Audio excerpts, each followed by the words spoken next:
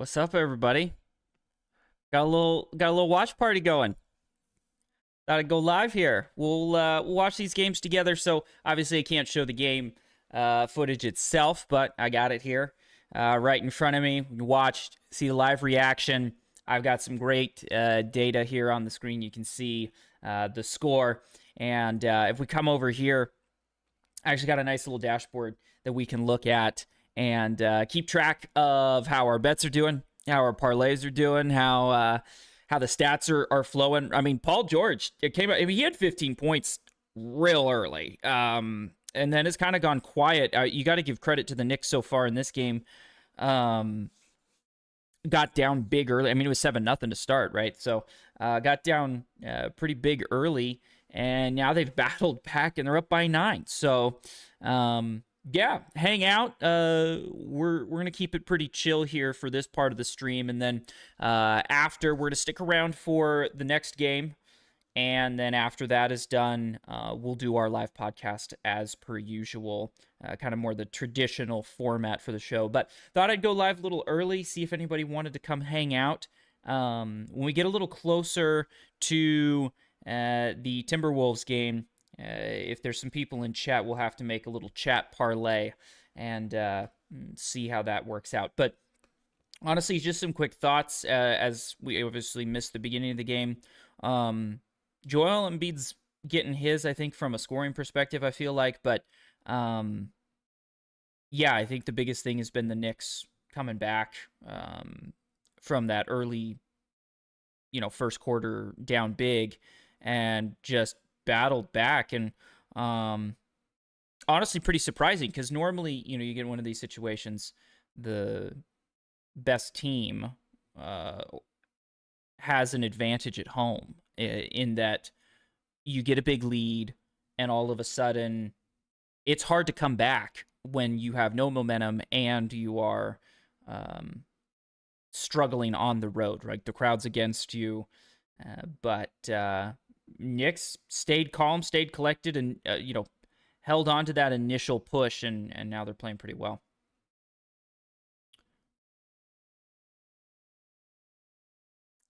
I mean, a tough foul there, actually, on George. I don't know. It's tough when the guy feels out of control or slips, and you give up a foul. But he's got his arm inside there early. Little bump. I don't know. That's a tricky one. Sixers fans are obviously been complaining a little bit about the calls, but I don't think it's been particularly bad. Nothing like last night when I was ranting about that OKC Lakers game. And I just want to be clear on that one too. Lakers got some calls as well. Like this, it was just overall a bad ref game. It wasn't just necessarily, OKC got all the calls and, the Lakers didn't get any of them. But yeah, let me know what you think of this new style of stream. Every once in a while, we're going to pop in here. And yeah, I just thought it'd be a fun way to hang out a little bit before we jump into the main content here in the afternoon. But yeah, pop on the game on your other monitor, or pop this stream up on your phone while you're watching on the TV and chat away. We'll have some fun times here. Ooh, yeah.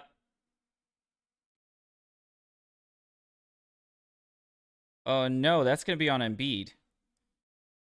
Yeah, yeah. He literally he moved in to get hit. That's a moving screen on the guy with the ball. I don't know if I've that's a new one. That's surprising, but I deserved, absolutely deserved there.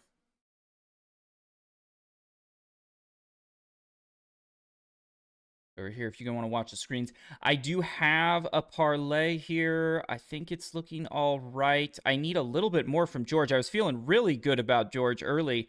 They have got him plus 17, so he needs another 2 points here as we're looking at 15 points for Paul George at the moment. I need some assists for Cat. I am a little bit worried about that. If we look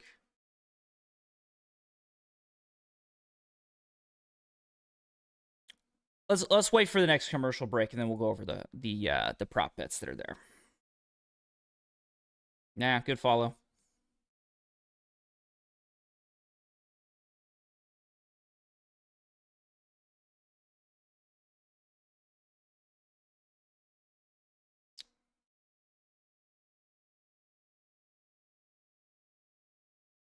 Still a 9-point game.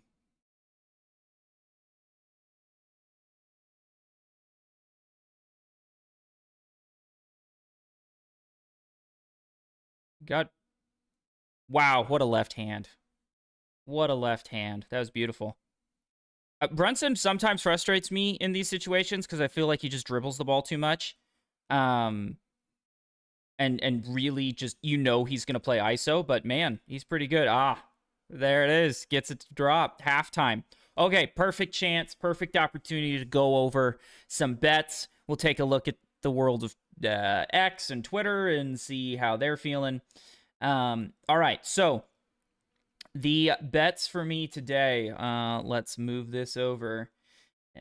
We've got Karl Anthony Towns over 4.5 on assists. Maxey over 26.5. That might be a little aggressive. And then Paul George over 17.5.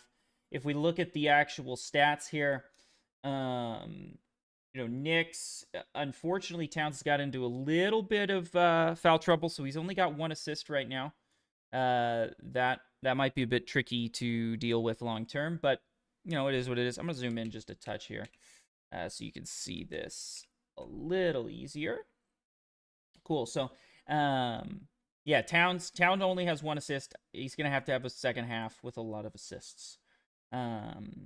And then looking over both points totals, over-unders are Maxey and George. So we're over here on the 76ers. Maxey, 8 points right now. I don't know if he's going to get 26.5. He's going to need a big second half is what I'm seeing. George, at 15, he needs 3 more points for him to hit that 17.5 over. So feeling pretty good about that. The Maxey one might be tough. Can Towns get 4 assists in the second half? Yeah, it's possible. Absolutely. So feeling not too bad about that bet. I believe also I've got the Knicks +4, so definitely feeling good about that one. And then we'll see later. I did take the T-Wolves +5 there. We'll see that in the later one, and we'll have some fun when we get a little closer to that game. I mean, it's honestly not that far away with when these games are going off. I think they're slated for around 7 o'clock, 7:30 my time, and it's about 6:20 now. So, yeah, we'll give it another 40 minutes, and then we'll make a little parlay with the crew for that game. Keep it fun. Well, yeah, feeling pretty good about this. I mean, first half, I think there's a real world here where, I mean, George jumps out to 15 points, it seemed like, in a couple of minutes. And then really slowed down. Brunson, I mean, 7 assists already. He's playing well. 15.7 assists. Shooting okay, not great, but yeah, good game so far from him. Definitely coming back wise, it was very solid. So 60 to 52. There you go. Let's see what the world of X has for us. Let's see what the wider community is thinking of this game. I've seen a lot of posts about George's start, obviously. This is a pretty great highlight from earlier in the game if you missed it here. We'll get here zoomed in. A big moment here. Gotta love a poster. Who doesn't love a poster, right? I mean, absolutely dunked on. That was pretty exciting to watch. Pretty fun to see. And kind of at that turning point there for the Knicks, kind of just starting at that point. They were up by 3, 38-35. A little bit of a momentum move there, I think, as well. Um, Let me know what you think about the officiating. I mean, it to me it feels like good playoff basketball. Players are playing really hard. They're playing aggressive. There is contact, but it's a good time, and I think it's been refereed okay. I actually really like that they called out Embiid there on that moving screen as an offensive player, I guess is what you would call it. That to me, those are the kinds of plays that I think we all are hoping to see called more often. That kind of foul baiting style of situation there. I'll move this back up here. That's the kind of plays that we want to get out of the league, and those are the kinds of plays that we were talking about last night, where the NBA, I just think, needs to take a moment and say, okay, we're doing something about this. Because so far, this feels like everybody knows it's happening. Everybody's frustrated with it, except for the refs in the NBA. I mean, there's technically supposed to be a flagrant foul, right? There's supposed to be a flagrant foul or a technical foul, actually. I'm sorry, not a flagrant. It's supposed to be a technical foul for flopping. I mean, I feel like they called it like once or twice when they first announced that was now a thing, and they really haven't since then. Not that Embiid flopped there; he definitely just got hit. But I like to see that they call it on the offensive guy, which oftentimes does not happen. And he's absolutely just looking to get fouled. Like, that's not you have the ball. Why are you running a screen trying to get bumped into? That doesn't make sense. I mean, yes, you have the triple handoff, but the guy's past you already. Why are you leaning back? It just, that's kind of play. It doesn't feel like a basketball play. You talk about this in football. You're like, was that a football play? It didn't look like a football play. You're trying to get hurt, or you're running a rub route in a weird way or something, and you have these issues. Yeah, impressive first half. I'm actually going to take a quick break right now, grab some water while it's halftime. Let me know in the comments how you're feeling on this game so far.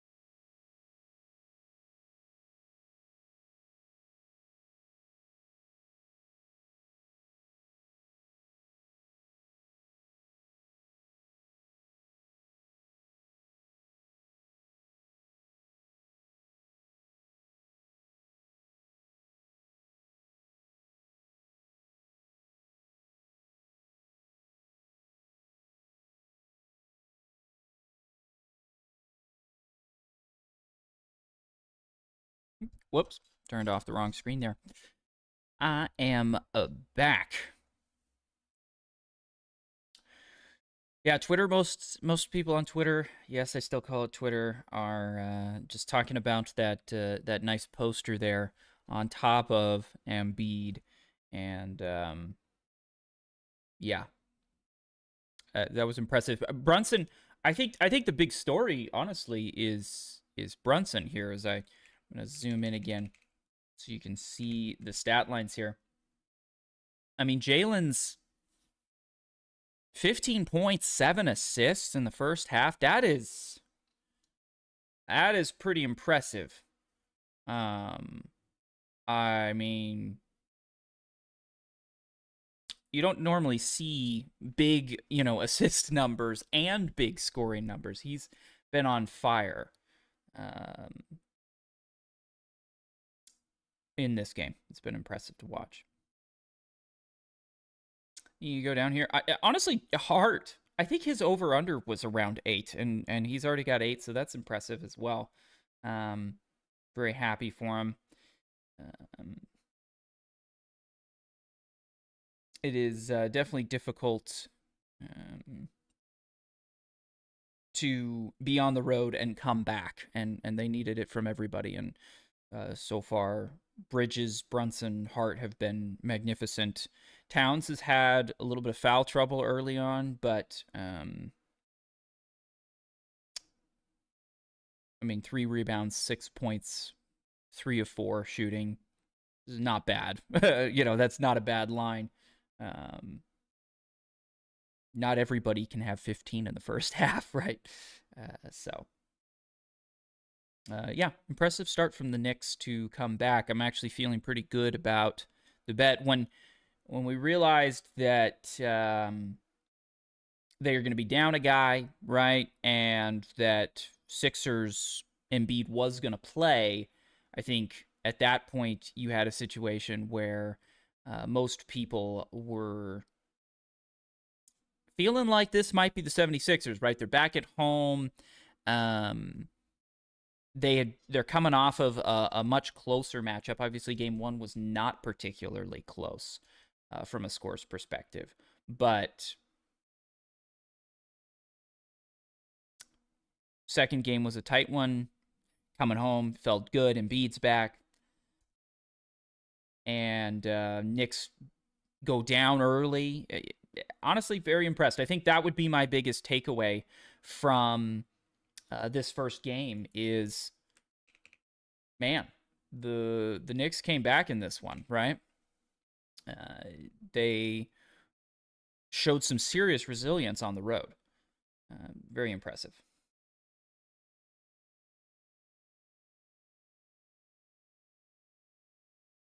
And hey, I don't know. I mean, I feel like when the Knicks are good,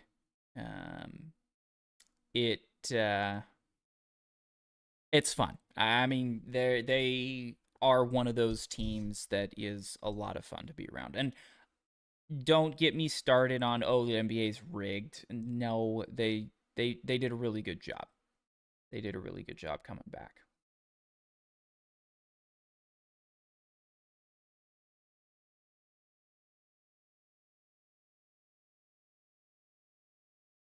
If you got any parlays or bets of your own, I'd love to sweat them with you. Post them in the chat. Let's all have a good sweat together for tonight's games. What about the Kalshi odds are coming into this second half? So obviously Knicks up 60 to 52, as you can see at the bottom of my screen. Right now, looking at Kalshi odds, let's take a peek here.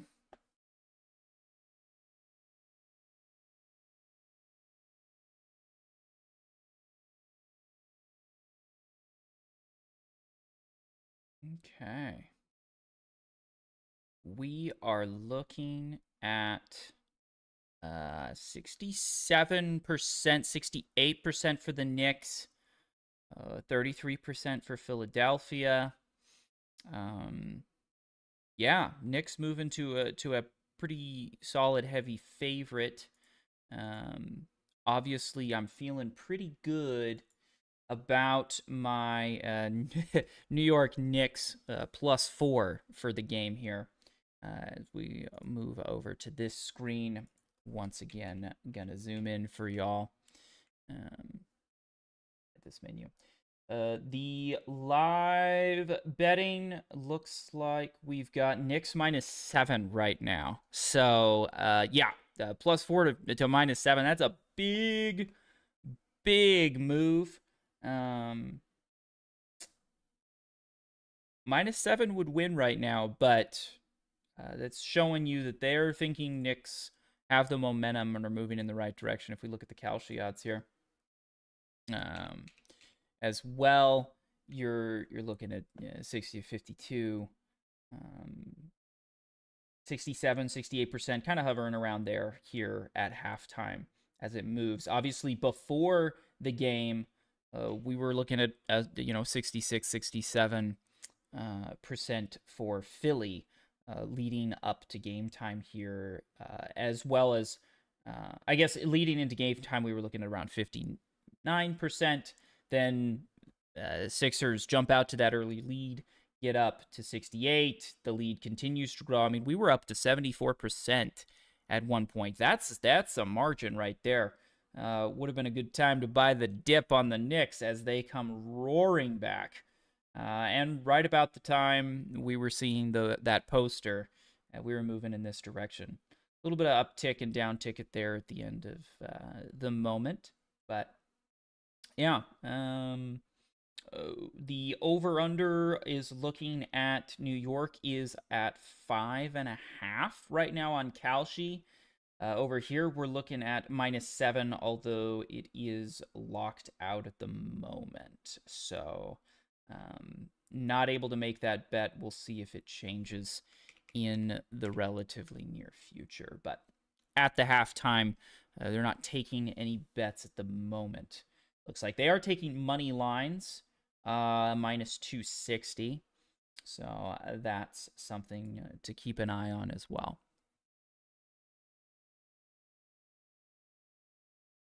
I don't know about y'all, but I'm really hoping for a good game with T-Wolves Spurs. I need that to be fantastic. Wow, what a photo. Oh, you guys got to see this. Oh my goodness. That's a poster right there. Oh, shout out Jesse Garabant. Garabrandt. Holy smokes, posted by SportsCenter here today. That is an elite photo to grab. What a timing. That's a poster right there. Holy smokes. Jeez Louise. Yeah, look at Hart's face in the background. Like, oh my goodness. Oh no. That man is getting dunked on. That is the definition of getting dunked on. Oh my goodness gracious. I gotta repost that.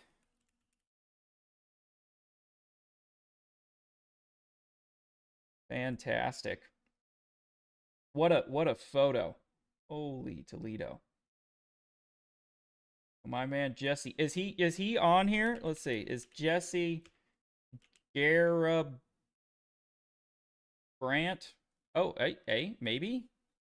Oh, all right. Well, I don't know if this is you. You seems like it might be you, but going December 2025, no posts, no nothing. So can't give you a follow or a shout out there, but man, what a shot. What a photo. Goodness gracious. Fantastic. So, we'll get back to the game here as halftime is over. And I'm missing the first shots of the second half. Gotta unmute my side of things. Obviously, you all can't hear it, but there we go.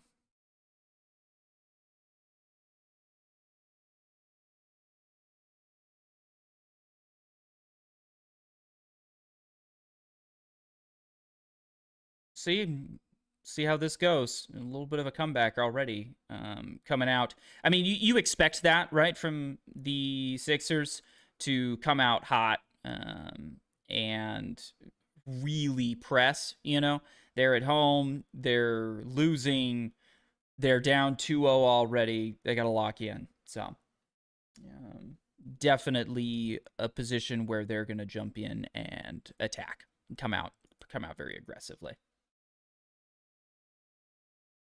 A little problem with my stream here. Not for y'all. I think it should still be good for y'all, but Amazon Prime is currently lagging out on me. So we're going to try and get this back up for me to watch as quickly as possible. Obviously, I've got my trusty scoreboard here that is working and is up to date. Not missing things there. 2 points there for the Knicks. Let me get back in here. Brunson here at the line. Honestly, he's been elite tonight. He is showing that he is a shaky start to the playoffs from Brunson, I feel like, and just from the Knicks in general, obviously, but they have definitely improved. Out of control.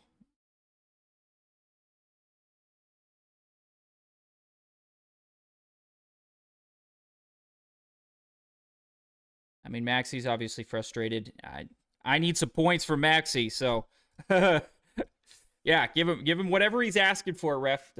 I need him scoring some points. We need 3 more from George, like 15 more from Maxi. Oh, I don't know about that extra bounce there from Oubre. You should have gone up, but before bouncing at that extra time. Boom! There's an assist for Towns. Like that. Honestly, him playing that point center position, I know, I'm obviously the 1 millionth person to say anything about that, but him making that move to that position has just been an absolute unlocking of the Knicks offense, and it's been really effective. Still there at 9. It feels like, we're just at a 9-point game, mostly. I mean, and Embiid's not been bad tonight either, So. Low on the shot clock. It's a long time with Hart having the ball in his hands. Oh. That's a really good look for that late. Oh, gosh. Oh.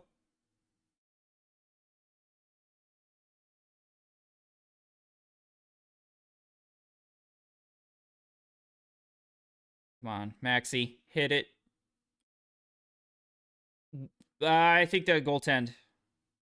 Yeah, but you know what? If you're a Knicks fan, you love that. I mean, Cat has been, he's been given some crap about, sometimes not seeming to be in it or not trying hard enough or, just kind of being out of it. And I think there's been a couple pieces. One, him playing the point center, I think just keeps him more involved, keeps him more engaged. It's like easier because he's playing with the ball in his hands so often and he gets to direct things so much. And I mean, it's just natural to, oh gosh, airball, geez Louise. But he's been good, and that effort, even though it was a goaltend, it is what it is. Ooh, would have liked that to fall for Maxi. 7-point game. That would have been a big 3. Cut it to 4. Ooh. Didn't need to foul, I don't think there. George got all ball, but I think it's the other guy coming from the other side to help that actually bumped him, or really just kind of hit him. Reach in, looked like to me, but Brunson at 18. If we jump over here to the scores and stats, Brunson at 18, Bridges at 17, Oubre at 17. Oh, that is impressive.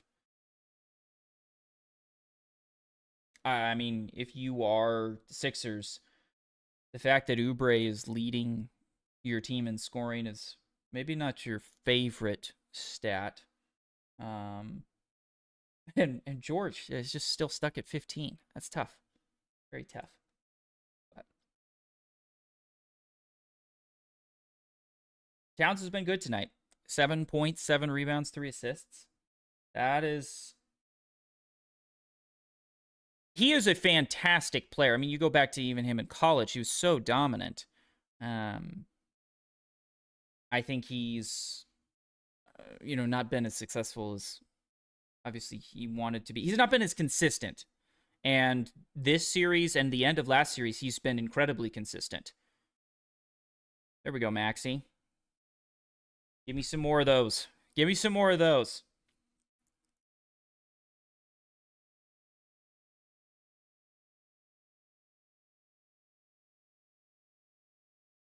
I'm with you, Mr. Announcer. Maxi takeover. Give me to my over. I mean, surely George gets 3 more points in this game, right? All right, once again, 7-point game. We're just going to give it to Embiid. Play ISO on Cat. Hart comes to help. Here we go. Oh, that's.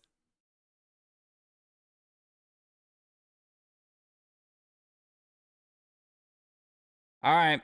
Show me the replay. Show me the replay. I want to see it. No, they're not going to. They're going to go to commercial. Come on. I got to know if that was actually a foul or not.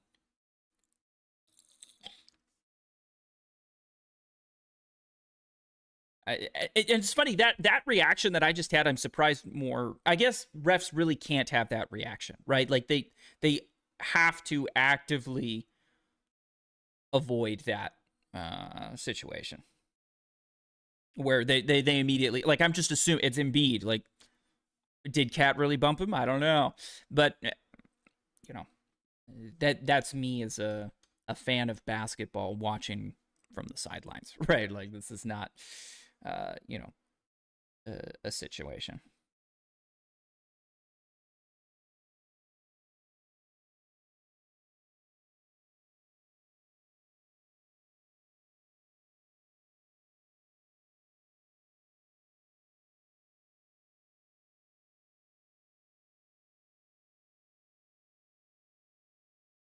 Yeah, I mean, you have to realize this is without OG too, right? If you're a Knicks fan, you got to be feeling pretty good. Up 7. And the other thing to note, let's look at the stats here. What's Bridges been like tonight? He has been, a fantastic 2. I mean, you maybe say Cat's a 2. I mean, obviously Brunson's been amazing, but Bridges is right there with him. And when we were talking, I mean, we've been talking about this, all kind of playoff run, but the way to win now is depth. That's what it is. It's depth. It's having, the big 3 plus another guy. And OG has honestly been almost a 2, but then we get into this situation and the big 3, Brunson, Bridges, and Towns. That's a big 3 right there. They've been playing very, very well. I mean, on 7 boards, 3 assists. Again, we need 2 more assists from you, buddy. I think he'll get there. But Bridges, 17 points. He has not been scoring like this recently. I mean, actually, let's go look at previous games here. Pull up some stats from game 2. All right, Knicks. I mean, Bridges had 18 in that whole game, right? He's got almost the same already here, 17. And we're like halfway through the third quarter. So looking good for Bridges to have a solid night. And, that's what the Knicks are going to need. If we go back to game 1, just curious. Game 2, game 1. This one, I mean, this was such a blowout. I don't know if it's the best example. Bridges had 17 in the game as well. So he's been averaging around, that 17 mark, and he has already hit that number. So give him some credit for having a great performance here tonight. I think that's an underrated storyline. I think obviously Brunson's been fantastic, 18.7 assists. Towns has not been, out of this world crazy good, but he's been good. He's been engaged. Um, and I guess you kind of expect Brunson. He's playing as a true one tonight. Bridges, I think, has really stepped up, especially with no OG. Go back to full cam here.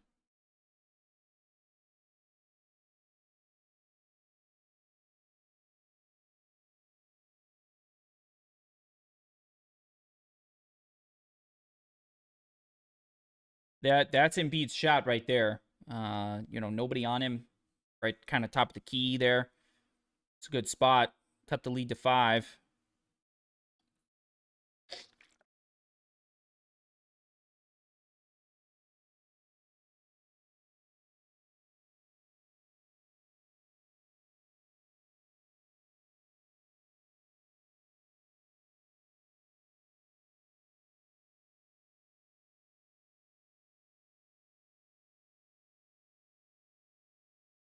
Clean, clean from Brunson.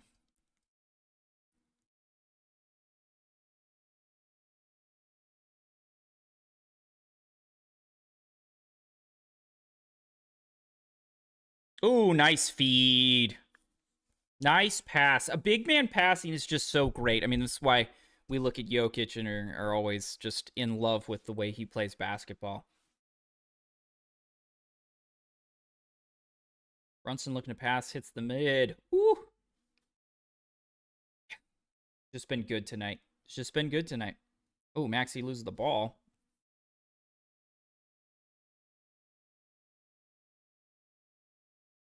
All right. George, give me a couple more points. Ooh. Pretty good look, honestly. Obviously, you've probably already noticed if you're watching my scores are touch behind. Touch behind. It's not completely instantaneous. I think it's updating every couple of seconds. But that does cause a little bit of a delay there. Extra pass. Got it.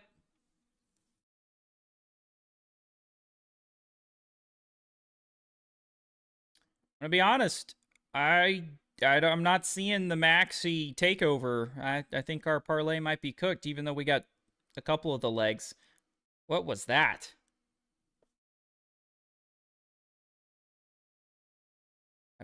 I don't know what happened there.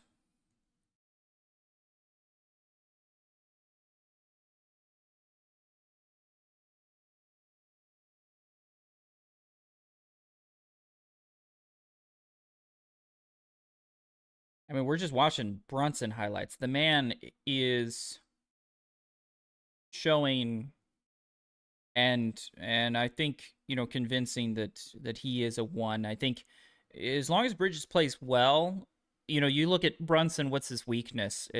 He's obviously an absolute machine on offense, but a little that one's tough. That one's tough right there. Yeah, they're gonna challenge this because I think Brunson thinks he got pushed into Oubre.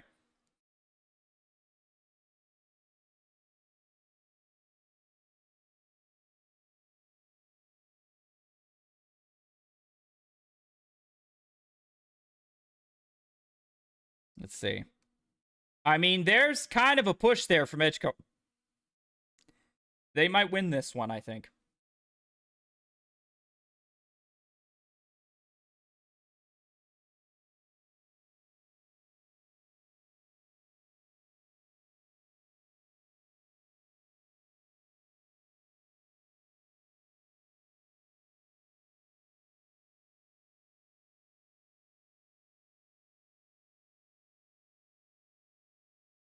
Go back over here to the stats now that we're on a commercial break.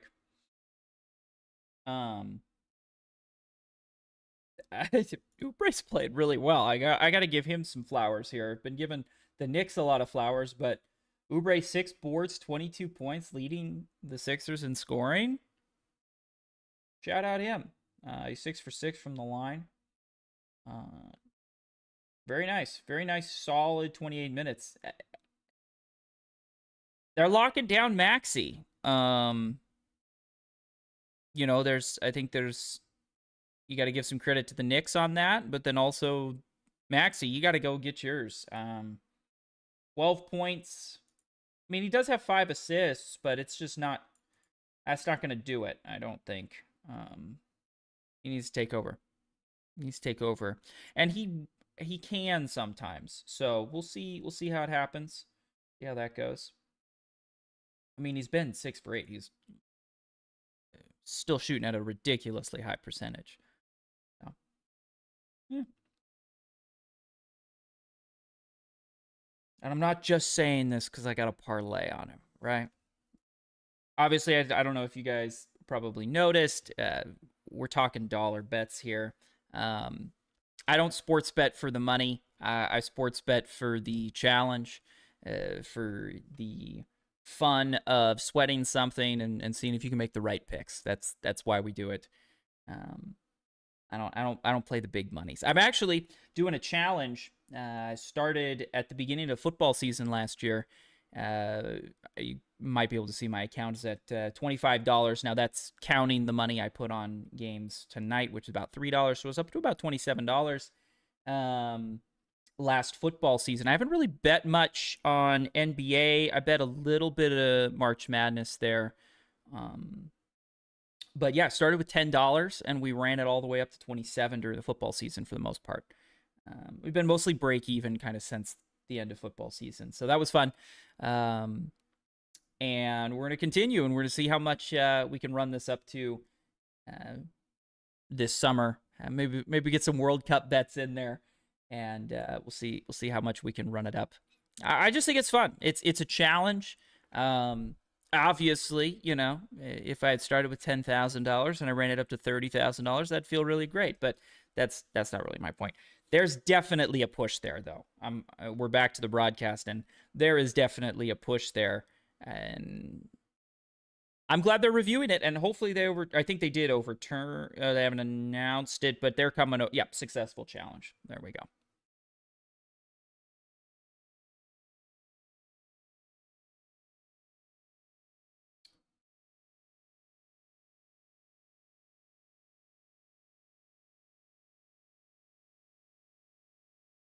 Appreciate y'all hanging out, hopping in here.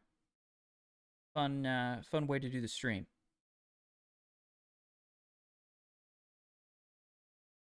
Oh, I don't know. That Brunson should probably get called for that bump there. That looked like a bump to me.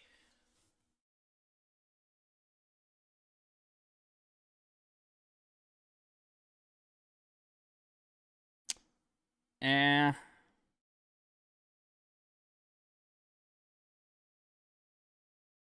Ooh, that was almost a violate. Oh, not good. Well, ladies and gentlemen, it is a 4-point game.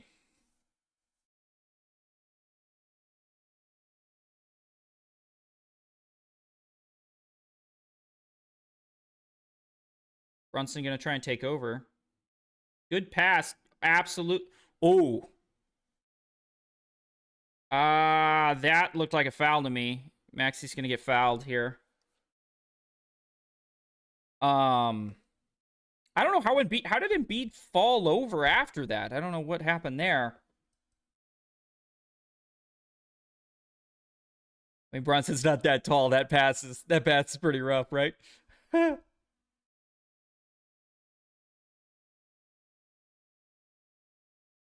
What is this flopping on the ground for, Embiid? Jeez. Oh, turn over the other way. Oh, great defense. Oh, makeup call? That a makeup call? I think it might be. Yeah. Yeah, he got hand.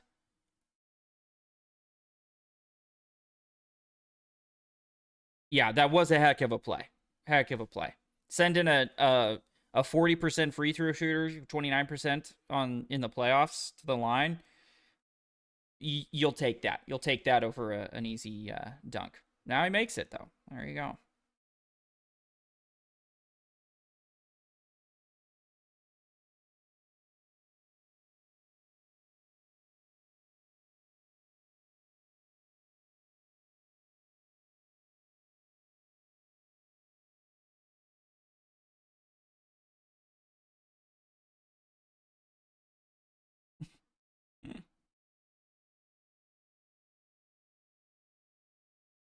The old Hackamich. Now I mean, he made his first. Let's see if he makes his second. Nope, that was pretty ugly.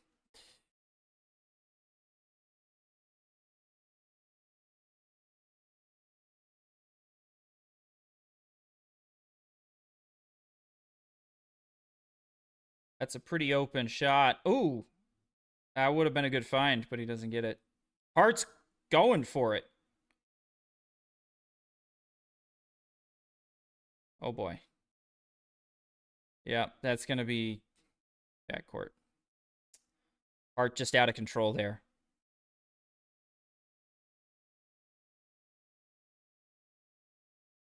He's just, yeah, he's just out of control.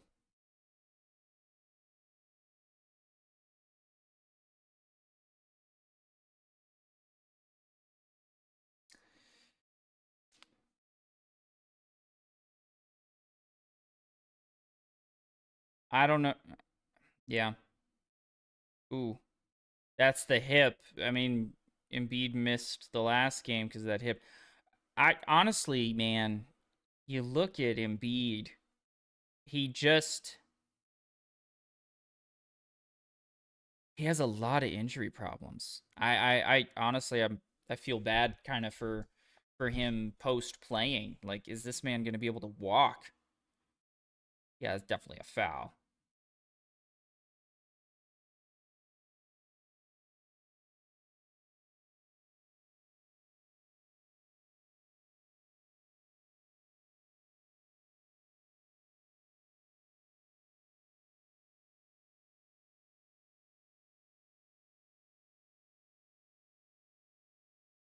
Yeah, it looks good. Shout out him, man.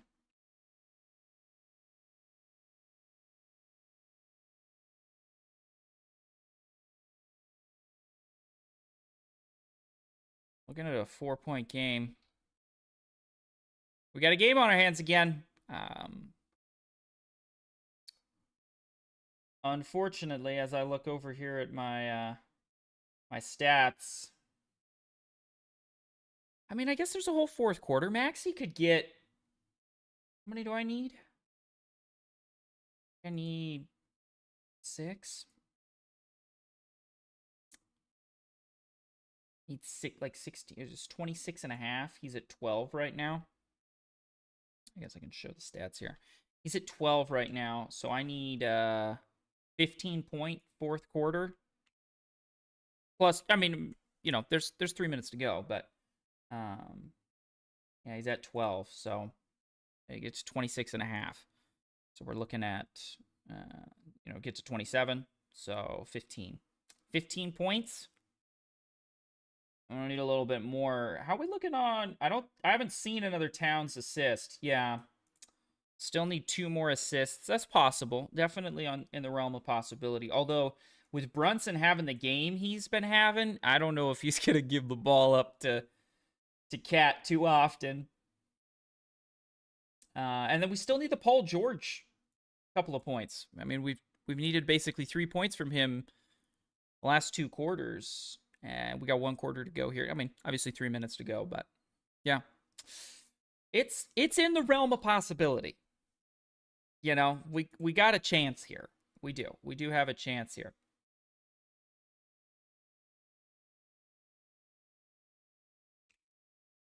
Go.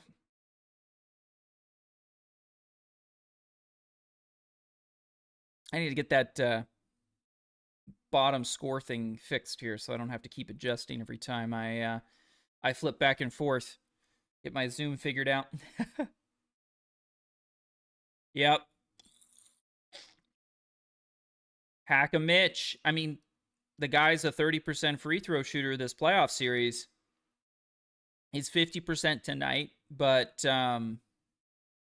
in this close of a game right now, no reason not to. This is the thing. I don't know. I mean, I feel like this is the.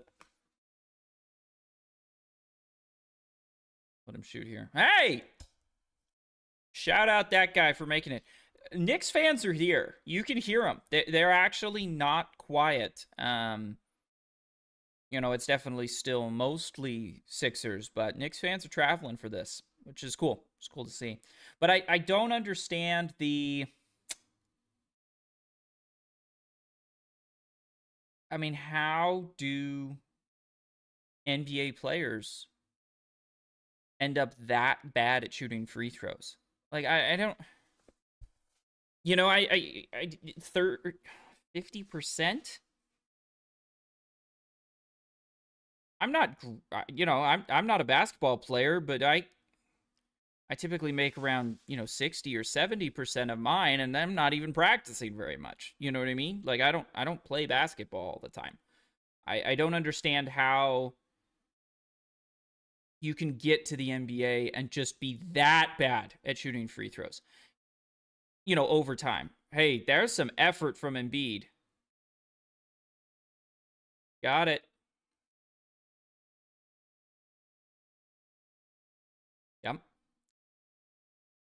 Yep. Especially, I mean, again, this bad. I get it, you're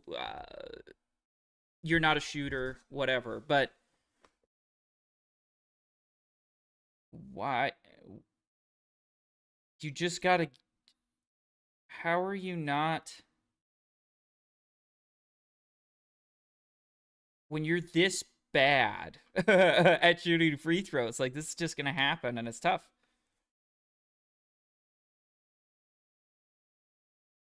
Give my man Mitchell Robinson some credit.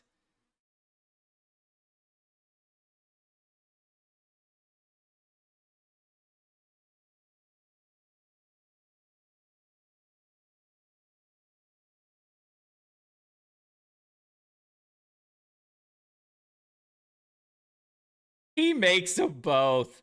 Hey, he's been practicing. He knew this was coming. See, this is what I'm talking about.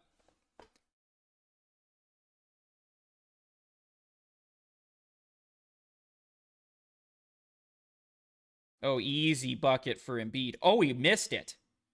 That was an ugly shot. That's his ball right there. That's normally his shot. What the heck?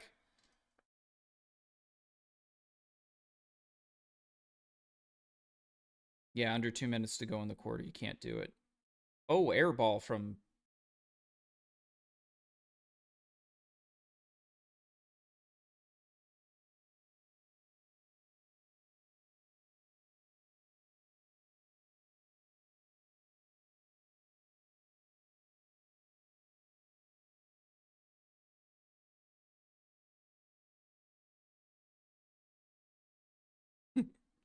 Coach wants to talk to Joe.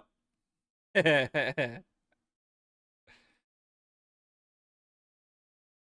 Maxi doubled. He cut the edge wide open. Easy three. Missed it badly. That is tough. Could have made it a 1 point game. That was a really good look.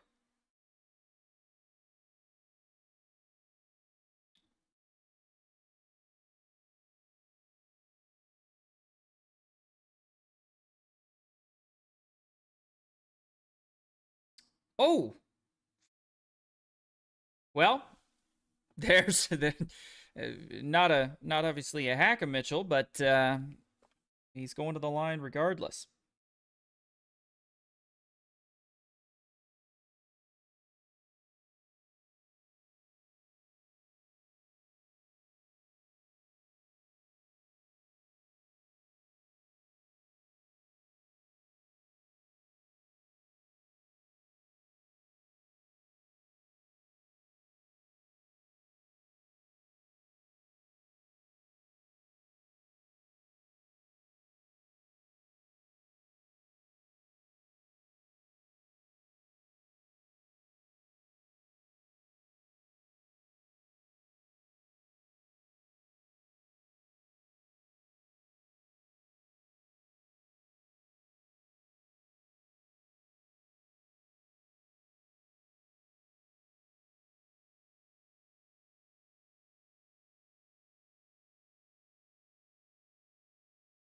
Anybody got the lore on the eat more chicken Chick-fil-A signs? Is Chick-fil-A they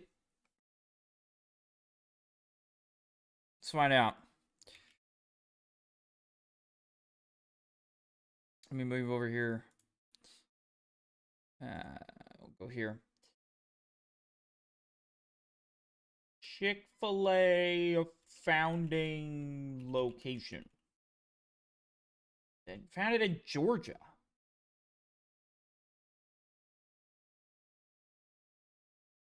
What are they? Is this the Chick-fil-A arena? I gotta find out. I gotta find out. 76ers. Chick-fil-A. What is Brickin' for chicken? Hey, there we go. Learn something new every day. Free nuggies.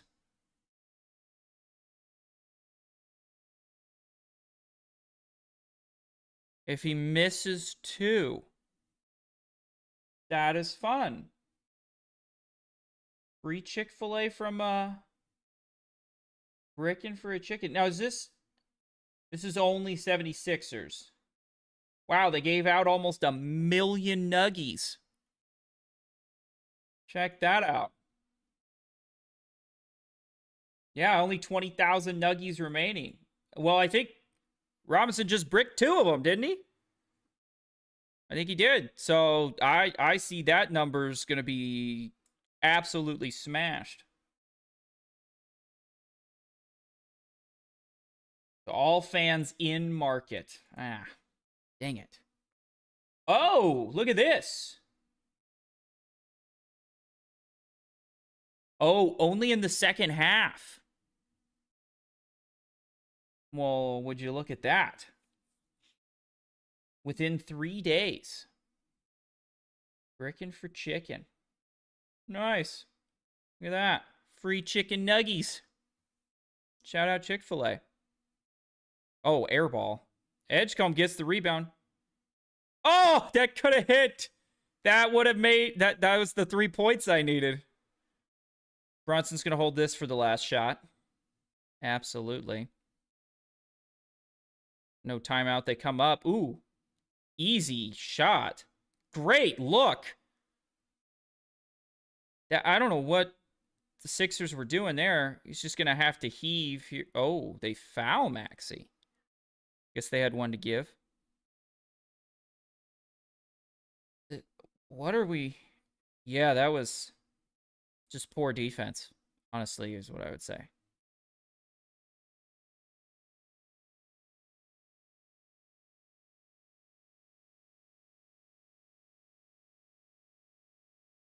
I mean, the Knicks guys couldn't get on the court side, but they found themselves a nice little spot.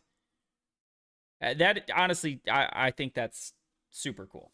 I love fans that are passionate about their teams, and there's not many basketball fan bases as passionate as the Knicks. I honestly, I'd argue, none are more passionate than the Knicks.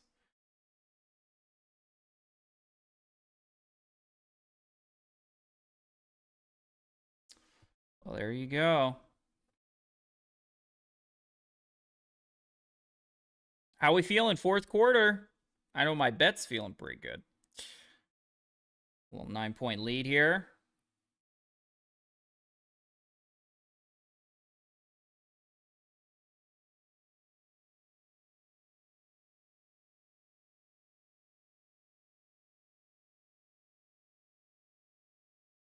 I mean, I know we're talking basketball tonight, but here's if anybody's got any thoughts on the college football rumors of 24 teams. I'm gonna have to do a video on that. We'll try and sneak it into a live stream here pretty soon. It's concerning to me. I don't like it. I mean, you can go back and watch my video on how to fix college football. Going to 24 teams is not my pick. I honestly I think the 12 teams is pretty good. I just think we need to maybe take a moment and tweak the qualifications. We just need to define the qualifications, and I think the biggest thing is something that a lot of people have brought up, but I'm not the only one. But we got to deal with the conference sizes. I think is probably the biggest issue. Curious what y'all think.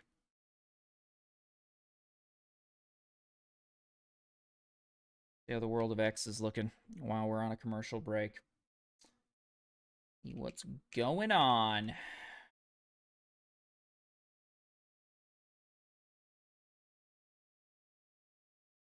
Wow, that's a crazy stat. Move this over, um, and pull this up here. So Cat, this playoff run, more than double the number of assists he had the entire run last season. That's a huge difference, and it is a good point. Whenever you're handling the ball a lot, turnovers can be an issue. Go ask James Harden. 14 or fewer turnovers. Pretty impressive. Pretty impressive performance from Cat moving into this new role.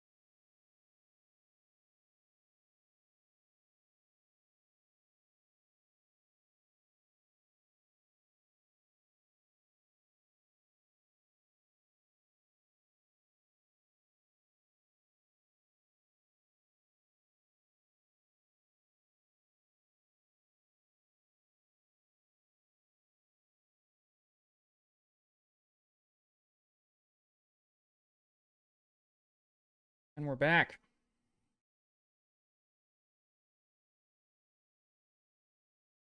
That is a tough shot from George.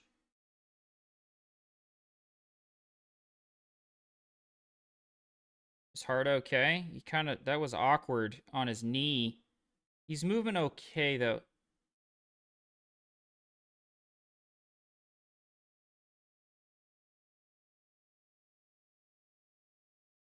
Oh, Hart's wide open. He's got to just throw it up. Oh, he hits it. Long two, I think. Yeah.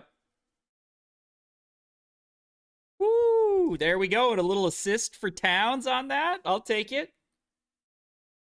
One more assist, and then we need the Maxey and Paul George scoring.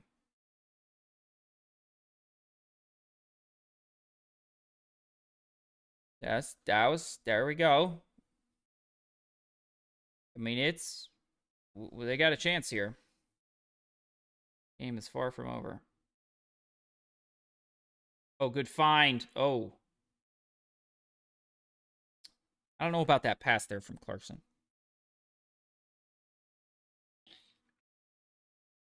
Yeah, long two.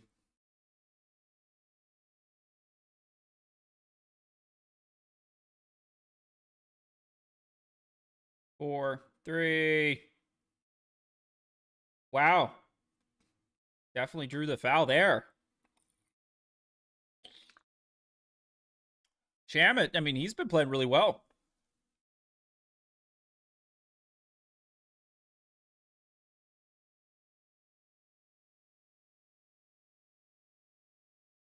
Yeah, Shamet, 12 points, 3 boards. And that's before these free throws, too. So, having a good night off the bench there. Oh, that was a pretty ugly free throw. But, hey, you know, happens. Happens to the best of us.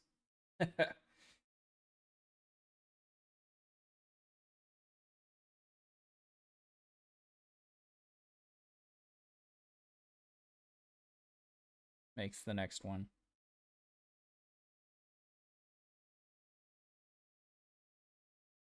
Ooh, we gotta make a parlay here pretty quick.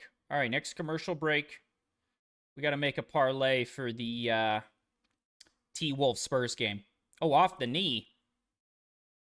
That's tough. Back to 9. How many times has it been a 9-point game? Oh, what the heck was that? Should have kicked it out. Couple of bad possessions from Clarkson there. Maxi, easy lane. Gets it to go. Nice.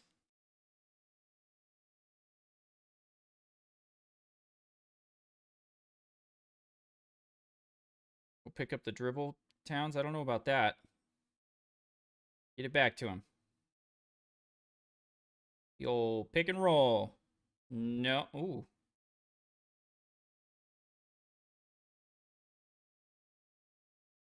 Ooh. It's honestly a pretty good look. I mean, on a smaller George, little hook shot kind of thing. Maxi's going to try and take him here. Here we go. What was that double clutch?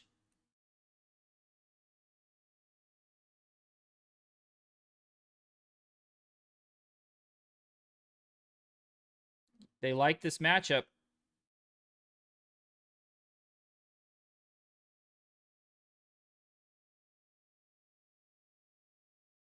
That was a walk, but they never call that. Oh, wide open 3. In rhythm. Okay. We got a game here. Back to 4. Back to 4. Sixers playing. They are here for it. Okay. Going to parlay building time. Okay, here we go. Let's get over.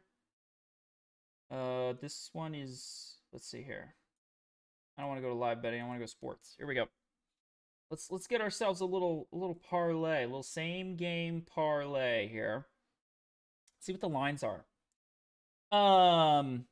Curious what they're putting Wemby at. He is 23 and a half.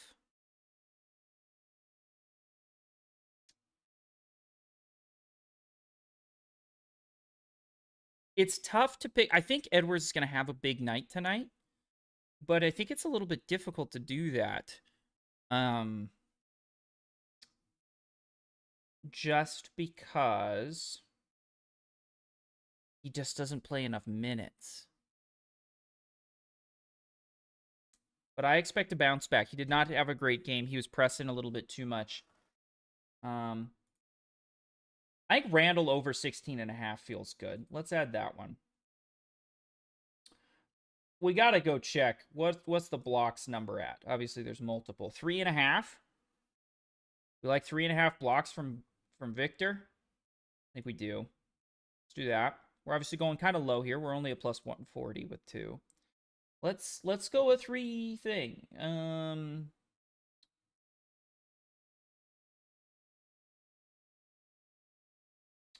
I do think Ant has a big game. What's this looking like?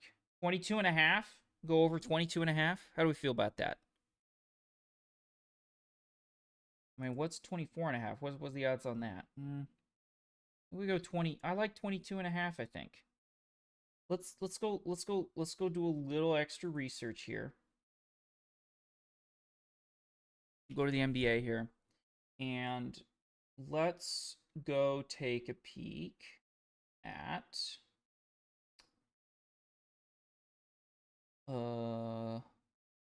let's take a look at game 1, because that's the Ant I'm more expecting. How many points did he score in game 1? 18. Yeah. You think McDaniels comes out hot? I kind of like that, I think. Get down here to Jaden. What is he at? Oh, I can get him. Oh, yeah, he's easily getting over 16 and a half. 100%. Yeah. I like that a lot. All right, there's our bet. 3.5 on Victor Wembanyama blocks. 16.5 on Jaden McDaniels. And 16.5 on Julius Randle. I like that. We're going to add that one. I actually just, as a straight up prop bet, um,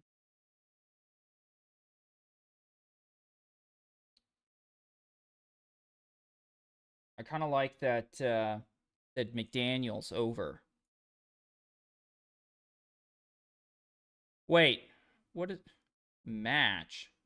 Oh yeah, for the match is how it does it. I was getting worried there. Let's put $1 on that. There we go. Get that in before game starts here in a couple of minutes. We'll have to be going back and forth a little bit. Frustrating, honestly. Um, I'm not a big fan of the whole multiple games. It's going to be time to turn on some extra lighting here in a minute as well. It's getting a little bit later in the day. Well, we got a 6-point game with 8 minutes to go. Let's hope this last 8 minutes of the fourth is a little less clunky than the Lakers Thunder game we saw earlier.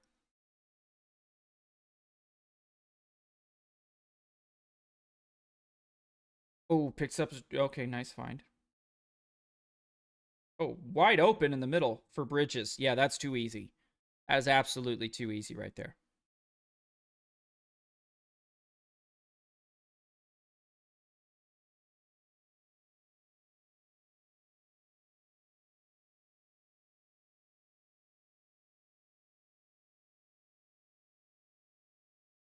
Yeah, there it was again. Had another shot at it. Didn't get it.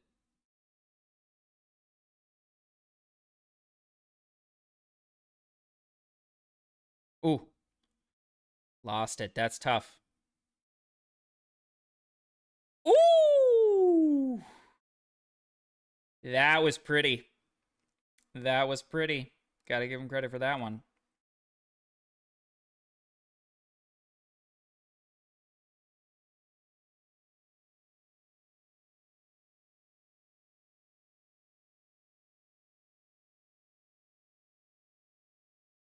Wow. Deep, and he buries it.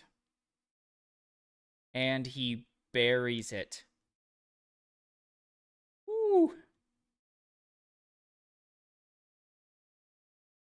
Back up to 9. I don't.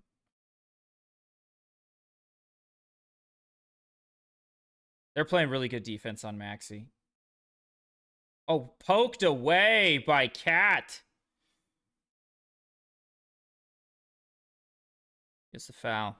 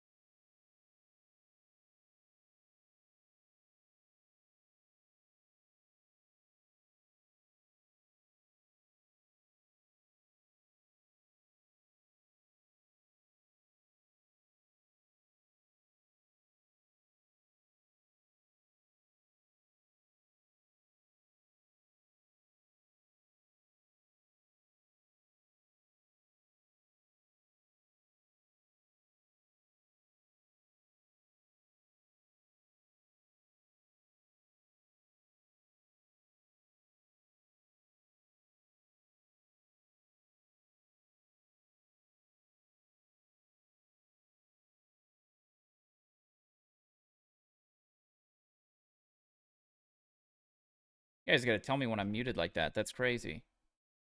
Thought we had a chance there.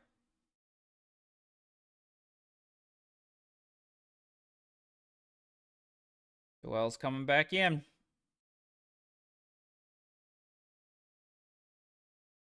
Had a couple of good looks there for George to hit his over. Although Maxi's not going to get there, basically guaranteed. So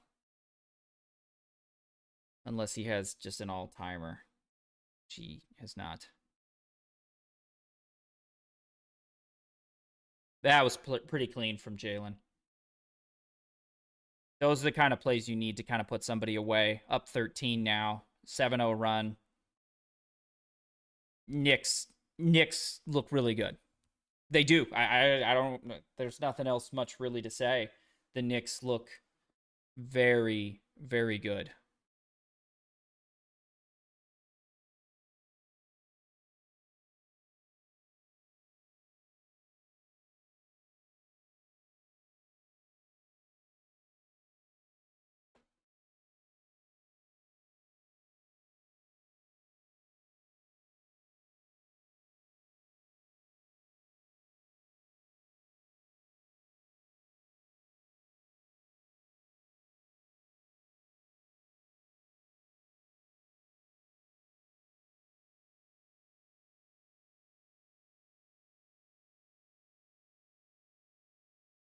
Just saw a clip here on Twitter.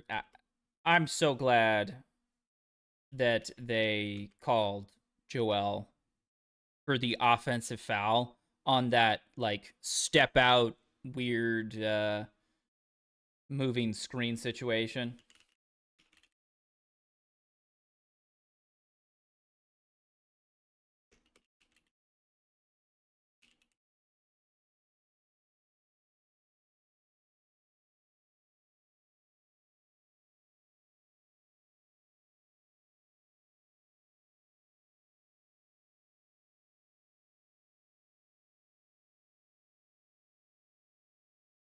I mean, that's just a perfect example of the type of play that we need to get out of the NBA.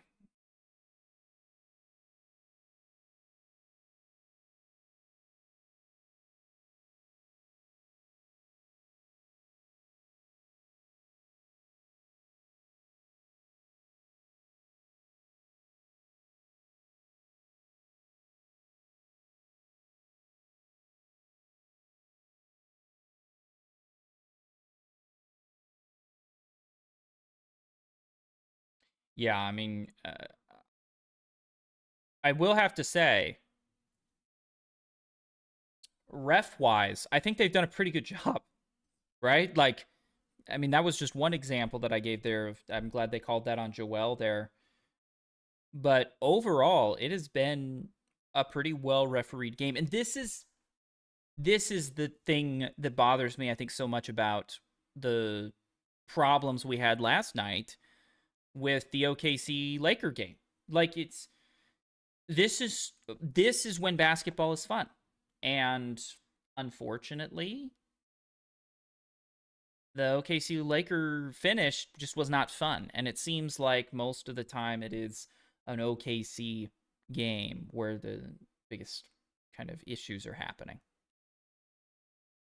But this is fun. This has been a good game. And I think pretty well refereed. You know, it hasn't felt clunky. I made that joke when we got to about 8 minutes in. I was like, oh, I hope it's better than last time. It has been. Wow, what a stat on the main broadcast. Plus 238 point differential in the fourth quarter. That is elite. The reason Brunson's clutch player of the year, as far as, you know, his scoring and his play at the end of the games, just it seems to always get better.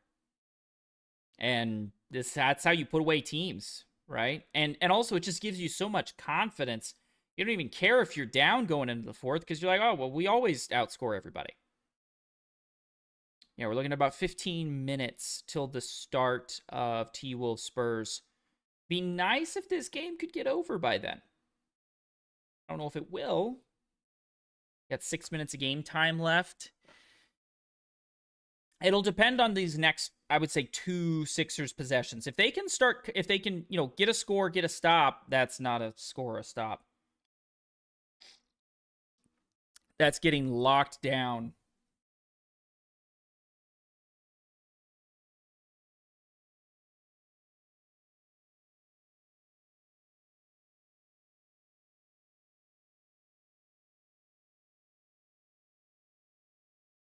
Wide open, missed it.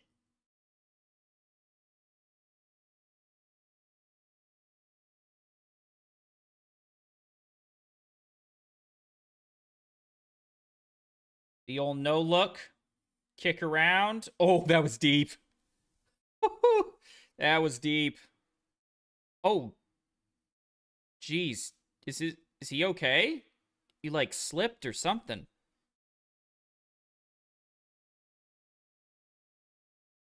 Brunson's just gonna take this. ISO. Hey, it looks okay to me. Ooh, there was a lot of ball there, but I think he also got body.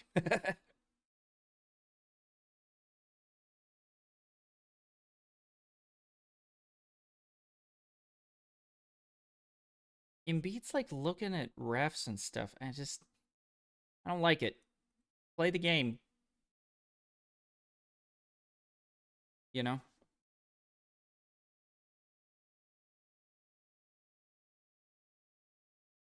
Mute so you don't have to listen to the water bottle.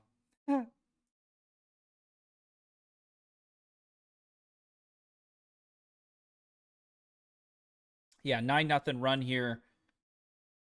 Basically from when I said 8 minutes to go. I mean, four or 5 minutes here. And we're looking at, well, I guess more 3-4. All right, George. Ooh. Hit it.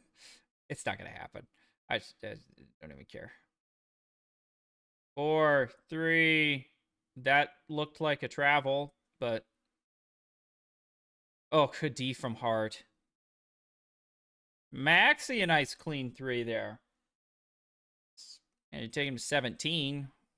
He's got to need a lot more. We kind of need overtime if we want to have any chance at this parlay hitting. Oh, good 2-man game there. He's just too good with that left hand, man.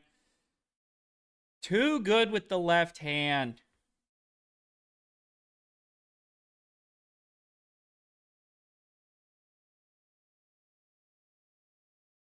Too easy. I mean, it's not game, but it feels like game. Feels like game now.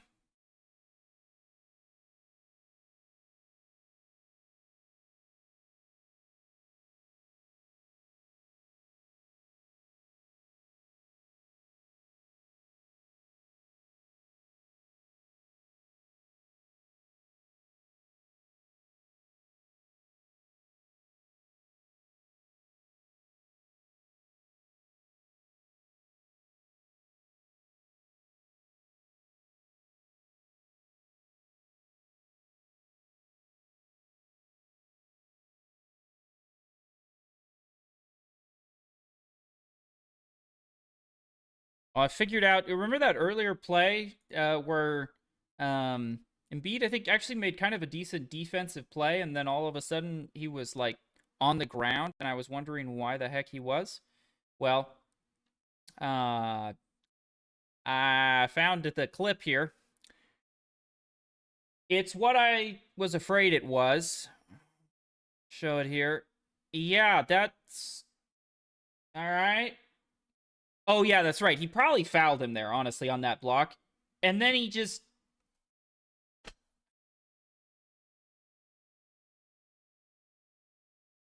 I mean, what are we doing? That right there is why people get frustrated with the NBA and with certain players in the NBA in particular. It's bad.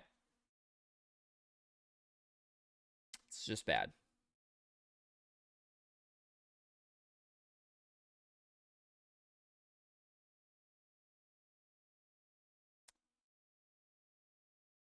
But they didn't call it, right? And that's the key. You know what? If you're gonna flop like that, we just don't call it, right? Just make sure you don't call it. Woo! Oh, Brunson on Embiid does not feel fair. Oh, he missed it.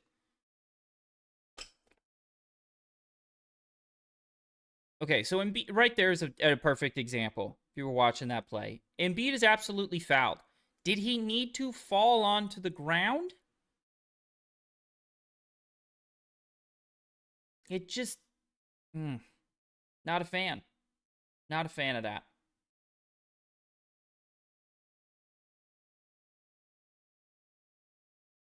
Yep, nice and easy. You're still down 14 with 3 minutes to go. It's just, you got to get some defensive stops.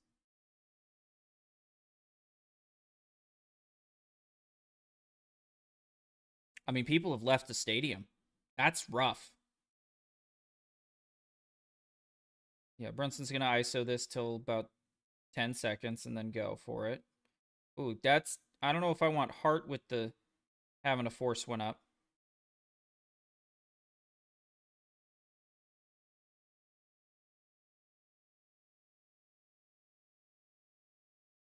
They're running the two-man game. Nope, no good.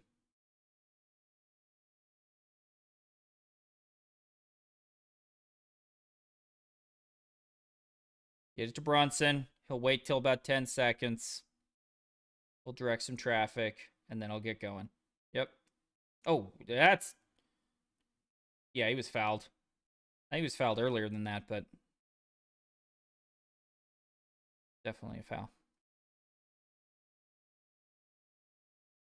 Bro's got 31 tonight.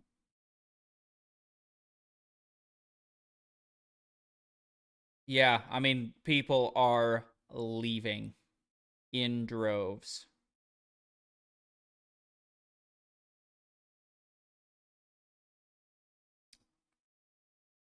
Wow, Brunson hasn't even been around a long. If you saw that stat there, most 30-plus point games in Knick playoff history, he hasn't been around that long.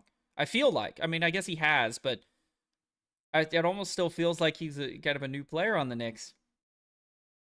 I know there was some discussion um, previously about who's, the best Knick of recent memory between Jalen and Carmelo.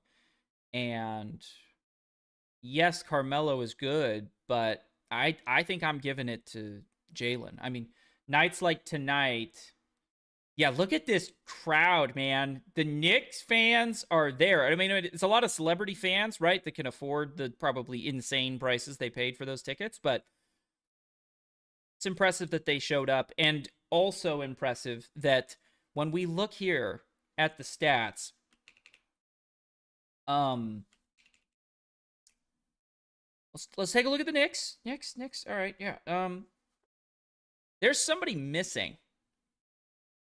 OG Anunoby didn't even play tonight. On the road with standing. This is an impressive win from the New York Knicks.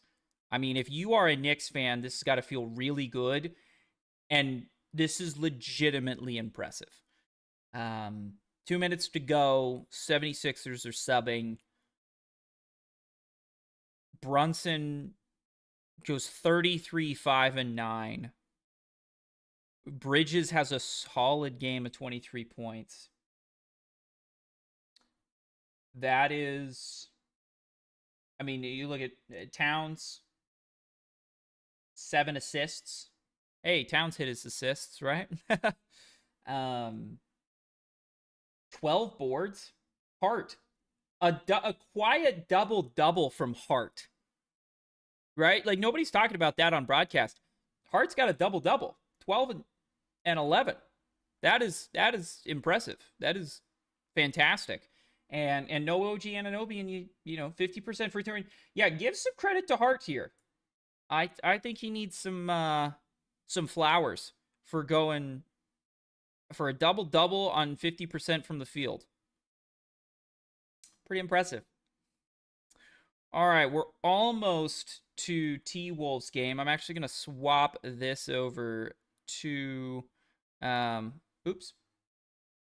Gotta figure out and get over to the T-Wolves. and get that set up. So give me just a moment there. I'm going to go full cam for a sec while we get this set up and ready for the T-Wolf game.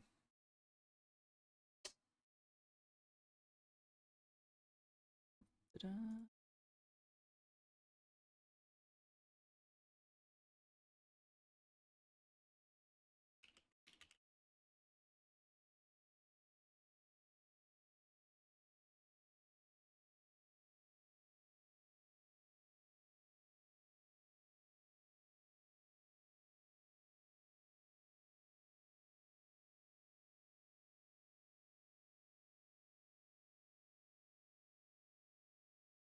Kind of a bummer on the parlay, but we'll get some redemption here. T-Wolves game. Obviously, this one we've been watching on Prime. Is the T-Wolves game? I don't think it's on Prime. Oh, no, it is also on Prime. Okay. Let's get that queued up here. I guess, I mean, that game hasn't quite tipped off yet. So we'll watch a couple of free throws here. Might as well. Over to the Spurs Timberwolves. As we get ready for this showdown. I honestly, with the way the Knicks played tonight, I think they got a chance. Out of the East. I wasn't real sure if the East had any opportunities. I think that was you know, the Celtics, I never trusted them. You know, we've talked about their reliance on the three ball has a tendency to hurt them, and it has hurt them recently. You know, Tatum's health a concern, and it bit them, right? It just did. So, was not sure who in the East, if anybody, had a chance. But the way the Knicks are playing right now, I mean, that Knicks team that just won here, game 3 in Philadelphia with no OG, that feels like maybe they could compete with an OKC or a T-Wolves or a Spurs team. Right? I mean, I think the T-Wolves are, you know, I know Dante DiVincenzo is not necessarily a huge star in this league, but I do think they're, you know, they're obviously not at full strength right now, and so that's going to hurt them. The Spurs are very, very good. I'm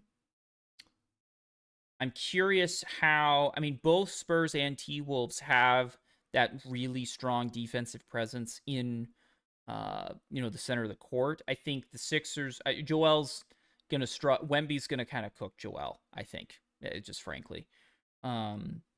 Cat playing this kind of point center role, I think actually could work fairly well with competing against Wemby. So yeah, I mean the Knicks got a chance, but that might cause some issues. That'd be an interesting thing to note or pay attention to, right?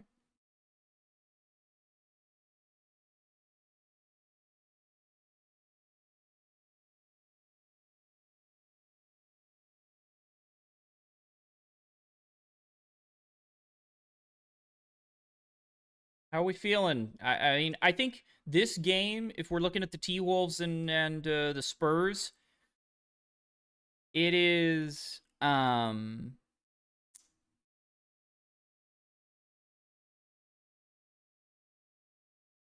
me, this is either going to be a blowout in favor of the Spurs, or it is going to be a close game in which I think you'd give the edge to the Timberwolves. They are starting Ant though. Pretty interesting.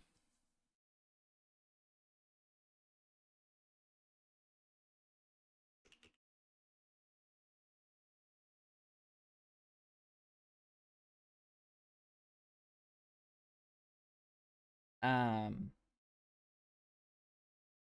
I mean, I think Ant obviously is probably the most obvious key to the game because you look at Ant and you say,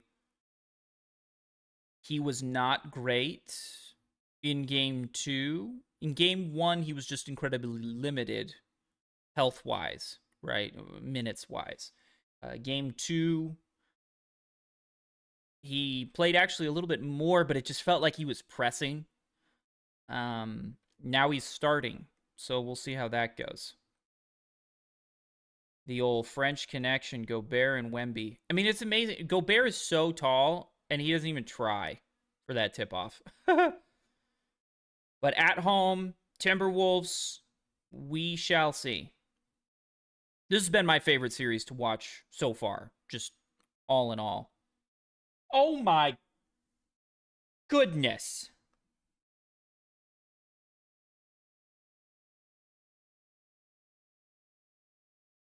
A behind the back dunk? That's ridiculous.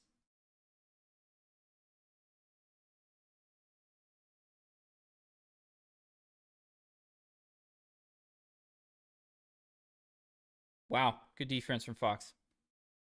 Good defense from Fox.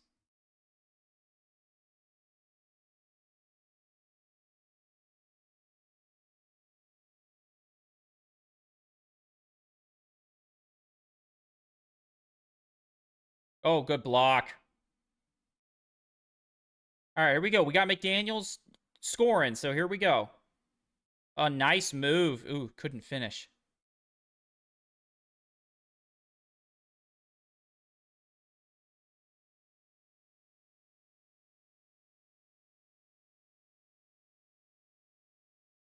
Oh. Yeah, Gobert's going to have to drop on that.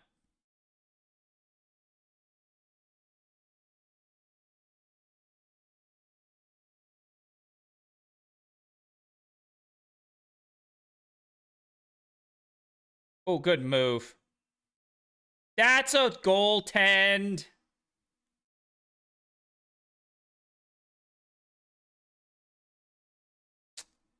I don't know about that one. Can they look at goaltends after? Like, is that a reviewable later?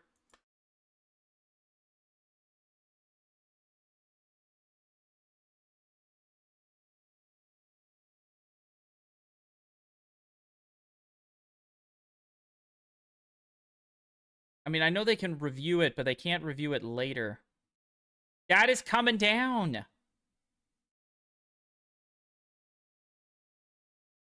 mean, it's just so high up in the air that I think people just go, oh, I can't. But, geez. Got scores back here in just a moment. There we go.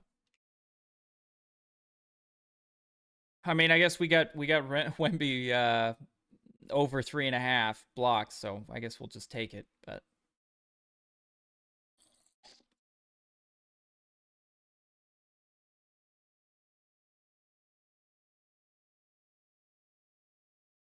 ooh, Gobert almost got that rebound there.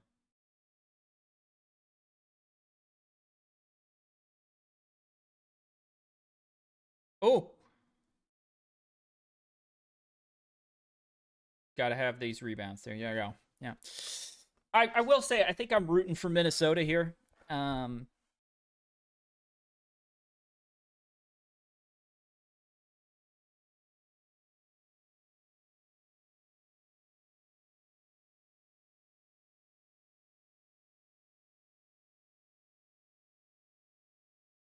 They're all about doubling Ant. That's what they've been doing.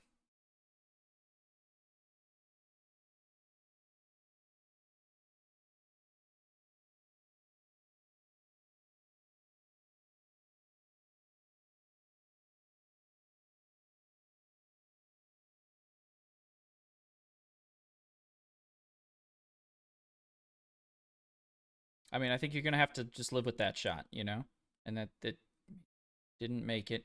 Wemby has not been shooting the ball super well this game. Oh, what a find! Oh, Randall, just go score that.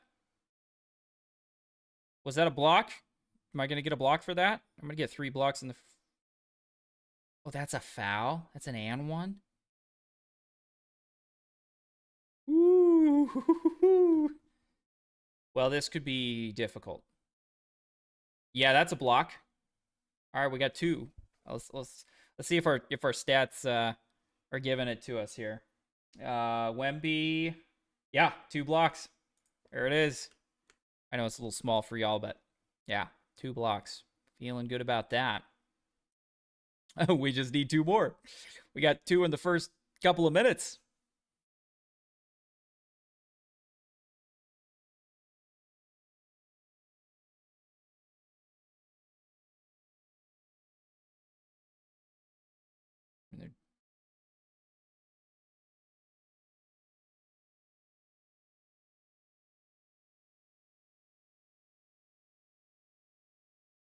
Ooh, no. Oh my gosh, same team, guys. Oh, that's tough. I mean, I don't want to call a timeout this early, but Minnesota needs to get back in the game here. Otherwise, I'm gonna be calling this stream a little early, and then we'll jump in after the game for a little late night chat on a separate stream. Oh yeah, get out of here.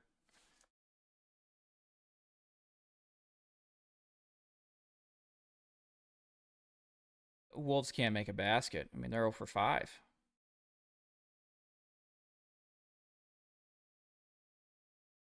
I mean, if you're looking at the Spurs are shooting 44, T-Wolves are shooting 0. 0% from the field is real rough, and it didn't get any better there. Good effort there from Connolly. The one thing that you would have to say if you are, a T-Wolves fan is, okay, yeah, obviously we're down, but we also haven't made a field goal yet, so eventually we're gonna make one, right? eventually we'll have a bucket go through the hoop. Wow. I mean, Wemby, we all know if he stays healthy, this is we're looking at an all-time great here. He just can do things that physically nobody else can, you know. Um, I could be gifted all of the talent in the world, and I would not be able to do some of the things Wemby does because of how tall he is. You know what I mean? So, yeah, not feeling great on the old bets, obviously early, but we feel good about the Wembanyama over 3.5 blocks. I think that's going to be a pretty good spot. McDaniels and Randall obviously aren't scoring yet, but maybe they will. But the other issue that we would potentially run into is if this turns into a huge blowout, that's going to be a problem. Here's what the Kalshi. I mean, obviously, New York ran away with it. I mean, we were looking at these odds around halftime here, around 66%, and then they just obviously disappeared towards the end. What is the odds here? Wow, already 80% on San Antonio. I mean, I'm going to be honest. It's so early, guys. It's only a 10-point game, and we're giving them those kind of odds. I wouldn't be surprised if a bunch of money came in on Minnesota here. All of a sudden. I mean, I'm tempted to put Minnesota here. We're barely into the game. Now, I guess, all right, long term, but definitely if you're playing the market, 20%, I think they got a better than a 20% chance of winning this game. Especially they gave them 35% at the beginning, I don't know. Interesting move. We'll see if it moves back a little towards the center. I feel like that's a little bit of an overreaction. In fact, I think it's enough of one that I'm going to... Oh, they're 22 cents a piece or 21 cents a piece. Let's do 4 contracts. A nice 93-cent play here. And my play here is probably going to be let this number come closer together and then sell. If we can get it back to about 50, we'll feel pretty good about that.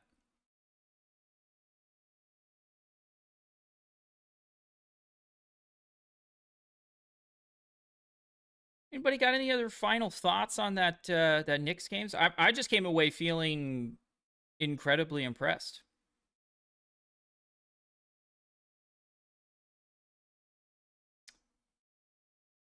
I think Jason McIntyre is on Twitter here making a good point. Bring this over for you to see here. It is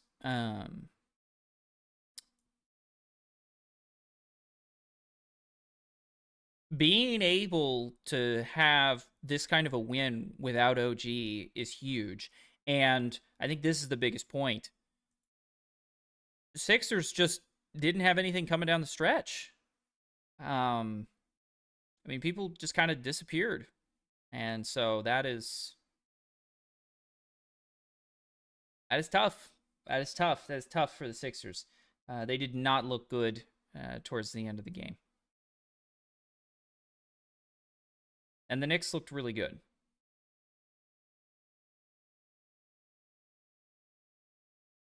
I mean, what happened to Paul George in that game, right? I mean, holy smokes. He opened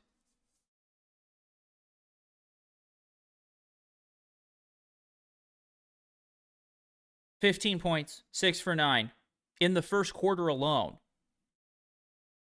And then after that, he went 0 for 9, 0 points. That is not how you win basketball games. That's a painful that's a painful way to end a game.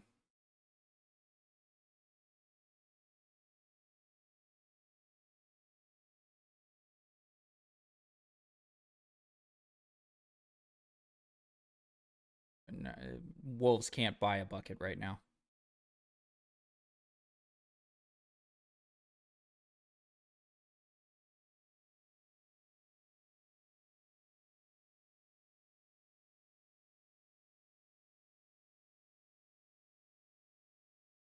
Minnesota going with a little bit of a small ball lineup here. McDaniel's going quick. Oof. I mean, you just when Wemby's standing there, it just completely alters the shot you have to take. Oh, great D. Got it back though. Yeah, no Gobert. You're gonna watch the Spurs just go downhill.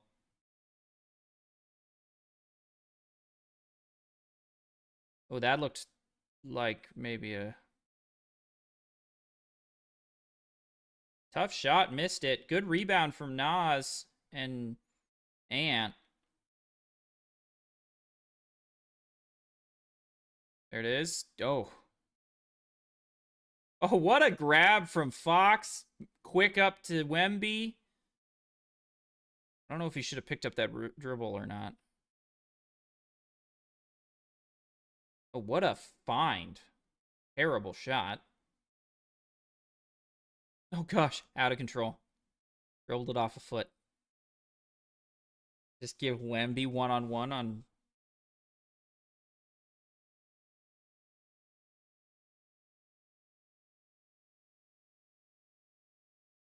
Hasn't been pretty, but at least there's a little flow. Oh, my gosh. Minnesota really cannot buy a bucket.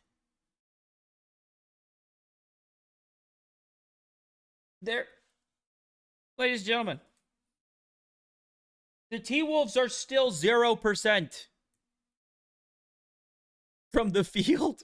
We got 5.5 minutes to go in the first quarter, and they're 0 of I mean, I don't know, we can count 2, 3, 4, 5, 10, 11. They're 0 of 11 from the field.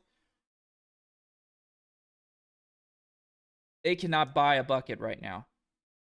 Ooh, I don't know if that was a foul, but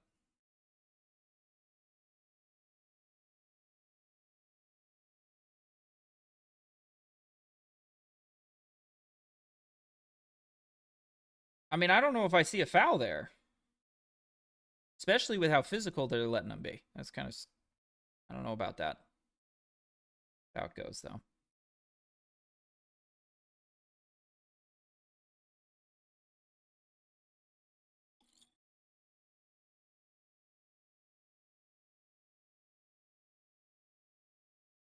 Oh wow, that's actually not an easy shot necessarily.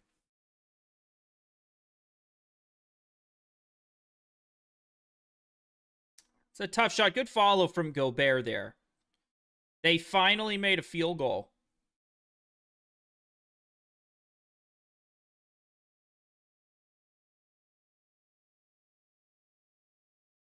Yeah. Crowd has not had much to cheer about so far.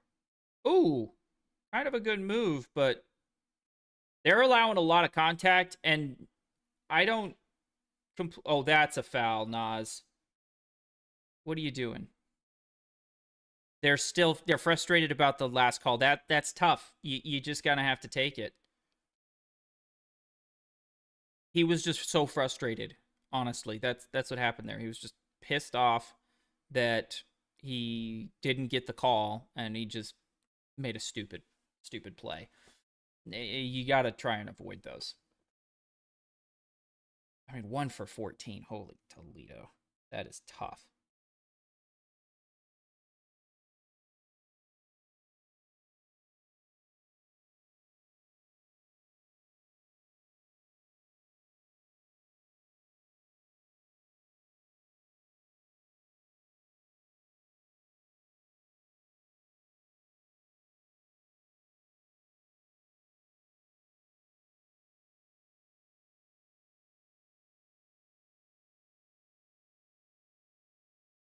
Oh, Spurs are just good on defense.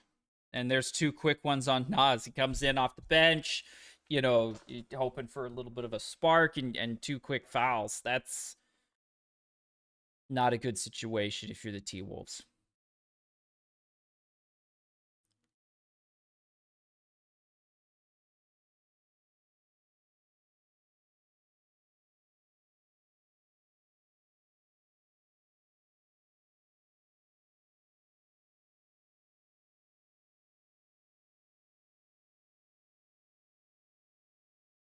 Spurs are good, man. I honestly, I said it back. You could probably go back and find a video eventually somewhere. Um, when Fox got traded to the Spurs, and again, I know it hasn't been necessarily immediate championship, but um, I thought that was a really good play by the Spurs, a really good choice. You've got this young core talent. Bring in a little bit of a veteran guy at that kind of point guard position. I think that's just a really smart decision from the Spurs. Um, and there we go. All right, there's a bucket. This crowd is ready to rumble and ready to get them back. They're wanting to will their team back in. They just haven't been able to hit a shot.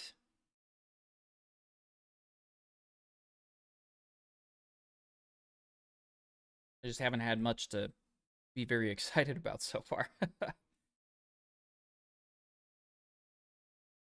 Again, I just gotta shout out everybody who's come by, stopped by, hung out. It's been a fun evening to watch some good basketball and yeah, enjoying the games for sure.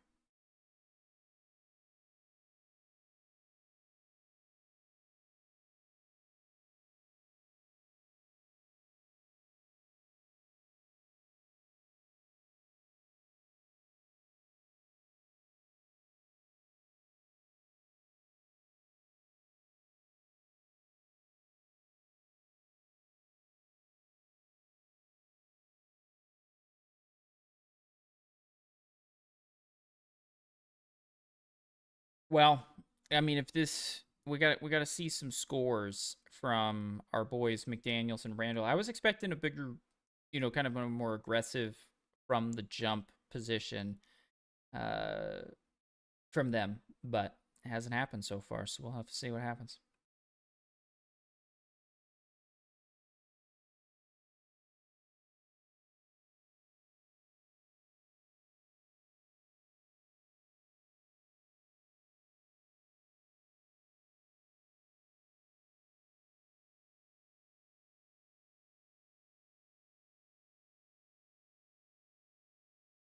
New John Krasinski show movie?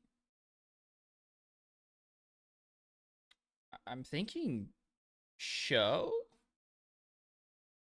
but or is this more Reacher or not Reacher?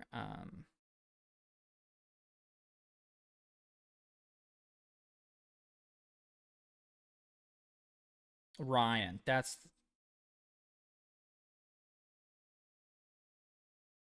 it's a movie, a Jack Ryan movie. Interesting.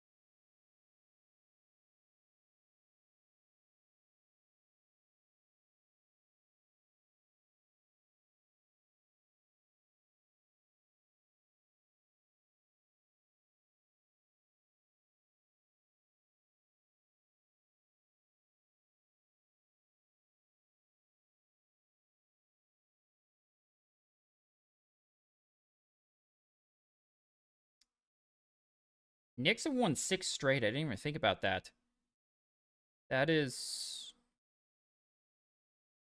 that is a good little streak here. And realistically, it's basically ever since they made that change to have Cat be playing earlier. Pretty impressive.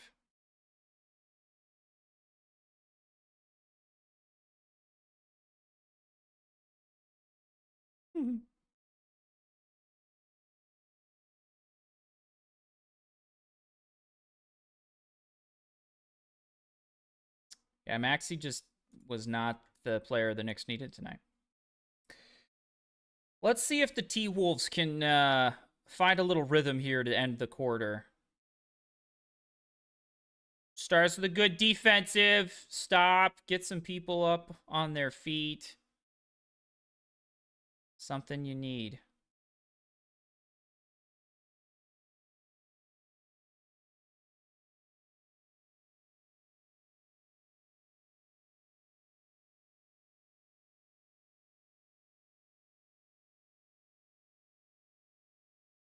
Oh, nice finish from Gobert.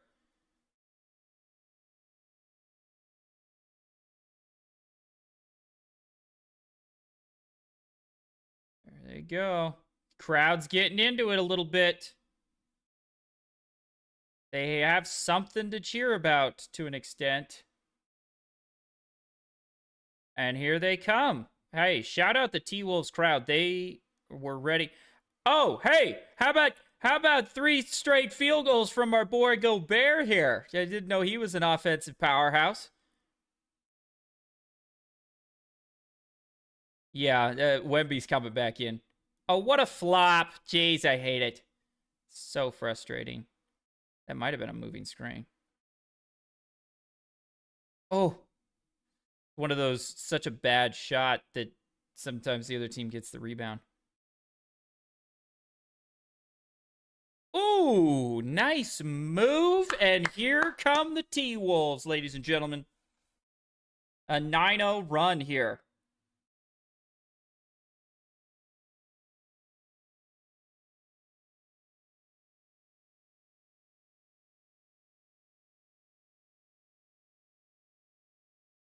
Oh, wow, what a tough shot. He made it.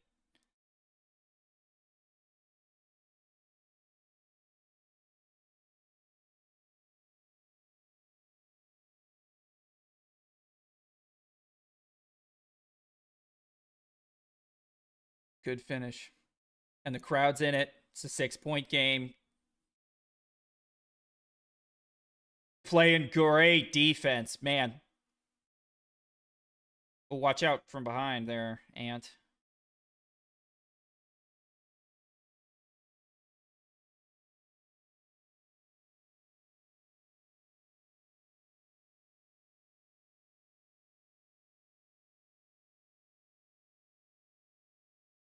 There's a great little pass inside and good, honestly, a great finish there from Gobert.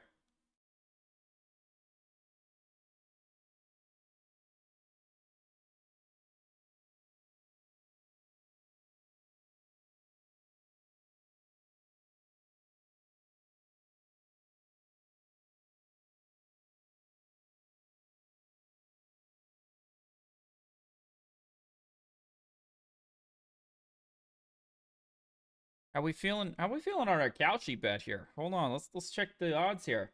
How have we moved?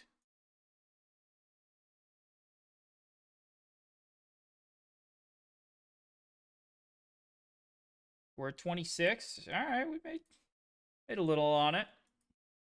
Oh, I don't want San Antonio. Um, made a few cents here. I think we give it a little more time. Let this number keep coming closer. Man, we should have grabbed it at 17% or 14%. That would have been real nice, but that's okay. We're at 21. Back up to 26. Gotta keep an eye on that. Gotta remember that that's there. I mean, I might hang on to the end. We'll see. But we might just take the money. Take the cash when we can have it. One of the benefits of Kalshi, that's different than, sports betting situation. If the thing you predict to happen just becomes all of a sudden way more likely, you can make some money off of it. Obviously, you're not making big odds off of it, but it is a way to take a few extra profits along the way. Fox inside. Oh, almost looked like he walks there. I thought he might have swapped pivot feet, but I think we're okay. Ooh, nice find on the cut.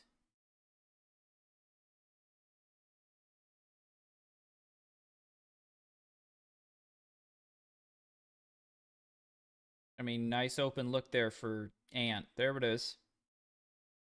4-point game. And Ant's looking locked in. I'm going to be honest. Ant's looking like he is here to play. Got 10 points. 10-point first quarter, on pace for 40. He's woken up a little bit here at the end. There's about a second between shot and game clock. Give it to Fox. Wait till about 8 seconds. Run pick and roll with Wemby. Wemby shooting a 3. He has not been good from 3 recently. Gobert gets the... He got it off. And he buries it. Oh, yeah. Oh, yeah. Feeling it here. He's ready to go. That is an ant. He's got that look on his face. You just know he is here to play some basketball today. And I think that could be significant. 13 in the first quarter. 12 in a row for the T-Wolves. And we got a 1-point game. How's our... Oh, yeah. There's our Kalshi odds. There they going. 34%. I'll make a solid 44 cents. I mean, that's like a 50% payout there. Pretty good. I think I might just take that right now. Boom. Hit that. I mean, it might be moving in the wrong direction for me beyond that, but there we go. Take the cash there. Little quick, easy, little 50% win, right? So I went from 22 up to 34. Made about 50%. Exciting. Yeah, a nice plus 32 cents on a 90 cents. So I guess more closer to 30%. But yeah, pretty good. Good game. I was worried there. But like I said, and I'm going to put this out there right when it was happening. The one silver lining is if you're the T-Wolves, you're like, one of these is gonna fall. Like, we gotta eventually start making some baskets. Like, we can't... You're not gonna expect to go 0 for 12, over and over and over again. That's not a common occurrence. if you are, a professional basketball player here.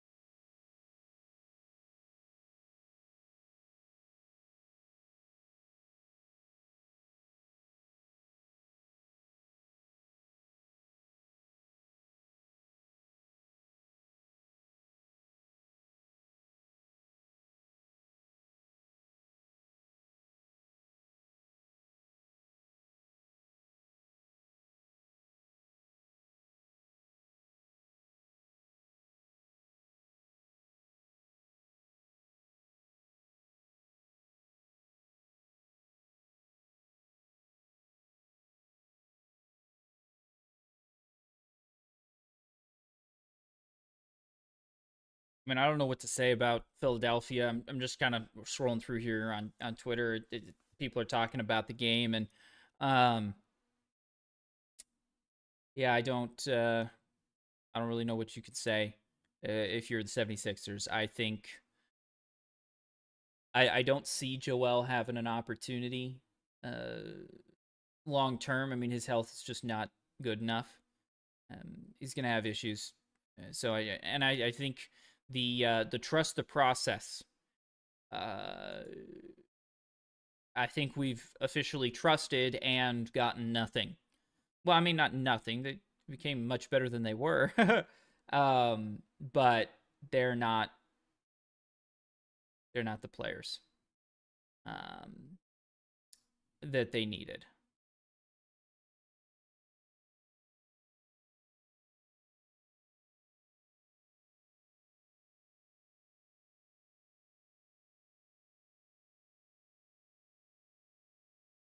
And there it is, a lead for Minnesota coming right here.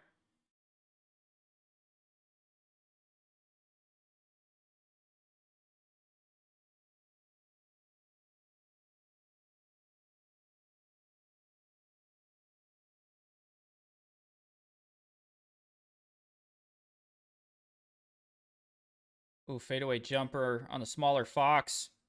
Good play by McDaniels to get that ball out for a rebound. What a floater from Nas Reed. Hello. There's the comeback. Oh, good play by Wemby. I mean, it's just you throw it up, he's just taller. You know what I mean? Like there's just nothing you could do.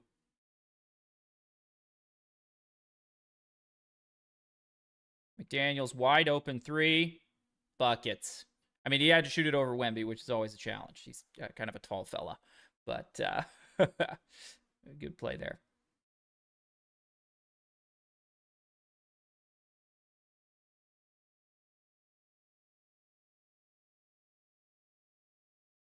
Good play there from Castle.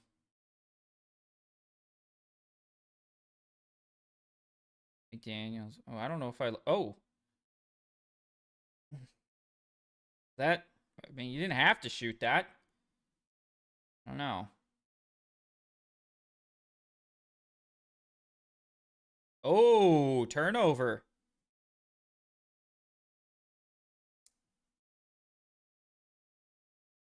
See if this crowd keeps getting in it.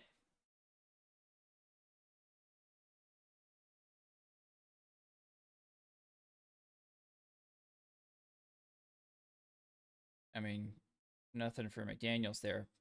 But Randall, little drive. That's a pretty good look for Nas there in the corner. Oh, good D. I don't know if Nas got a piece of that. I think he might have on that air ball. Ooh, that is a dangerous top of the key, wide open. Nas goes in. I didn't hear a whistle, but that's got to be a foul, right? Not settling. Oh, yeah. Absolutely a foul.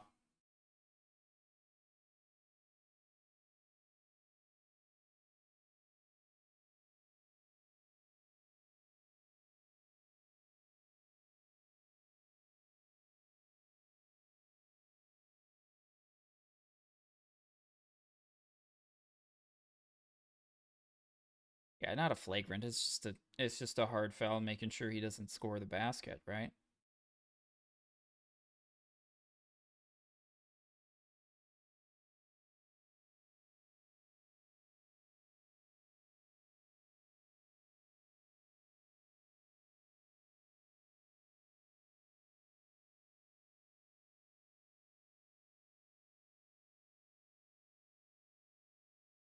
Yeah, I don't. This is not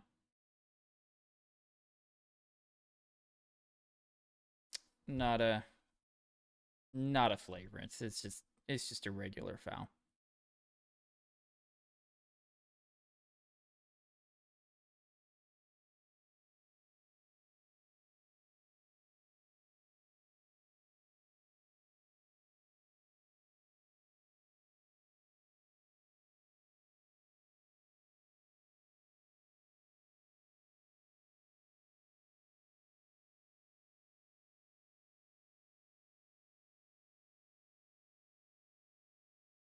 Again, I know I've said it a few times already, but thanks for everybody hanging out. Those that have popped in, those that have stuck around for a little bit. Really appreciate people stopping by and checking out the stream. Yeah, I know it's a little bit different. We've been live for 2 hours now, longest stream yet, and it's been a fun one. I think this has been enjoyable. You're gonna have to let me know in the comments, and I don't know, maybe message me on X or Twitter or whatever. I don't know what to call it. I honestly don't. I still call it Twitter half the time, but I guess it's technically X. Yep, foul on the shot. 2 shots for Nas. Yeah, that's exactly what we expected. But yeah, you'll have to let me know what you think about these. I might try this again tomorrow, and we can see how that goes. See how you enjoy that. Obviously, you'll get the word out, let your friends know, and maybe we get a little crew going. Get this chat moving a little bit more than it has tonight. But I've been enjoying it. I mean, obviously, I was going to watch these games anyways, and we'll have a podcast at the end of the night here once the games are over. We'll take some time and recap what all happened this evening.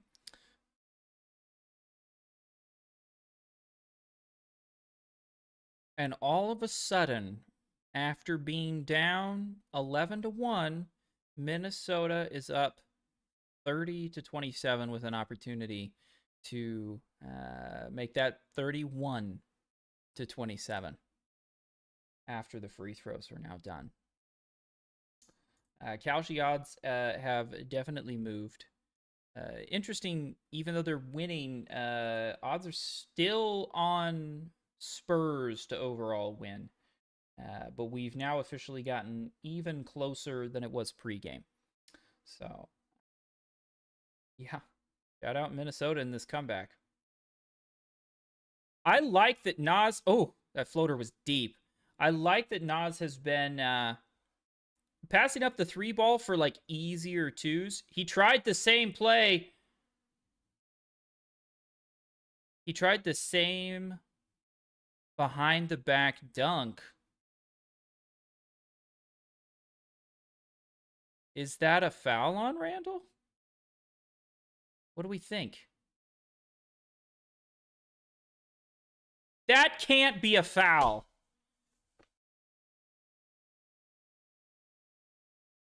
I mean, I don't know. That can't be a foul. That doesn't look like a foul to me. I mean, what? Me throwing my head back and then you bumping into, like, you having your hand there? That didn't. I don't know about that one. I do not know about that one.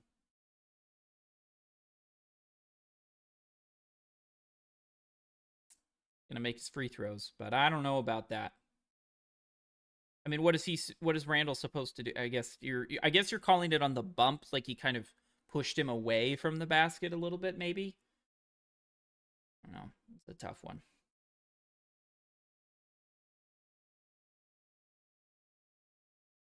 Ah, 1 for 2. Randall staying in with 2 fouls.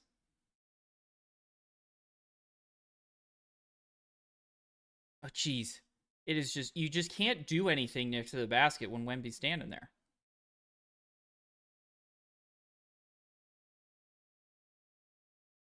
This is fun basketball, though. I mean, come on. This has been fun. Little sloppy, not real great offense, but teams playing hard. Ooh. Oh. Ugh. Honestly, he was able to give himself a pretty decent look at that. Oh. We're just going to let Fox have that? Well, he missed it. Oh, poked away. He got it. That's something I like about these two teams. They really just play hard, man. Um,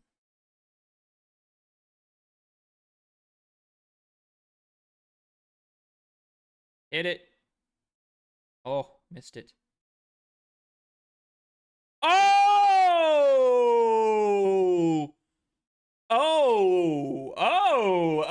Julius Randle on top of Wemby. That does not happen very often. Oh,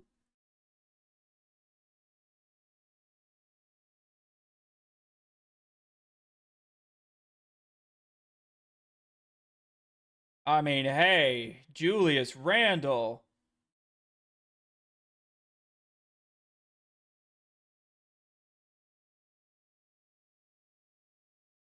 That was pretty sick. Oh, yeah. Ant, that was dumb. That was so dumb. Don't give Wemby an easy. That was absolutely a foul. It didn't affect the shot really in any way. Like, that's ridiculous. You gotta be smart. You just gotta take a moment there and say, okay, no, he got this. He's gonna get the 2.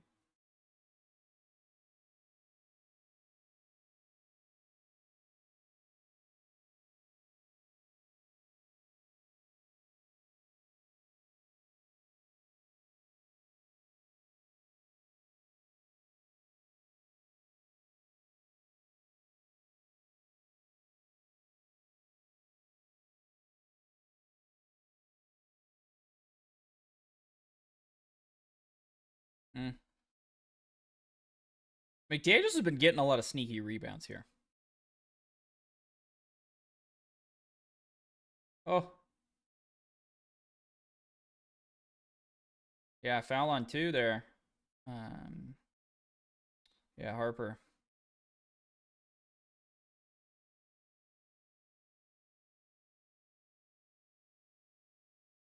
Well, I said before the game, I thought this was going to go one of 2 ways. It was going to be a Spurs blowout, or if it was going to be close, I thought the Wolves might have a shot at it. And I kind of got both. I mean, at first it looked, I was like, oh no, there it is, Spurs blowout. But Wolves charge back. Now it's a back and forth game. This is good basketball. It's fun. I mean, the time flies by here. We're almost to halftime when these two teams play. I really do just enjoy watching basketball when it's these two teams. Um, Knicks Sixers was actually pretty fun. I mean, the Knicks have been looking pretty good recently. It's the Pistons, Cavs. Honestly, we kind of have this interesting situation where I feel like, these 2 games that are, always played on the same night, they're the same sequence. They are fantastic. And then tomorrow night, or, the next game, or like we said last night, I mean, watching the Pistons and the Cavs is less exciting, shall we say, than the Knicks and the 76ers. And that's disappointing. And then you have to watch the OKC Lakers shenanigans that have been going on. So I have to say, this is the better night of the week for the two matchups going head to head there. Let's take a quick peek at the old prop bet odds here that we went for. So we had Wemby at 4 blocks, so over 3.5. He is already at 2.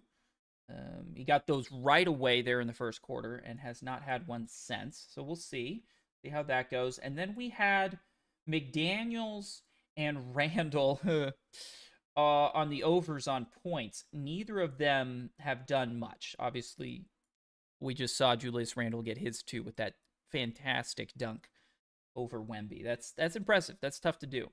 So there you go. We'll see. They're gonna both need big second halves. But yeah, I mean, Ant's been fantastic. It's been that defensive game that realistically I think is necessary for the T Wolves to have a good shot. Right? If they give up 130 points, they're losing, as we saw previously.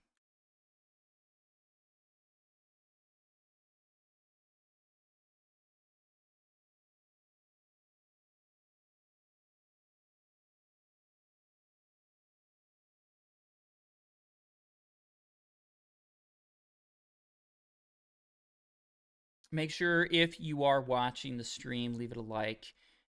That helps this get pushed out and lets other people know what's going on, that we're doing this, that we're hanging out, and if we can get some more people in here, it'd be fun.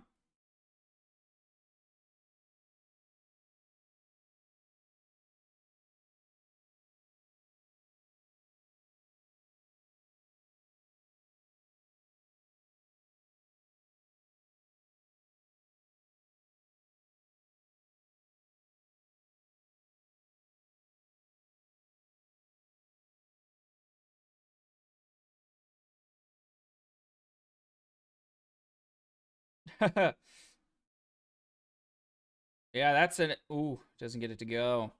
But hey, Randall being aggressive, going for the scores. You like to see that if you are a T-Wolves fan. Or if you have him over on points.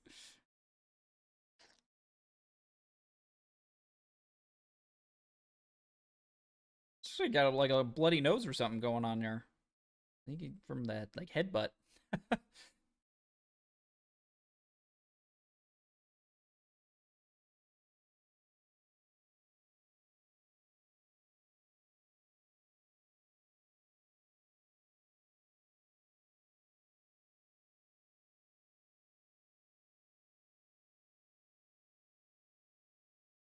Quick 2.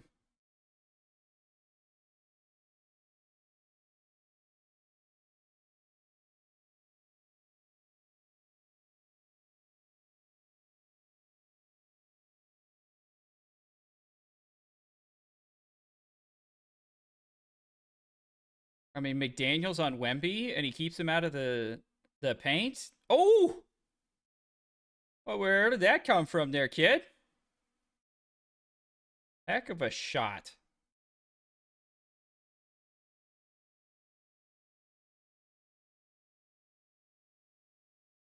Hmm. Ooh, wow.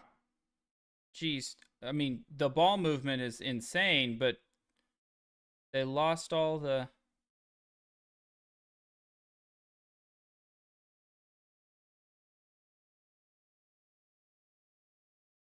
At least he hit the rim.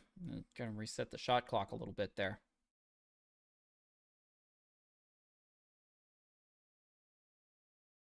Wemby going off? Yeah, Wemby going off, Gobert coming in. That's kind of an interesting play there from the T Wolves to Randall's just kind of eating them up, getting to the line. I don't know if this is going to be on the floor or not.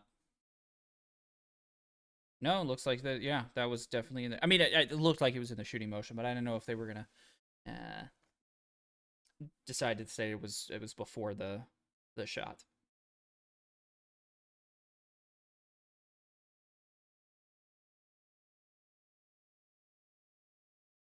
He's got to make his free throws, and so far he is. Got a chance to make this a 2-point game. It's a big moment.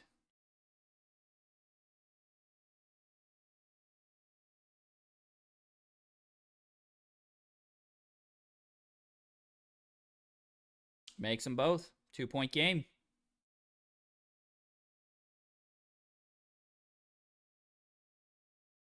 Pretty similar free throw, shooting attempts, 8 and 10.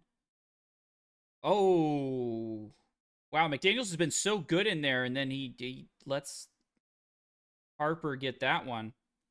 Gobert gets the rebound. Woo! That was a dangerous pass. Yeah, just keep giving it to Randall at the top of the key. Oh. Man, McDaniels not making the 3 ball. That's a charge. Yep.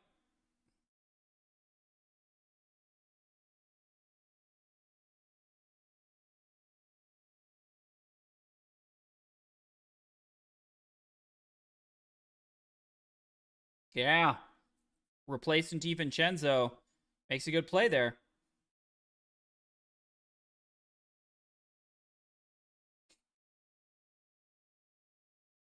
And 3 fouls on Fox. I mean, obviously he's a guard, so you don't think that's going to be a too big of an issue, but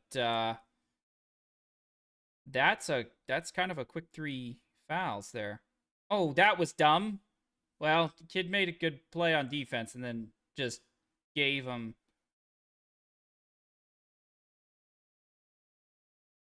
And Edwards just picks up his second. That's okay. I mean, it's his second, so.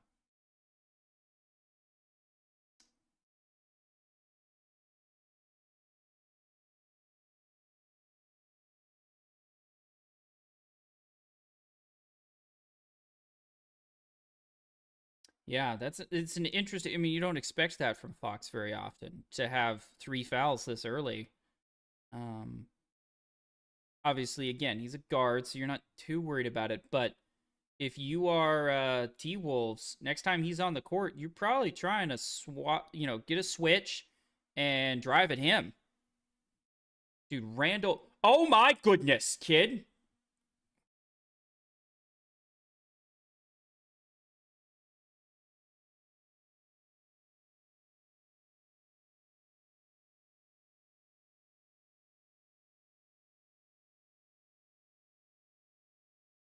McDaniels picks up his second foul.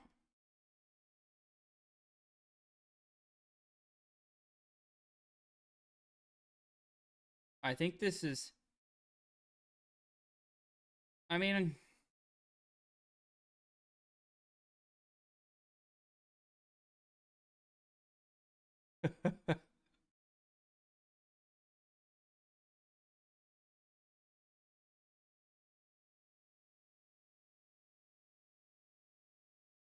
I mean, I like the idea. Like, take it to the rack, baby. Put that thing in. But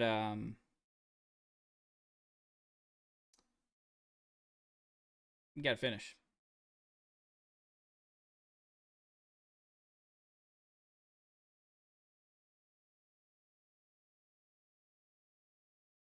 Oh, I like Gobert down low. Oh, the step back. See, that's the shot that I'm not sure I like. Like that possession. What are we doing on that possession there? If you're the T Wolves, it's just not very efficient or good offense. That was a great shot by Castle.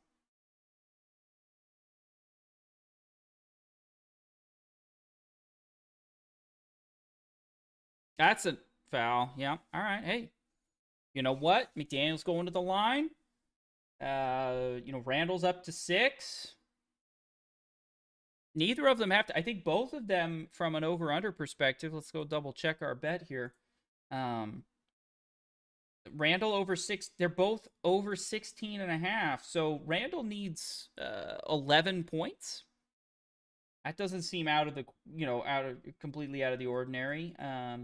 McDaniels is going to need 12, right? Like those numbers feel very possible in a second half. Yeah, he'll need 12 now that he made those 2 free throws, right? Is very very much in the realm of possibility. Now Wemby not in once again, and so we can't get the blocks there, but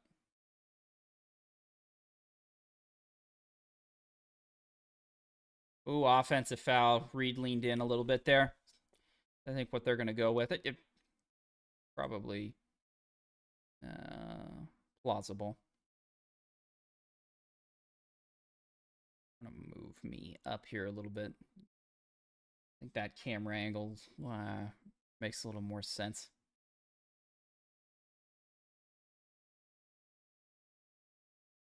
I mean, you could challenge, but oh, they are going to challenge.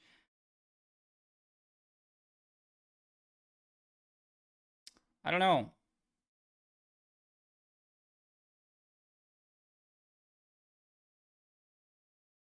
We shall see what happens, but I mean, I need 11 from Randall, and I need 12 from McDaniels moving forward, and then I need 2 more blocks from Wemby. The 2 more blocks from Wemby feels basically guaranteed. He's gonna get 2 more blocks. He'll play more in the fourth quarter. He'll be on the court more often, and he's gonna get 2 blocks. It's gonna happen. I think. I feel like. I mean, I guess technically T-Wolves are probably thinking anytime he's in the lane that they're just not going to go for those shots, but I feel like he gets 2 more. I feel pretty confident about that. The points, yeah, we'll just have a nice pickup. And that actually paid for, because we're only doing dollar bets, right? So that basically paid for the parlay there, which is good. So hopefully we'll hit a parlay tonight. I do actually have the T-Wolves in this game plus the points as well. And we should remind myself how many. I think it's 4. I think we got T-Wolves plus 4, plus 5. T-Wolves plus 5. Obviously, right now we're in there. we're hanging in there. I think this type of game, the way it's gone so far, this close type of game, I think it does favor the T-Wolves, as we saw in game 1, right? There was a close game that lended itself to what the T-Wolves can do with the experience and, that kind of clutch ability. They were able to close that one out. And it kind of barely, but definitely made it happen. And you also give them the home field advantage, or home court advantage, home court advantage here. Being in Minnesota, that always helps in a close game where you have the fans behind you, and the other team is obviously having to listen to the crowd all the time. That can be difficult, right? So, yeah, close. Wemby almost got a double-double at half. He needs 1 more board. I don't think he's going to get it, but it seems like they're sitting him. I don't know why they'd throw him in there at the last second, but I mean, I guess there's 3.5 minutes. Maybe he'll come after this commercial break here. After this break, maybe they'll just put him back in right now. It's very possible.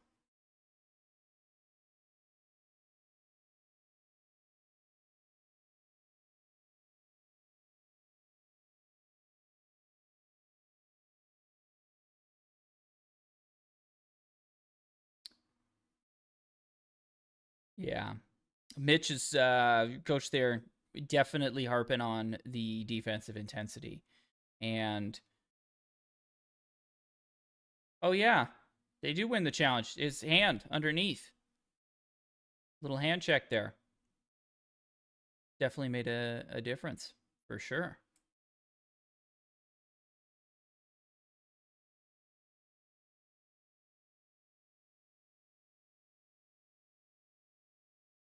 So he gets it back. Make the free throws.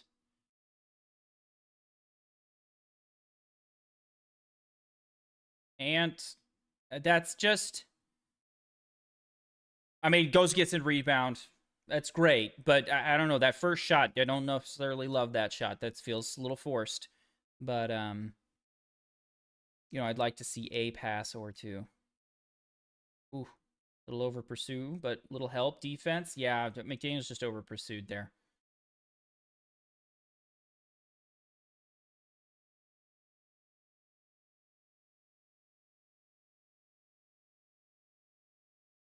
Oh, oh, the putback dunk from Gobert. That's a charge. Yep. Janice got two of those. Pretty impressive. Second drawn charge.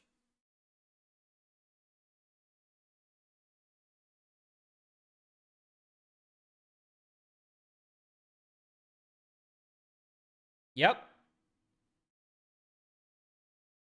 2 feet down, standing there. I mean, that one's more of a charge than I would even argue the one before.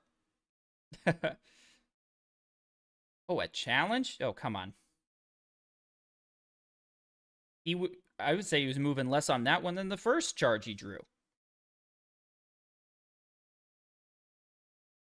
Edwards looking on pace for 40 tonight. I mean, he's at 17 right now. That's a good game. That's a good game from the Ant-Man.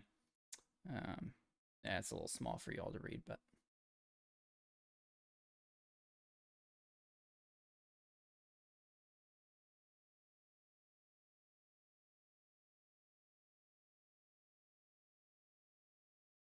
Wade's thinking this gets overturned. I just don't see it, man.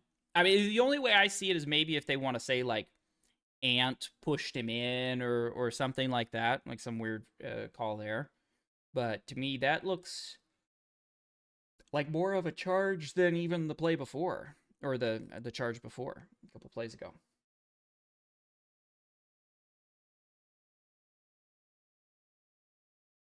Yeah, Ant also needing one rebound for a double double in the first half.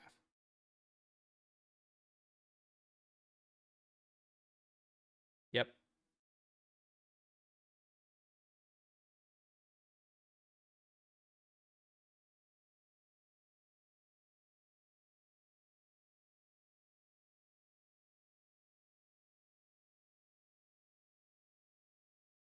I mean, that is about as sad as you could be. Those feet don't, they're not even like on their tippy toes. You know what I mean? They're not on the edge of a foot. There's no lean, there's no at all. Honestly, like I said, that I think the first charge had more potential for it.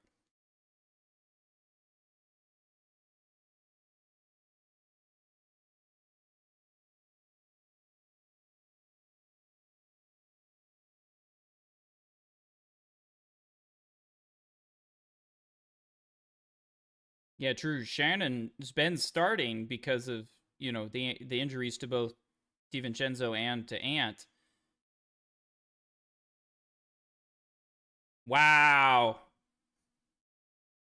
That was actually kind of a tough catch and shoot. It was kind of from an awkward angle, I feel like. And they take the lead. Naz Reid, 10 points first half.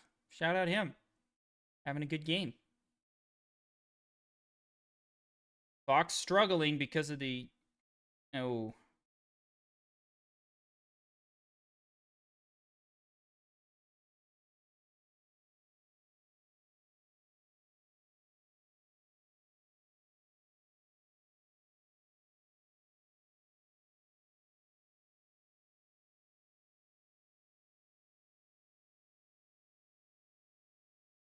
Mm-hmm.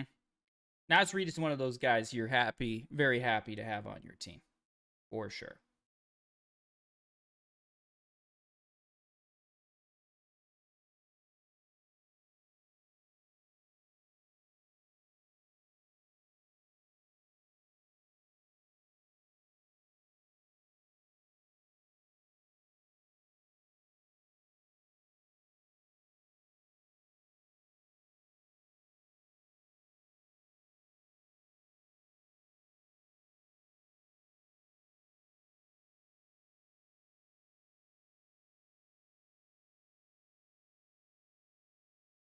Still tied.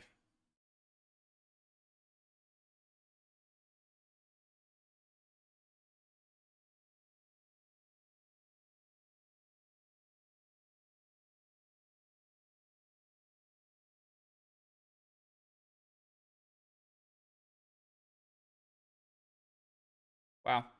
I mean, that's a situation. It does go down as a block, obviously, for Wemby, but Randall has to do such a different shot look. Oh gosh, Reed's on his butt. I don't know how that happened. Shannon, a little out of control. Ants doubled. Oh, that's a okay. Oh man, McDaniels cannot buy a 3 right now.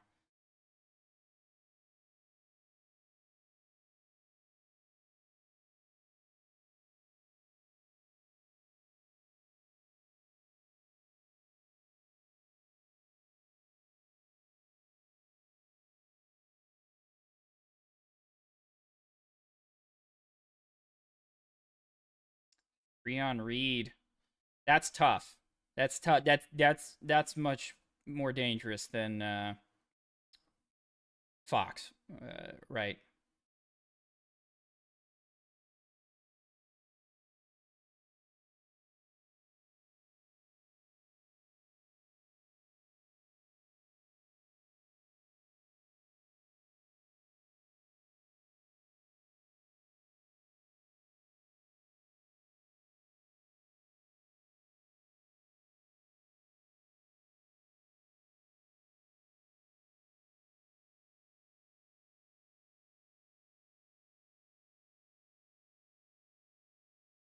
Oh, good move. Where's the foul there?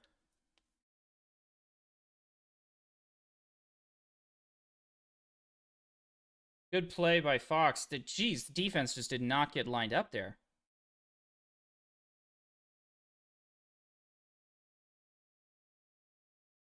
If you get a quick one, you can go for 2 for 1. I feel like Edwards almost wants to challenge Wemby. Oh, that's a good strip, I think. Here comes Wemby. He almost walked, but he didn't. And I'm the guy that always is calling for walks.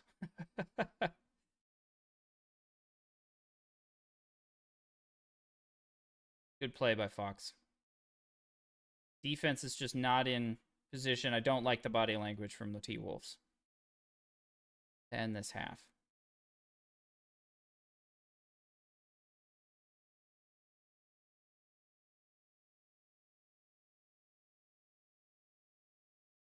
He got it.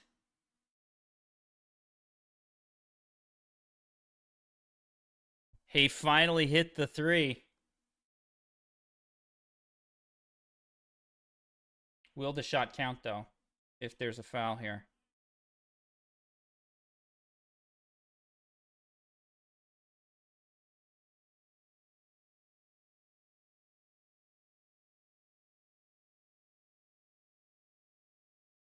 Spurs don't have a challenge.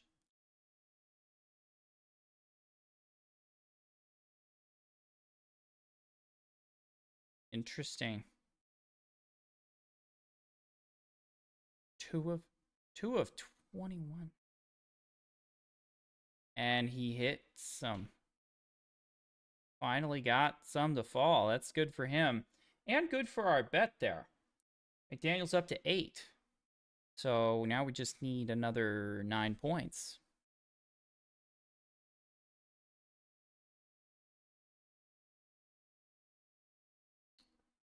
So what are they reviewing? Some sort of like flagrant situation? Like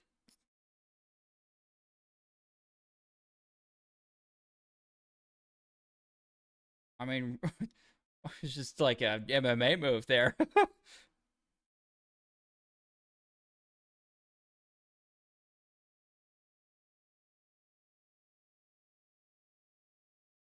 Yeah, I don't know why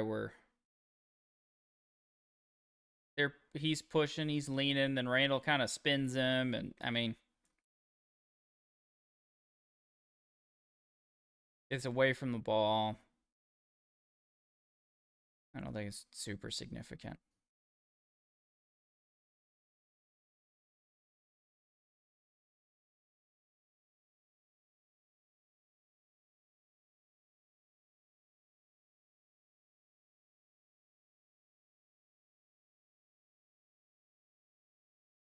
I think Gobert's 8 points is actually a little bit underrated in this game. Um, that's good for the T Wolves. Tie game 51-51. See if there's any sort of free throws or anything, but I don't think there will be. It's I say let's get this over with and get on to halftime, you know? That's just me. Check in on X here.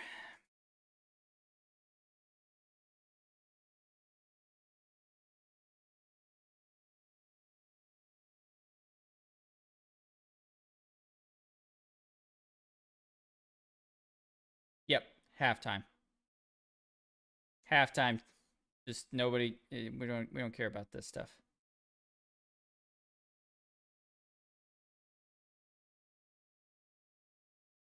Uh,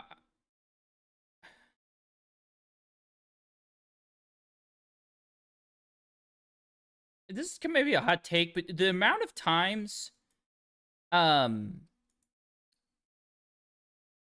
Joel Embiid hits the deck because he's flopping, or even like sometimes it's not a flop, it's just an exaggeration of contact. That can't be good for him, right? Like, is that part of the reason he has so many injury problems and he's so sore all the time? I mean, they call it a hardwood, right? Like the court is not soft. You don't really, and he's a big dude. Like, he's not light. He's not short. He's falling a significant distance. Is that can't be good for, I mean, he was out last game with like hip soreness, right? Well, he's falling over all the time, landing on his hips. Of course they're going to be sore. I don't know. Interesting thought. It is halftime. I'm going to take a quick break. I will be right back. I'll throw you over here on the Game Center and zoom it in case you want to take a peek at some of our stats last game or at here at halftime. And I will be right back. Thank you all for hanging out. Grab some water, grab some popcorn if you need it. It's going to be a good second half. We got 51-51 all tied at half. Should be a lot of fun.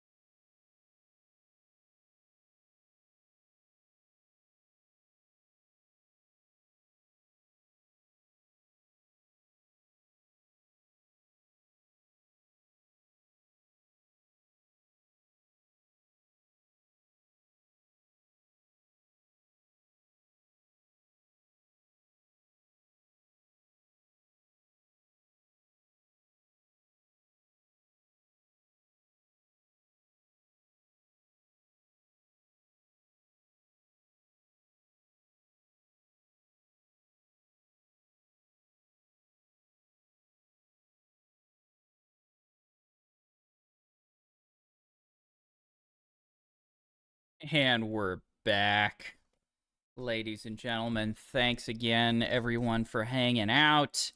It has been longest stream ever at this point, and a lot of fun. So appreciate everybody stopping by who has, and hopefully you've been enjoying just hanging out and watching some good basketball. I mean, that's what this is for. We'll jump in on the game here in a moment. Speaking of this, I just realized none of y'all reminded me to change my title. So give me a second here. We've got a little issue. The title is going to need to be swapped up here because we are not watching the 76ers and the Knicks. We're watching T-Wolves versus the Spurs as our watch party here.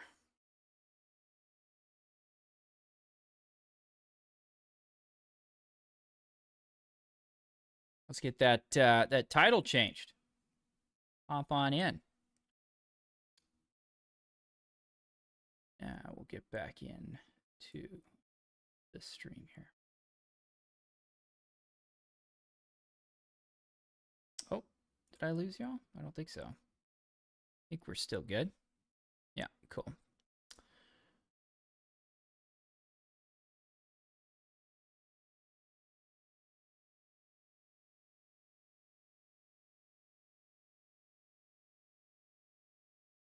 Uh-oh. Thought I dropped there for a second. No, we're good. We're good. Fantastic.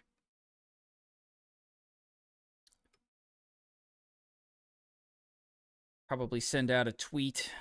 Let people know we're going to be here for the good second half here.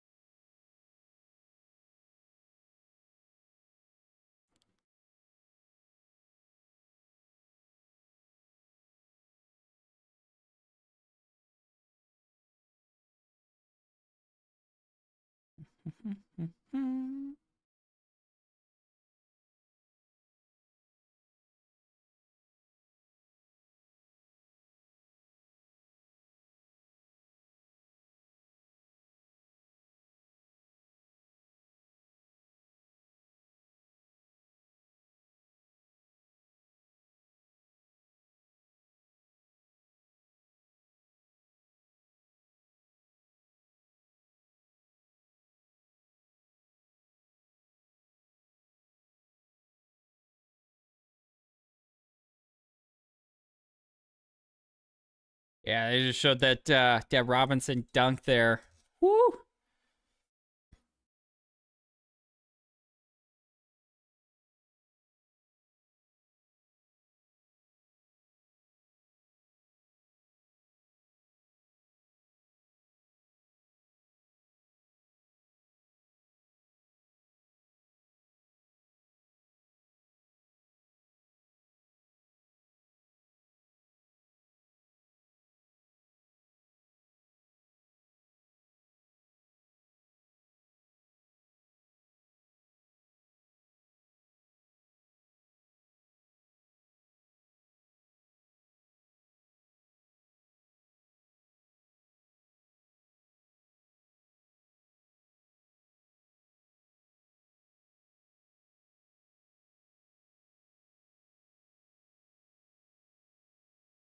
All right, let's get this tweet out here.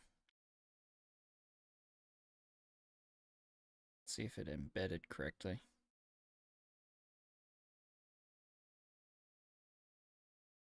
Get that thing pinned here. If you're hanging out, go leave a like on that. We'll get this rolling.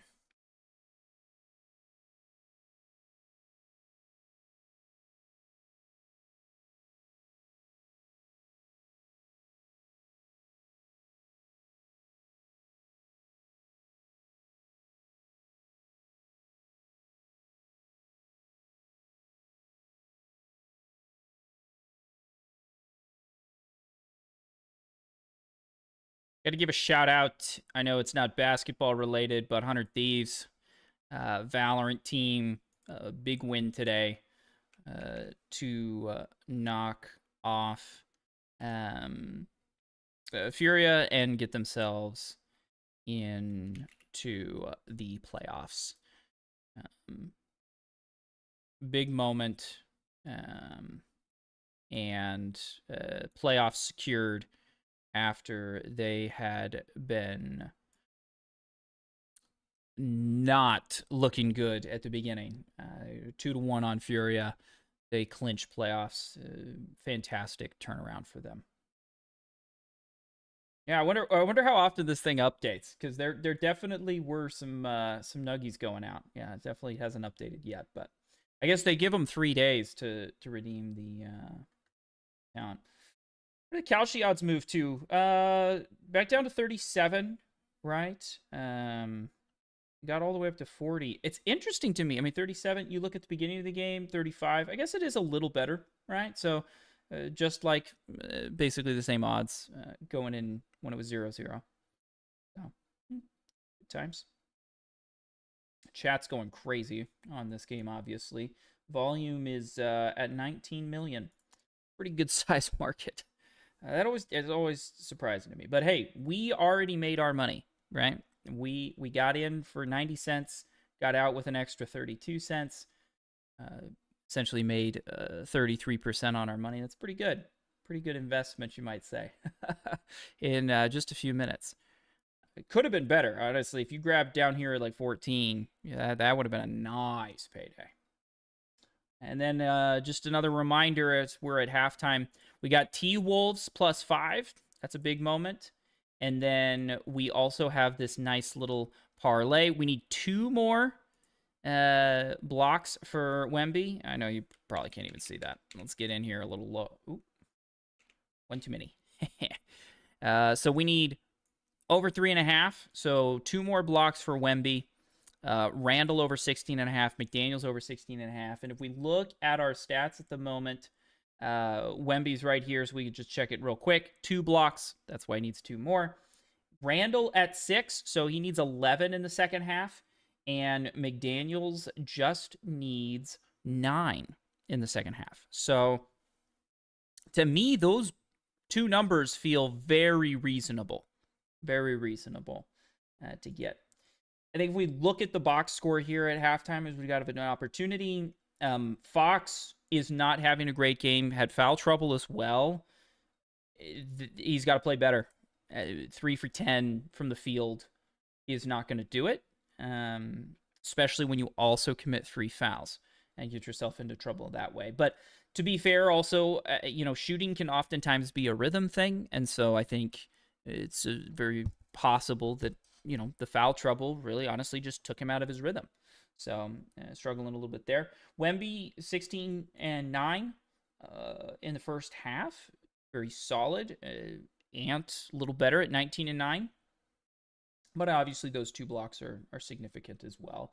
And he's 6 for 9 shooting. That's fantastic. Castle 2 for 6.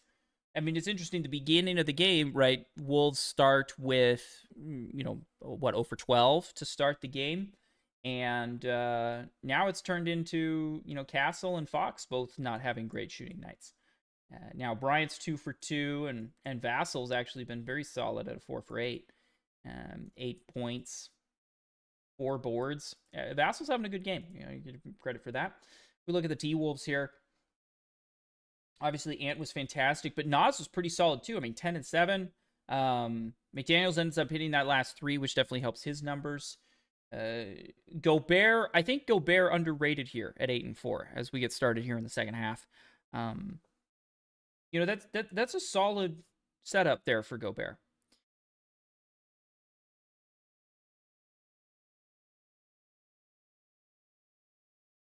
Go back to full cam here.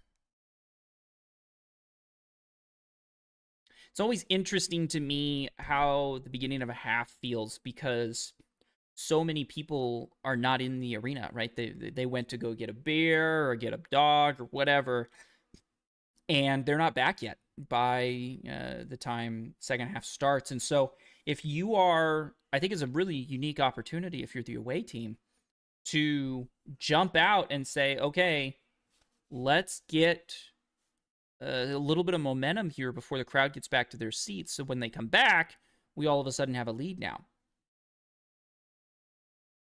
Fast break points, pretty significant there for the Spurs. Like, they enjoy going fast, and they only have 8, and they're averaging almost 30 in the first 2 games. So definitely difficult. That's a really tough shot, and I just need to see a little bit more ball movement. Ooh, almost a bad pass there. But again, this opportunity for the Spurs to say, okay, the crowd's not in it. Let's get a quick lead here. Oh, great defense.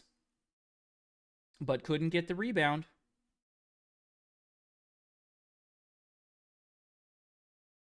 Oh. Fox blows by Edwards, but Edwards makes a good block. All right, slow it down. Have a good offensive possession. Finds the corner. A decent look.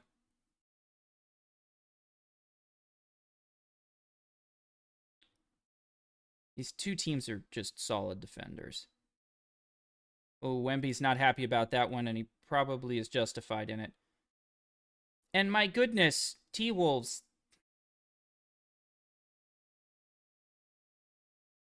They're just kind of sloppy sometimes, and I just don't think they're a good enough offensive team. They just turn the ball over. They make kind of dumb mistakes. Oh, that was so deep. Hey, Gobert with the little floater. Very nice.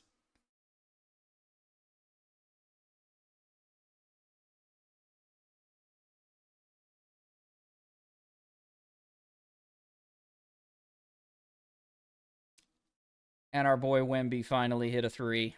A good behind the back pass. Kind of fun.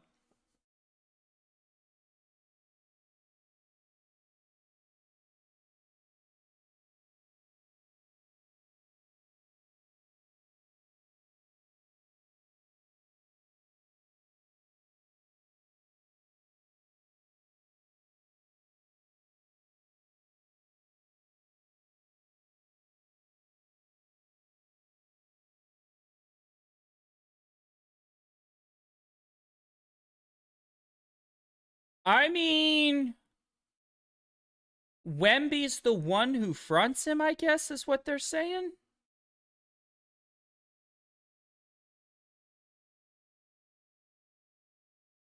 No shot for the foul on McDaniels.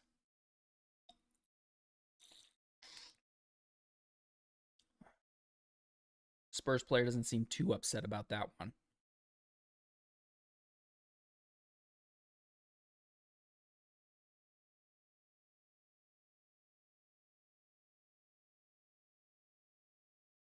Oh, geez.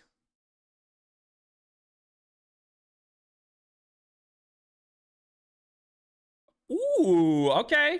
Getting in his bag a little bit there.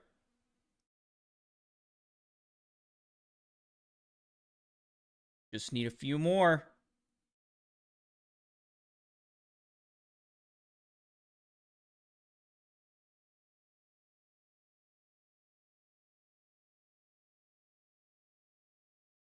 Oh, the old bank off the backboard to make the pass maneuver.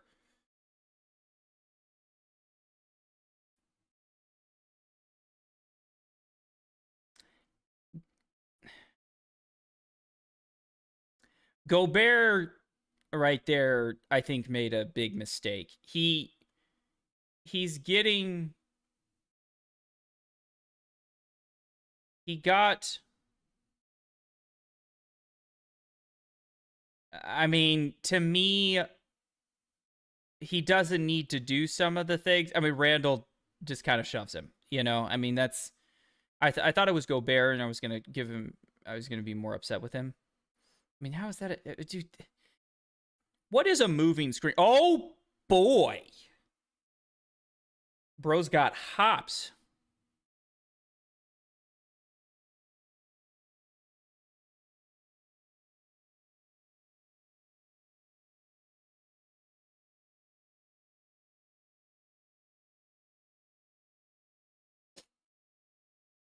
They are allowing some contact. I don't know what a moving screen is. It feels like a lot of these screens are just. Oh, bro is cooking, and all of a sudden, Minnesota just does not score the way I feel like they should a lot of the time. That's wide open for Nas. Off the dribble, easy three there. They just like lost him. I don't know what was happening there. And one. Sloppy getting back on defense. What the? It's tough. What a dunk there. Nas just dribbling around. Oh, I'm wide open. This is going to be an easy shot for me.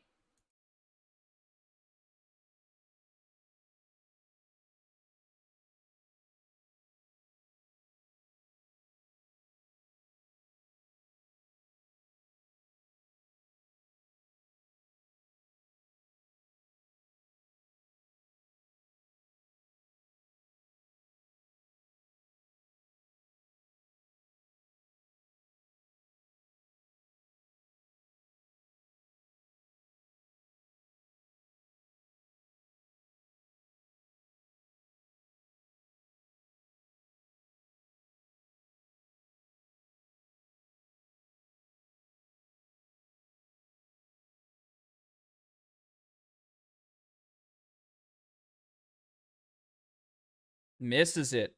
Wow.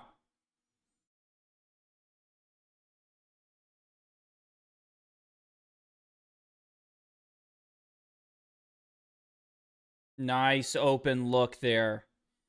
That's more what you're looking for from the T-Wolves. I don't know why they don't do that every possession. Move the ball a little bit. Oh, just answers.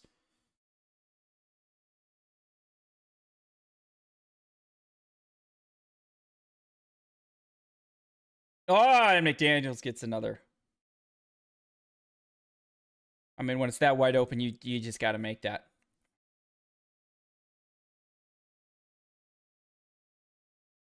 Good defense. Oh, can't get the rebound. Yeah, this is great basketball. This is just fun. I mean, you gotta love this, right? Gotta love this. Feeling pretty good about McDaniels over. Now Randall, that foul on Wemby. My guy needs to take over a fourth quarter in order for us to feel better about hitting that over. Wemby, still no other block, so that's difficult. But we're feeling good about McDaniels all of a sudden, and you just got to get these one at a time. So let's have McDaniels go off right now. He's looking at 13 points. So we just need 4 more from McDaniels. I mean, we waited 3 quarters for, 3 more for Paul George last game, but that didn't happen either. So we'll see. We'll see. We got a shot at it. Randall's going to need to step up in the end. I mean, he's 1 for 7. That's not great. Yeah, definitely not great. McDaniels is 4 for 12. Not great either, but has made a couple of shots down the stretch here. He's 3 for 5 from 3, which is really good for him. He's been shooting it quite poorly. The Spurs, if we're just looking at the box scores here real quick to take a quick peek at how things have been going. I mean, Vassell shoot really well from the field. 6 for 11. Castleman 3 for 10. Champagne, only the 3 points. But yeah, I mean, a decent spread. Fox has been getting into a little bit of a rhythm, right? We looked at half, was not being consistent. Now, second half, no foul trouble, no fouls early, right? I feel like he's been able to get into a rhythm. What are we feeling on the Kalshi? Kalshi's dropped Minnesota back down to 28%. It's a 4-point game. It's interesting. What Kalshi's telling me here is the community does not believe in if this is a super close game down at the end of the game, at the when it comes down to the fourth, the end of the fourth, down to the wire, they're giving the edge to San Antonio because I feel like in this situation, maybe I guess maybe 30% is what I would have expected, and it's 28, so it's not too far off. But I do feel like, given what we know, right? This is a 1-1 series, and Minnesota won the one game that was close, and then they just got blown out, right? So we say, okay, Minnesota hasn't shown the ability to, shall we say, blow out the Spurs. We're not expecting that, but we can expect that the T-Wolves are capable in a close game of pulling this out. So I don't know about those odds. I'm not obviously feeling that's low enough for me to throw a bet on it. And also, throwing bets later in the game, you have less opportunity for it to come back to the center. You often are not able to take your winnings when you bet this late, because if all of a sudden San Antonio goes on a bit of a run, there's just not enough time in the game for Minnesota to take a run back and then, even out the scores. So that's where we are at the moment.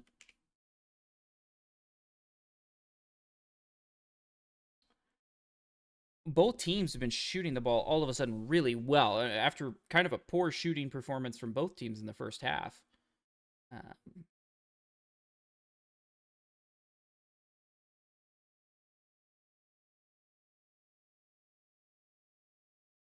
Step back for Ant. Decent look. Nobody there at the top.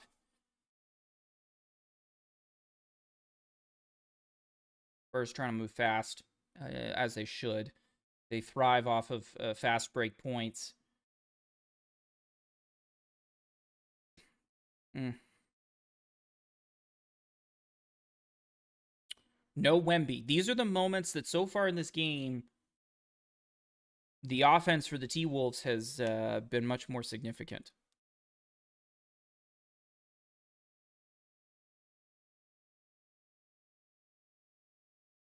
Yeah, that's a great point by the announcers there.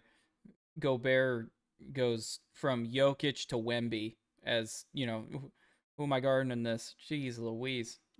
Legitimately, probably two of the best big men ever.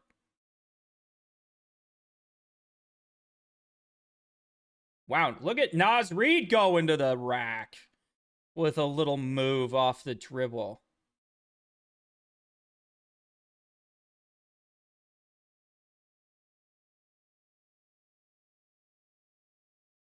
McDaniels is so long. I mean, it's not like a new revelation in any way, but it's somewhat impressive. Rebound for Ant. Reed's wide open. Just take it. Oh, guys, the extra pass is not needed there. Playing good. You got back on D though. Somebody's down. Eye poke. Oh, whoa.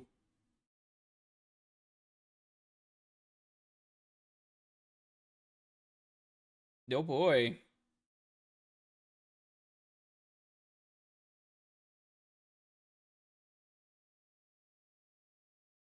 McDaniels needs a little edge to him. You know what I mean? I feel like he kind of needs to get a little pissed off for him to play really well. Get that extra trash talk. I think it was an eye poke.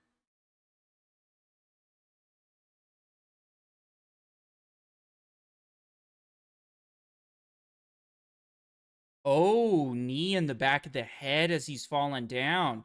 Yeah, nothing malicious there. Ooh, yeah, that doesn't feel good.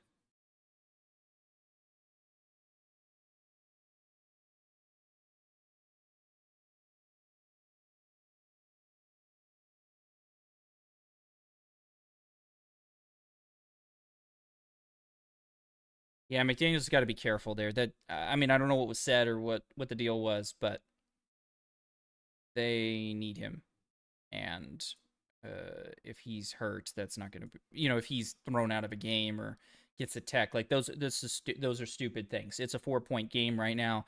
You need every point you can get. And giving up, a technical foul and easy free throws is not the way to do it.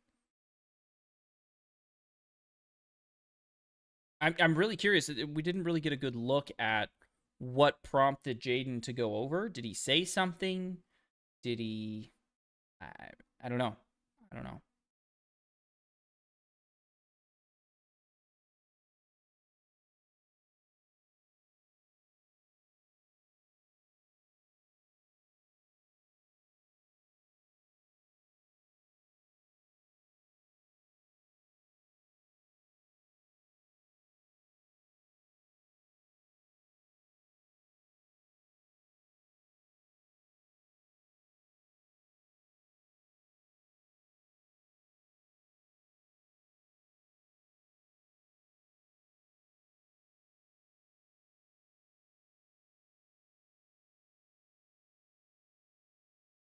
Trying to find a video here on Twitter of what was said or whatnot, and I'm not seeing anything for y'all. Sorry about that.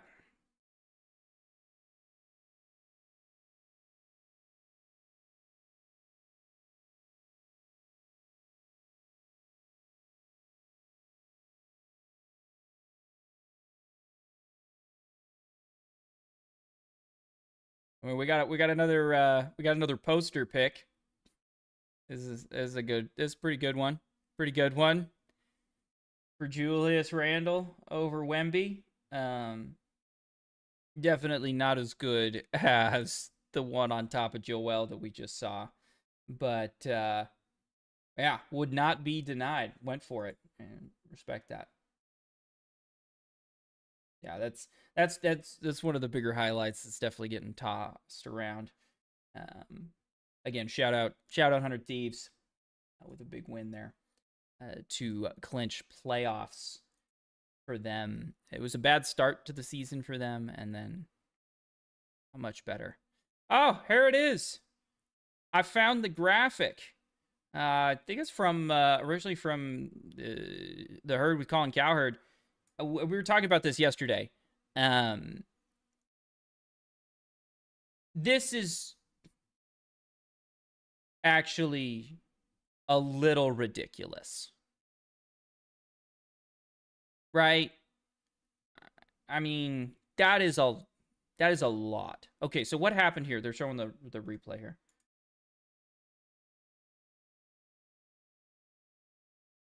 A little shove. Meh, yes. Who cares? I mean, they got some beef.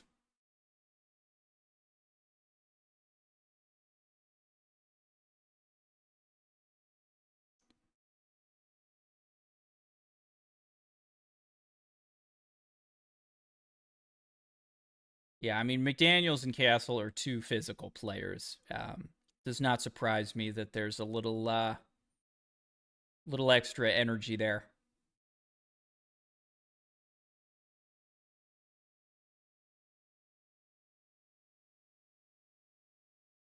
Yeah, it's 1-1 series. It is what it is. The little shoves I think are kind of block. He tried to get a third. Hey, I respect it. The young guy is like, hey, I'm gonna try. I got two of them. I'm gonna keep trying this this block. And yeah, he definitely didn't get there.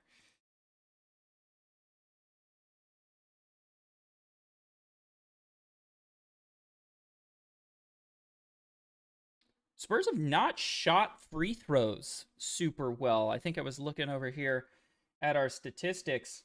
I mean, they're only 60% from free throw percentage here. That's statistic down here at the bottom. Free throw percentage, 63.2%. That's not great. Not great at all. Look at the team totals. They've shot 19 free throws, which is plenty. They're actually shooting more free throws than the T-Wolves have, but have not shot well. Now Wemby gets those, so that'll help the percentage get a little bit more normal, at least back to normal here.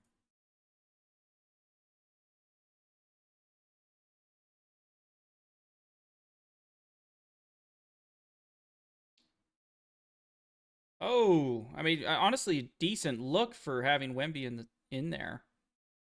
Harper inside, one on one. Oh, oh, oh! I don't know about that. Looked like pretty good defense to me.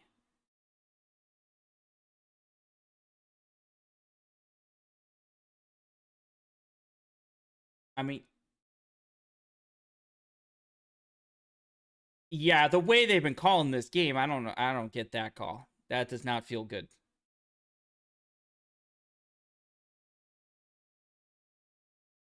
Yeah, ball don't lie. Missed it. I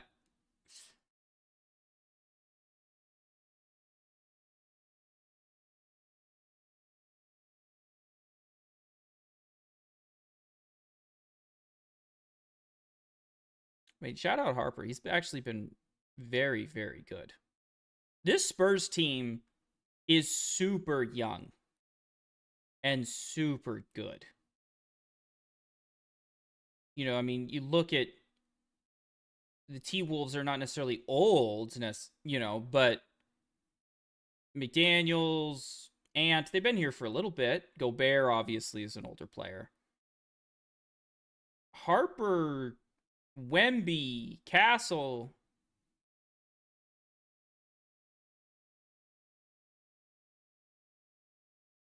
What the heck was that? I mean, great defense, Wemby, but geez Louise. Those are those just knucklehead possessions that I see a lot from Minnesota. That they are not a good enough offensive team to have a lot of those. Honestly, it reminds me a little bit of some of the Warriors' possessions. They just turn the ball over a bunch. But the difference is, nice block from Gobert. The Warriors had Steph Curry and Klay Thompson, and for some of those years, Kevin Durant as well. Like they could afford to have a few turnovers, and they'd still be able to just put up insane offensive numbers. Oh, Castle's coming for you. Or no, that's not Castle. It's oh, I can't think of his name.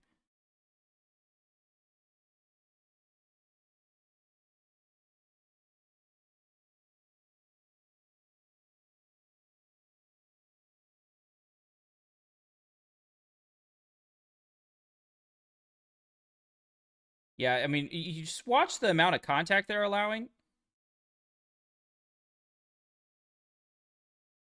Yeah, he pushed off there.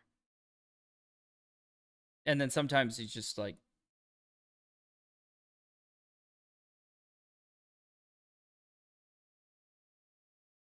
yeah, he pushed.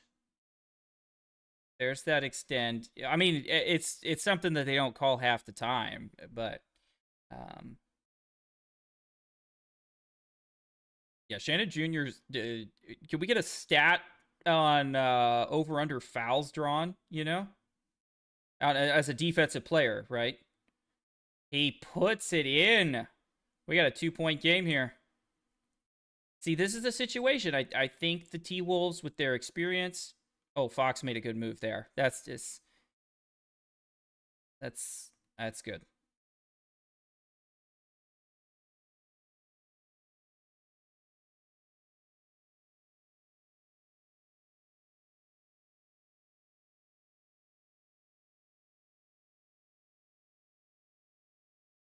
Over Wemby. What a shot.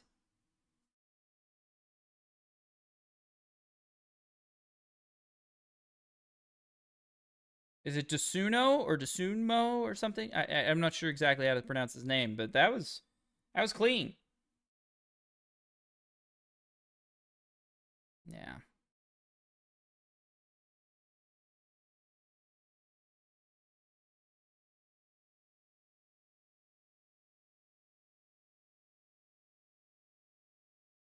The old step back. Oh my gosh, in and out.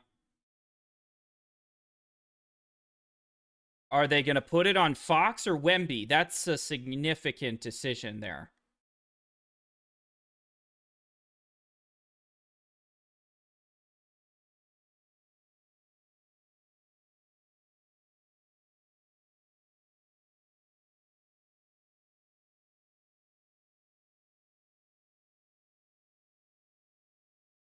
They put it on Wemby. There's a block.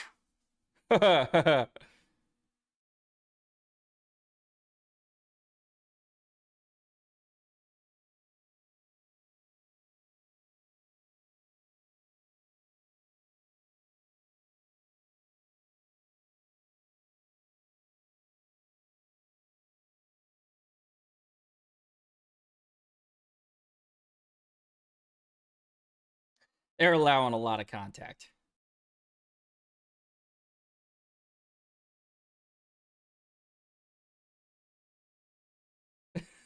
They're allowing a lot of contact. I mean, that's the kind of stuff that I don't like to see. But I like a good physical basketball is fine. It's that extra stuff, grab the jersey as he's running away. I mean, I feel like you got to probably call something like that, but we'll see.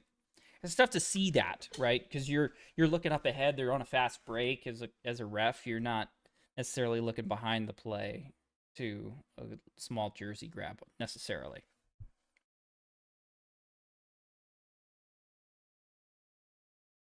I mean, very efficient night. And an extra block. So we need one more block for the Wemby over on blocks. There's a minute to go in the third, so we still got the whole fourth quarter. I feel okay. I would say I feel good about the Jaden McDaniels getting 4 more points. Julius Randle getting 11. He hasn't gotten a single point in this third quarter. That is tough. He got into some foul trouble, and he's just not been on the court.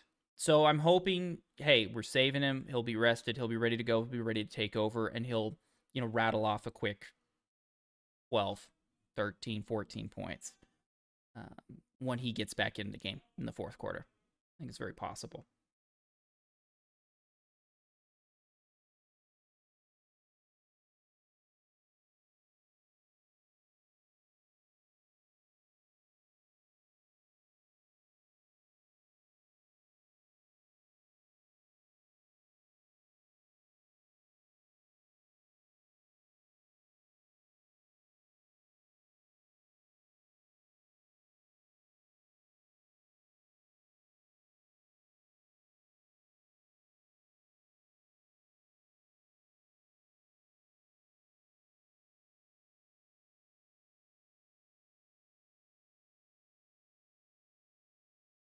Yeah, Spurs getting a lot of free throws. Starting to add up, right? That's pretty significant. Finding that corner three. Whoa, that's got to be a foul, right?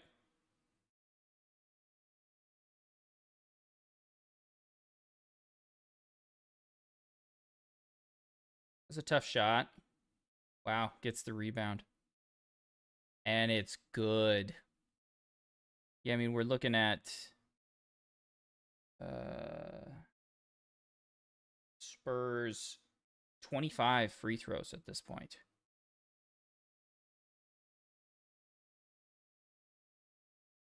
Well, this is getting interesting for Wemby now. They're not going to be able to challenge this.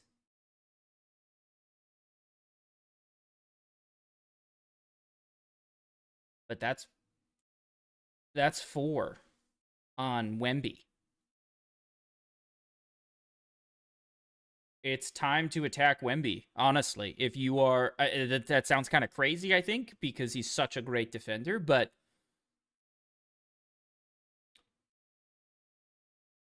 You got to work on the box. I mean, they're pulling him out of the game. There you go. He's got 4 fouls. That's significant.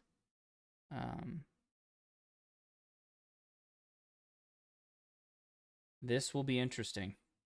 This has been the time. You're looking at it's an 8-point. 7-point game. 7-point game here. And no Wemby. And it's probably going to be no Wemby for a little bit. Read on Fox. Fox is going to feel like he's fast enough, but doesn't really take him. Edwards gets the rebound. See, we've had 2 buzzer beaters so far. I think he got it off. Oh, he almost got it. Almost made it 3. Well, there you go. Head into the fourth. Everybody put the fours up, right? Head into the fourth here. Theoretically, I don't think we're going to see Wemby early. I think this is an opportunity to put in Randall. I know he's had some potential for some, some foul trouble, but I think this is your opportunity. Put Randall in. No Wemby. Let Randall play that top of the key ISO and just go to the rack. Go to the basket. Pretty good.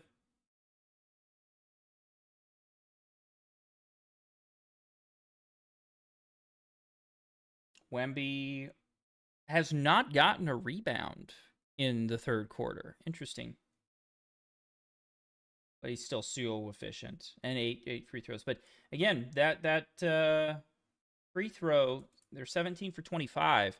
25 free throws to the Timberwolves. Let me look here. 16. So that gap is 9 free throws attempts. Pretty significant in a 7-point game. See how it goes. Kalshi has moved significantly. I mean, we're looking at a 17% Minnesota now. But I think this is too late in the game to try and win money. I don't think this is probably that great of a bet. It feels I don't know. At home, down 7, Wemby's going to be out for a little bit. I feel like there's a significant chance, but I don't know. Guess not. Maybe not the easiest thing to pull off.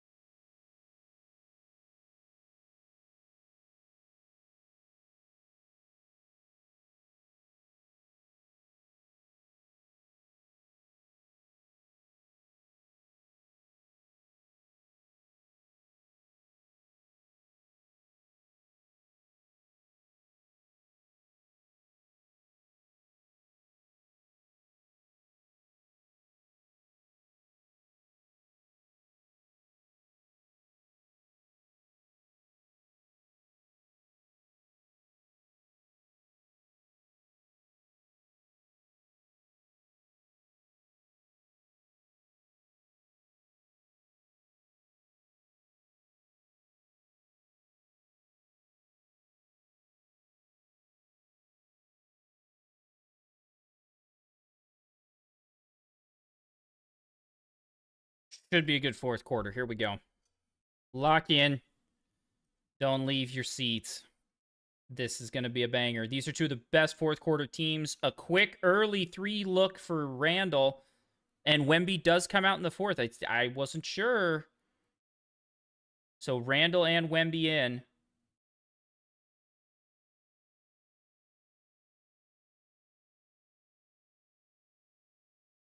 Oh, this is a mismatch. If they can get it to Wemby. Oh, that's a ooh. Ooh, that might be a tough one there. I don't know what to say about that one. That's a bit tricky. That is a bit tricky. But, it is what it is. I mean, I honestly played pretty good defense right until the very end.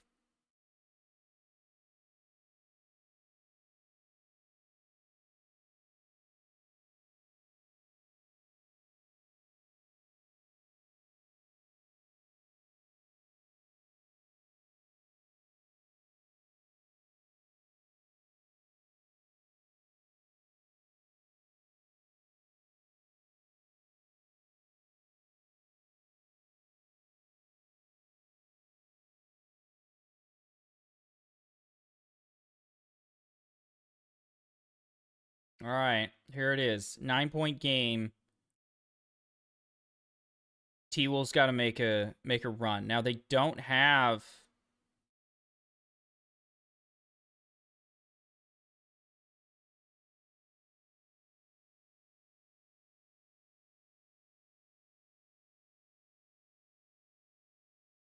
Oh, Reed gets in there.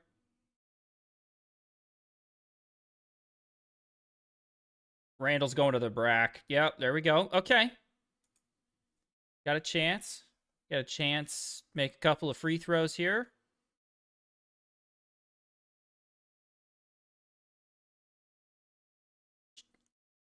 That's the attack that we got to see from Randall, I think, if you're a T-Wolves fan. And obviously for me on my my bet. Ooh, almost missed that free throw.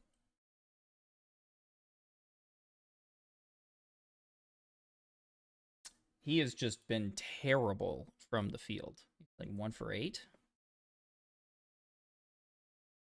But he makes both free throws. So he's 7 for 7, I think, from the line. Oh, good poke from Reed. Good block from Reed. Randall going again. And he misses the layup. That is.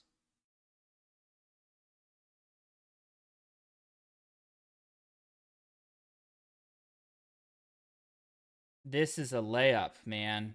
Just go get the layup. Great play by Naz Reed there.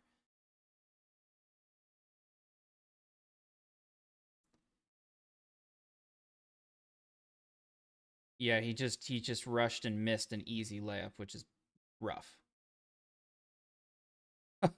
Dude, Wemby, he doesn't have to shoot the ball. He just, moves the ball into the hoop.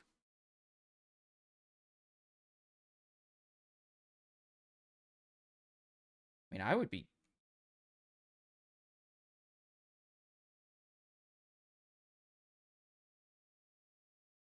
I mean, I look at Wemby with 4 fouls. I know he's such a great defender, so I guess you don't go at him, but part of me would want to at least take a look at going at him.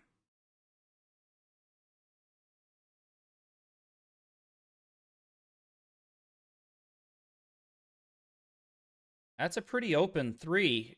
Drano. 6-point game.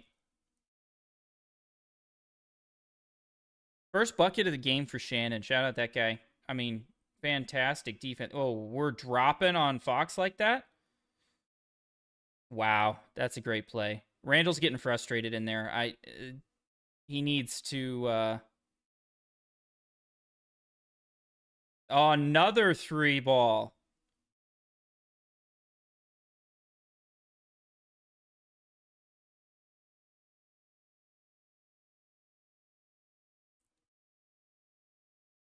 Oh, and Wemby pures it.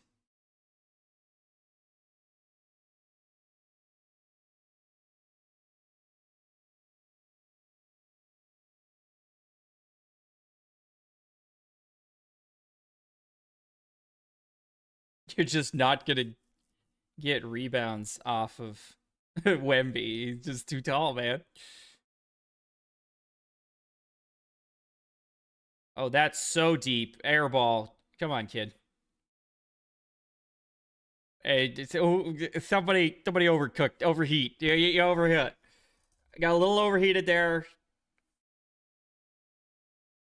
Yeah, that one really frustrated Randall. It's funny. I wonder if this is a thing. I'd love to talk to somebody in the NBA or and see. I'd love somebody to ask the question of like, is it extra frustrating? Because yeah, I'm not a tall person, so I'm used to if you're trying to get a rebound down low, everybody's taller than me. I don't have a shot, in a lot of situations. They just kind of reach over my head and put the ball in the basket. That's frustrating. That's a block, but Randall gets the dunk.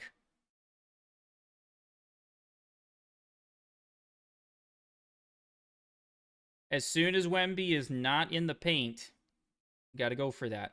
This is happening with Ant on the bench. I think that's a good play there.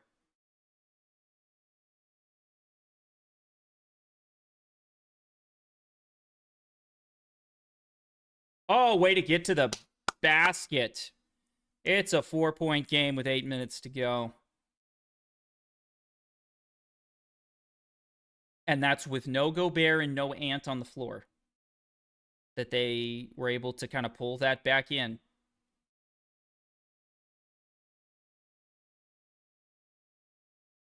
Good play. But back to the thing I was mentioning is I wonder if it's extra frustrating because right, everybody in the NBA, I mean, a lot of these guys are really tall. Right, you look at somebody like Gobert or even somebody like Randall or Nas Reed. Right, they're not small dudes. They're, I feel like, used to being able to grab the ball, especially a guy like Gobert. And I wonder how it feels to play. All of a sudden, you're like, oh, I'm shorter than somebody else, like significantly. If you're Randall or Reed, especially, right? You're looking at this going, wait a minute. Normally, I'm the biggest guy on the field on the court, or I'm within an inch or two. Yeah, I got a big wingspan or whatever. I can jump higher or whatnot. Wemby is significantly longer, wingspan, height, the whole thing, um, than everybody else, and that's interesting. I think. I, I wonder if that's a unique experience for them. I'd be curious what they'd have to say. Well, Randall getting a couple of buckets. He needs 7 more. McDaniels needs 4 more. And then Wemby got that other block that we saw. I don't know if they're going to give him the 4th block. It doesn't look like they have. As we load in the game here. Yeah, 3 blocks for Wemby as I'm looking over here at the stats. So he needs 1 more block. I think he gets it. He's going to be playing probably the rest of the game, I would imagine. Unless he gets a quick foul here, right? You might pull him for the last 3 minutes. You might pull him for a couple minutes if he gets a foul.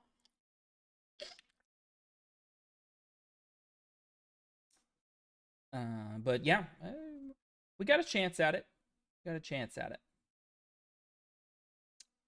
Fox has bounced back tremendously here. If we look at the box score while we're on this commercial break, Fox come back to 6-18.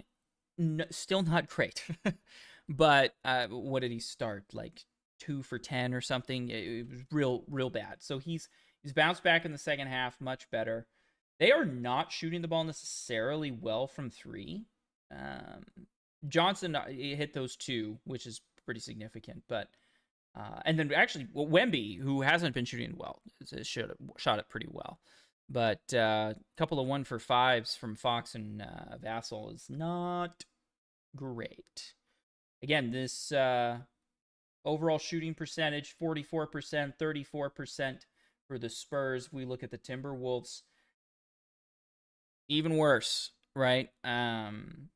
But they've shot the free throws better. 46 rebounds for the T-Wolves, 40 boards for the Spurs, which is interesting given that you have Victor Wembanyama, but he He's got 13, which is plenty, but Ant's got 12. It's just a better team rebounding from everybody, which I feel like is actually something that can happen in this situation because you're just like, oh yeah, Wemby's going to get the rebound, so you maybe don't help out as much as maybe you should. Let's see. It's going to be a great last 8 minutes. Let's see if the last 8 minutes can be as exciting as recent and the last couple of games, and much better flow than the OKC Lakers game last night. The thing is here, the T-Wolves have gotten it back to 4, but they really need to have a good... they got to keep this run going. So Gobert and Ant come back in. We're rocking starters, essentially.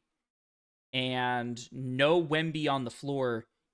Honestly, I would argue you have to completely get rid of the margin. And Ant makes a nice shot there. You have to completely close the gap here and go ahead and win. Honestly, I would say you have to take the lead. Or, go on enough of a run. Ooh, Fox with a nice shot there. You got to go on enough of a run that you force Wemby back in the game. You've got Randall, you've got Gobert, you've got McDaniels. You've got the starters. They don't have starters. Your starters have to win. Oh, McDaniels misses. Gobert and 1. Woo-hoo-hoo-hoo! And the chance of Rudy go out.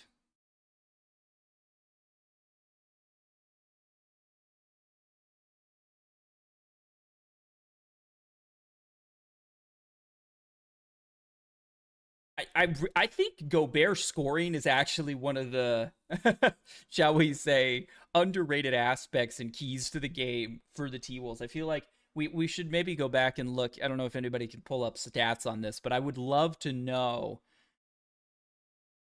like, Gobert's scoring versus how Minnesota ends up winning. Because he doesn't score often, but we're looking at this game. He's in double figures. And I wonder if there's anything significant there. And blocked by Gobert. Wow. I said they needed to get rid of this margin and force Wemby back in the game, and they have forced Wemby back in the game. Inside to McDaniels. But he's going to get the foul because he falls into Jaden. And this is the really unfortunate part. This is a huge deal for Wemby. There is one. He's got one foul left.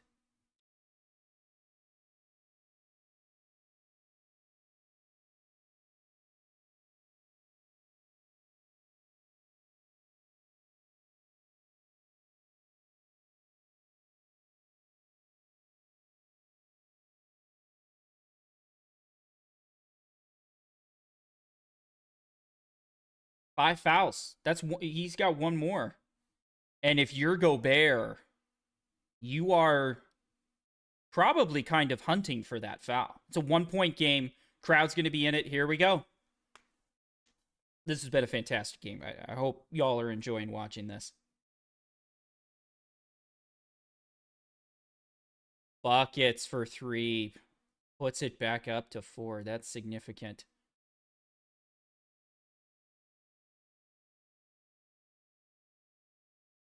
Oh, wide open Jaden McDaniels.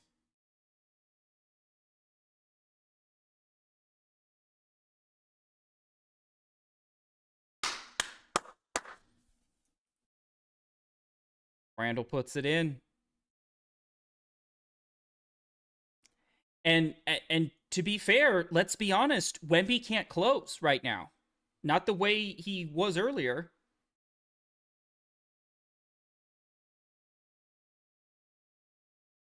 And Ant is making sure he gets these rebounds.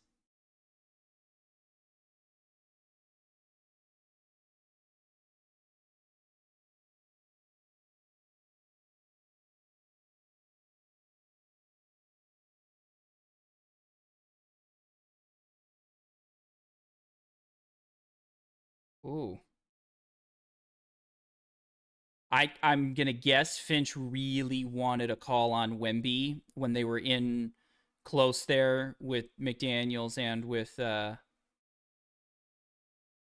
ooh, we got a heated argument with the referee there. That is not a I don't know, that's a gutsy decision, but I'm assuming he wanted the sixth foul there on Wemby with Randall and McDaniels inside, and Wemby was kind of swinging away in there. You know, I mean, honestly, I think he got ball at least one of those times, but it's probably a situation where you could have called a foul, and they didn't.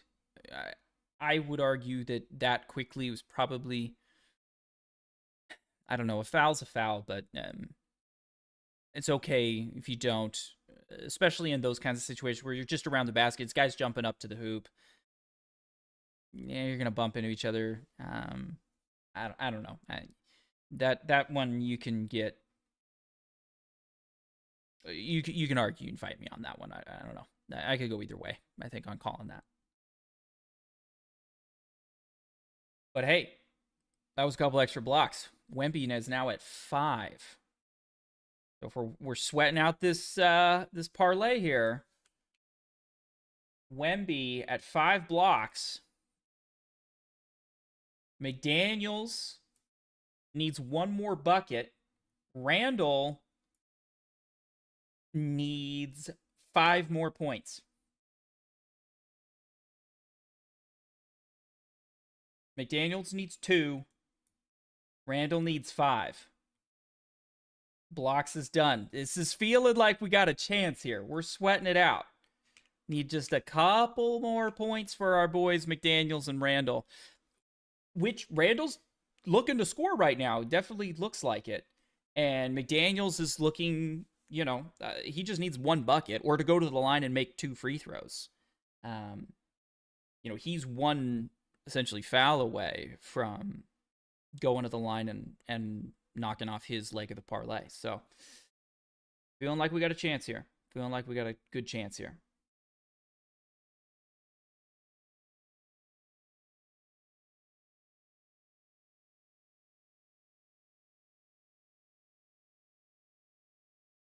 I'm curious how.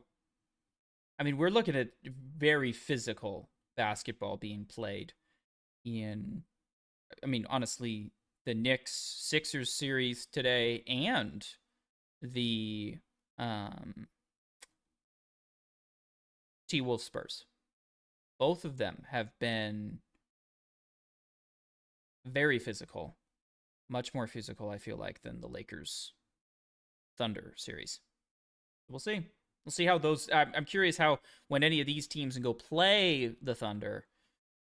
I mean, Thunder on defense is this physical. It's just they seem to get a lot of the calls on offense. But we'll see. We'll see. We'll see what happens.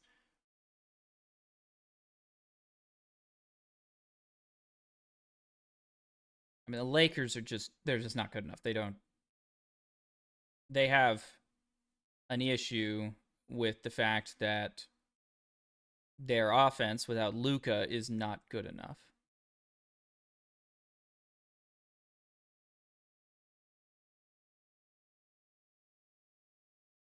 Yeah, that was an interesting situation.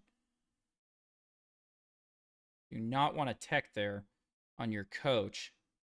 The coach and the ref got to be separated? Jeez. Get it, Randall. Oh.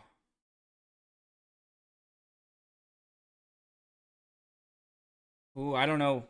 They're kind of grabbing on each other there. Wemby's got to be careful, man. McDaniels is. Oh my goodness. Oh, they're just letting him play.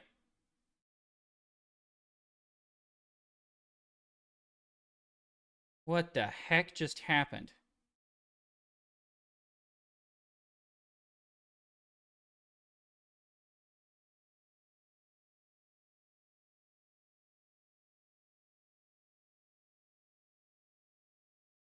I don't know. That looked a little floppy to me from Wemby. Oh, maybe he did push him. I want to see a replay on that. Is what it is. Oh, good find from Wemby.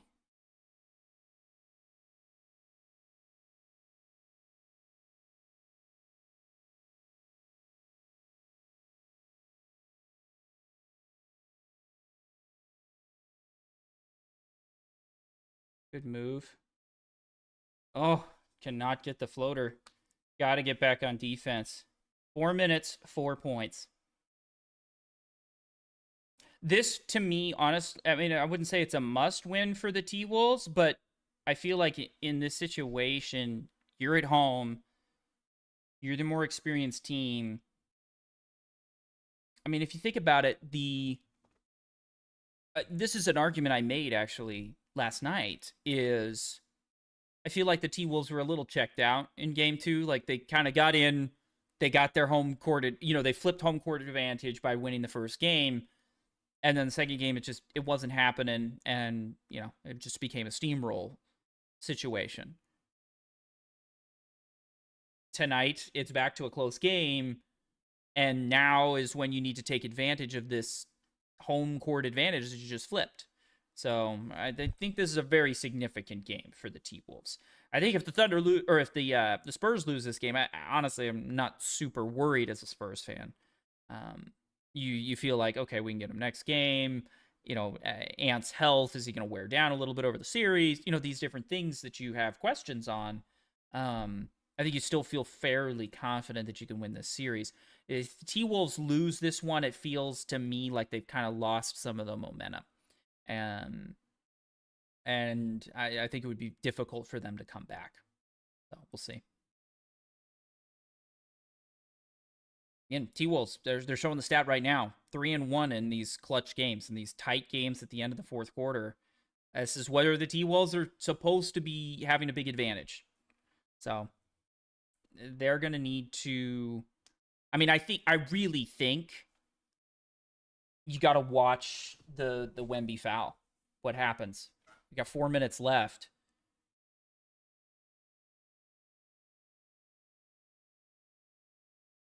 Wow, that was just an incredible move. Like, that was perfect defense from Rudy, and Wemby's just too big and talented.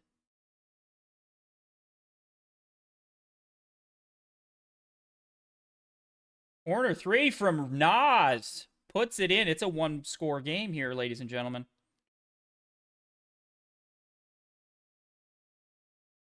Are they just going to play ISO, French on French? Gobert on Wemby. He hits it. That's going to be a big story from tonight. Wemby did not shoot the ball well from three. And then all of a sudden, he is hitting everything from three.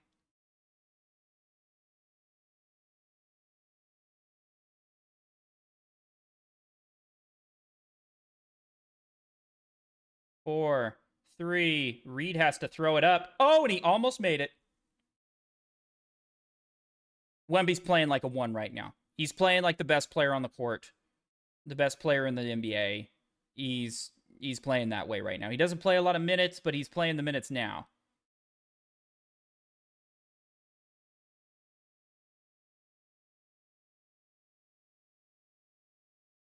We challenging? They are challenging. I mean, honestly, you've got to use it now, basically. And Edwards seemed pretty confident that it was not off of him.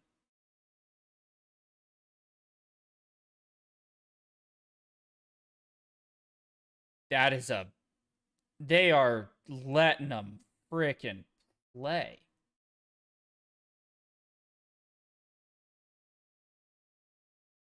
I mean, that's 100% a foul. They have. I mean, announcers are talking about it.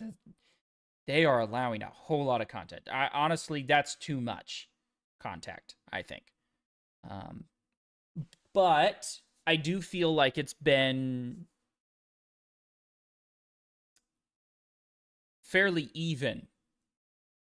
Offense and both Spurs and T-Wolves seem to be getting a similar whistle from the contact perspective. Both of them are being allowed to guard very aggressively. I mean, Wemby's looking, he's on a heater right now. He's got 37 points. He might go 40. Um, he's 3 of 5 from 3-point line. That is the underrated story of this game.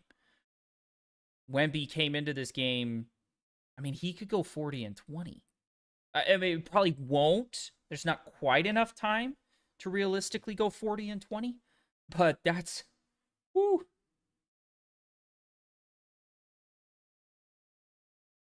Yep. Successful challenge. I don't know that they can assign a foul out of thin air there, even though it definitely was a foul. Side out for Minnesota. 6-point game. To me, it feels a little out of reach because Wemby is said, I am going to score every possession. And so far, he's basically done that.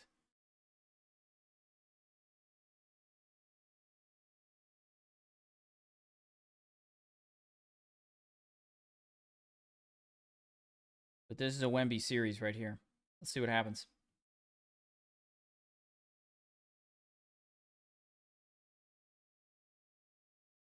All right, here we go, Randall. On Castle.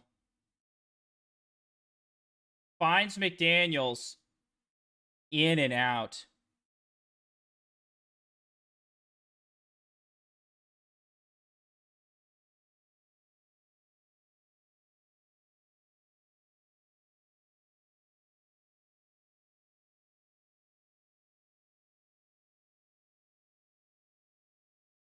Tense. He gets the 2. All right, well, McDaniels is done. Watch out. Wemby has to be careful. And I'm actually a little surprised that the T-Wolves are not going at him earlier.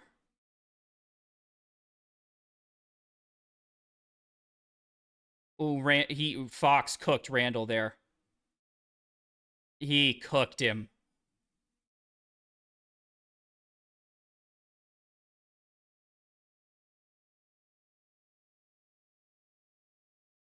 I mean, Randall almost fell over.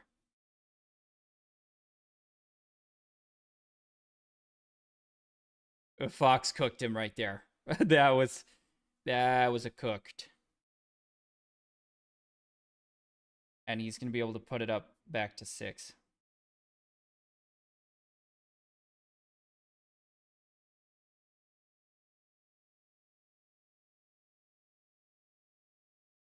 Yep. Puts back to 6. I mean, it's still time, but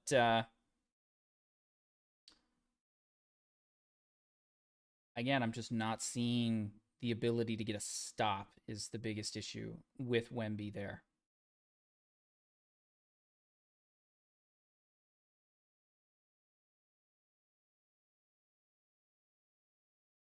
Oh, that looked pretty good. That was a pretty good look. Oh, and Edwards can't grab the ball. 3-on-1. Wow, they don't call a foul there. Jeez Louise, this is I mean, this is a little beyond physical. Brick. That's game.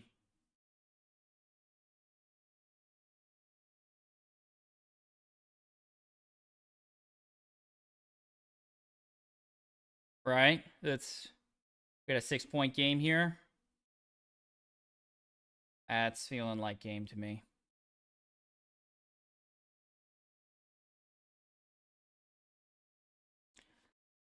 Ooh.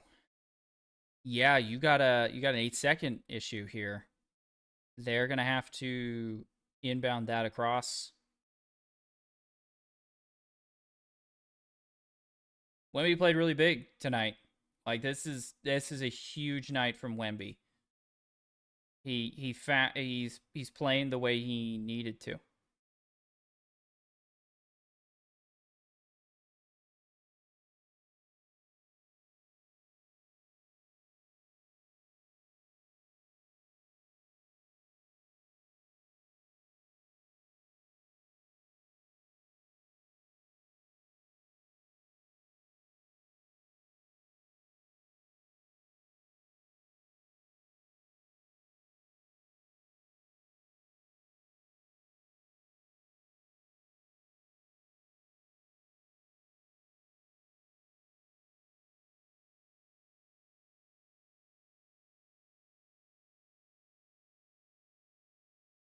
I mean,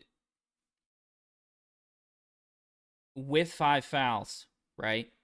Comes in, says, "Here we go." Is everybody leaving right now for? If they don't get this in,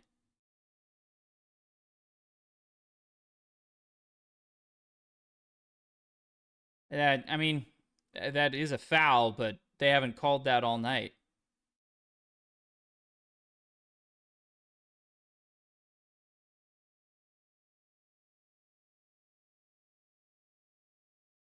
And I mean, with the amount of contact we've been allowing in this game, and now all of a sudden you're calling that foul? That is tough. That's a that's a tough call to make at the end of a game in this kind of a situation, I feel like.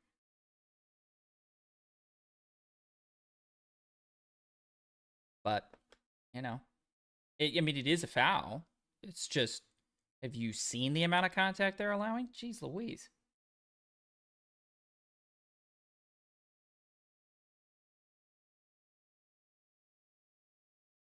Take foul. Yeah, this game's pretty much over because they're not going to let him shoot threes. And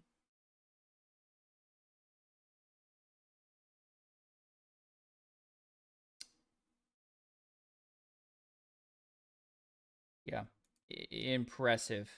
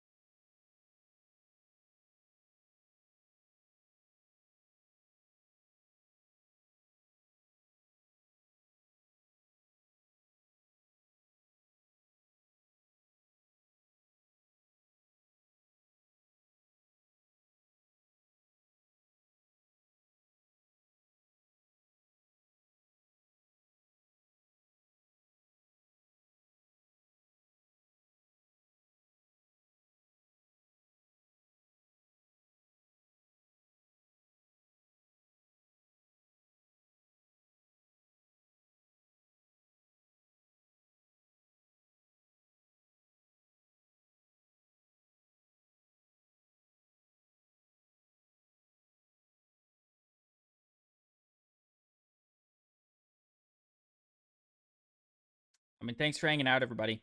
I appreciate viewers dropping in, saying hello, enjoying the end of this game.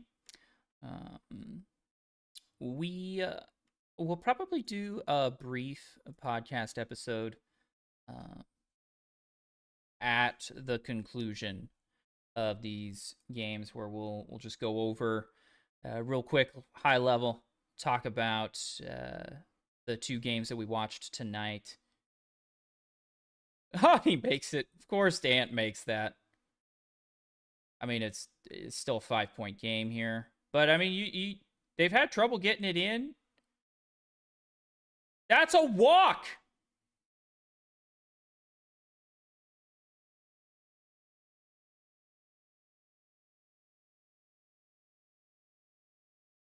I mean, you got to call a foul there, or it's travel, right? Like, but I don't think they're going to. They're gonna give him a timeout. Yeah, give him a timeout.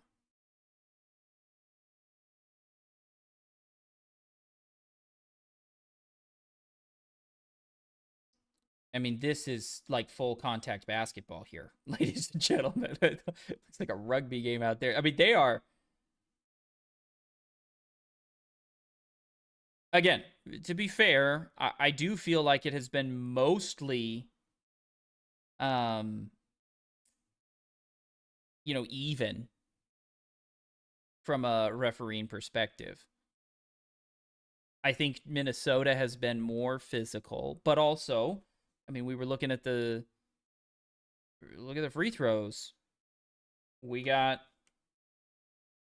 let me zoom in here for y'all. I mean, we're talking 21 for the T-Wolves, and the Spurs are going to be over 30, I believe, at this point. Yeah, 31. Um, so they went to the line 5 more times. It feels fairly reasonable given the physicality of the game. I think the game has been called fairly even, and I think the numbers bear that out, right? The team that was more physical, that probably should have been called for more fouls, was called for more fouls. Um,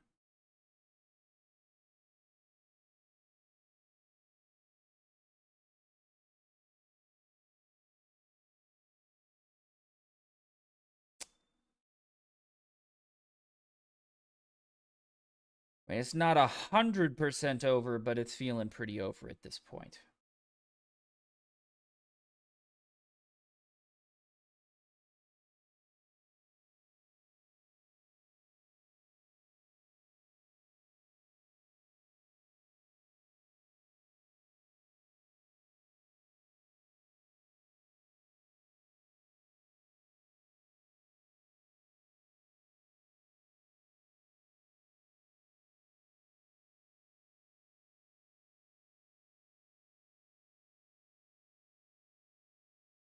Yep.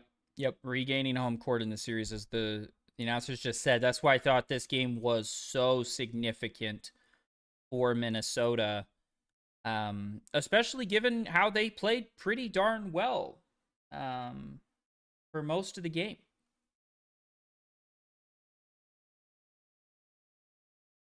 Yeah. Just hoist it up. Now it's over. Game over. Well played. Huge game for the Spurs. Huge game for the Spurs. All right. Let's we're once again one leg off. Randall needed 5 more points from Randall in this game in order to have hit our parlay, but that's okay. We feel pretty good about the fact that we had 2 parlays today that were within 3. I don't believe, yeah, towards the end here, that last shot actually did have some significance. It would have closed out my the +5, but T-Wolves do not make the basket, and game is over. So we did not get the T-Wolves +5 either. All right, let's do a quick video here. Again, thanks everybody for hanging out, for watching and enjoying. Hopefully you enjoyed the live stream. Let's do a little video here, a little live podcast. We'll just roll straight into it. Let me rearrange some. Well, I mean, we can talk about this game first. Let's do that. Since we already have it pulled up here, score-wise here. All right, we'll call it a little 3, 2, 1. Welcome into the Stack Shack podcast. Jumping in here at the end. We just had a great live stream. We're recording this live at the end as we just watched both games today. It was kind of fun. Enjoyed everybody hanging out. And yeah, we'll maybe let me know in the comments if you want me to do it again, if it was fun, if it was useful, if it was entertaining. If this is the kind of content, if you'd like to see this, obviously, the live show, the live radio podcast that we're jumping into right now is more my main content. But I thought it might be fun to watch with some of the fans today. So get a little group together, sweat a couple of bets. Yeah, I thought it was a good time. Obviously, I'm going to watch the games anyway, so might as well watch them with y'all. But anyways, we just finished this game. Just wrapped up a few seconds ago. Spurs get an absolutely massive win. And truly a massive win from the Spurs today. They were on the road, a 1-1 series, a situation where I think the Timberwolves had felt, hey, we stole home field advantage with game 1, or home court advantage with game 1. Game 2 just kind of got away from them. Let it go. We got our home court advantage. So this was a big game, I think, for the Timberwolves, and end results here. T-Wolves 108, Spurs 115. Spurs get the win on the road, flip that home court advantage back in their favor, which is very significant. If we look at the box score, Ant, 32 points, 14 rebounds. A very solid night, but the big night was Victor Wembanyama. 39 points, 15 rebounds, 5 blocks. And I think more than that, to me, this is really one of the first times I felt watching that Wemby truly took over the game. He's always been capable of doing things that you've never seen before, or that it is just unstoppable, right? He's just taller than everybody, so of course he gets the rebound, right? There's and we've never seen somebody that big just pull, handle the ball, drive to the basket and lay it in, shoot threes over people. I mean, Gobert is legitimately probably one of, if not the best, besides Wemby, defensive big men. He probably is the best defensive big man besides Wemby himself. And Wemby got almost 40 points on him. I mean, again, it's not every point was over the top of Gobert, but Gobert gave Jokic trouble, and Wemby just put up almost 40. So this game, especially late, Wemby had some foul trouble in this game. I think that if the T-Wolves look back, they may consider maybe we should have gone at him a little bit more, because he picked up those 5 fouls with a pretty significant amount of time left in the game. I would have just tried something. Go at his body, see if you can get, drive at him. Honestly, he's going to get blocks on you, is the unfortunate part. But if you could just get him to reach in once, or, fight for a rebound. I mean, somebody take a charge. You just need one and he's gone. But give credit to Wemby. He locks in and did not commit another 6th foul. And that left him in the game, and he took over. He really, really did. This is the first time I feel like, looking at Wemby, is overlong. I mean, 13 for 18 shooting. 3 for 5 from three-point land is incredibly underrated from a statistics perspective for Wemby. He had been shooting very poorly from 3, and he comes in tonight, shoots 3 from 5. He was 10 for 12 from the line, got to the line plenty. Field goals, shooting percentage was fantastic. 15 boards. I mean, he was almost 40 and 15. That is a night. Now, Ant was 30, 30 plus and 14, almost 30 and 15. So he was fantastic as well, especially coming off the injury, saying he was only 60%. But I think the big story is this game, to me, felt like an arrival moment for Wembanyama. An arrival moment I think we've all been waiting for. We've definitely seen, I mean, he was fantastic this season during the regular season, but he didn't play a lot of minutes. And, it's the regular season. Legends in the NBA are made in the postseason. It's LeBron coming back from 3-1. It's Michael Jordan with 2 3-peats back, essentially back-to-back that he's playing in. It's Kobe with a 3-peat. These are the stories that make legends, in the NBA.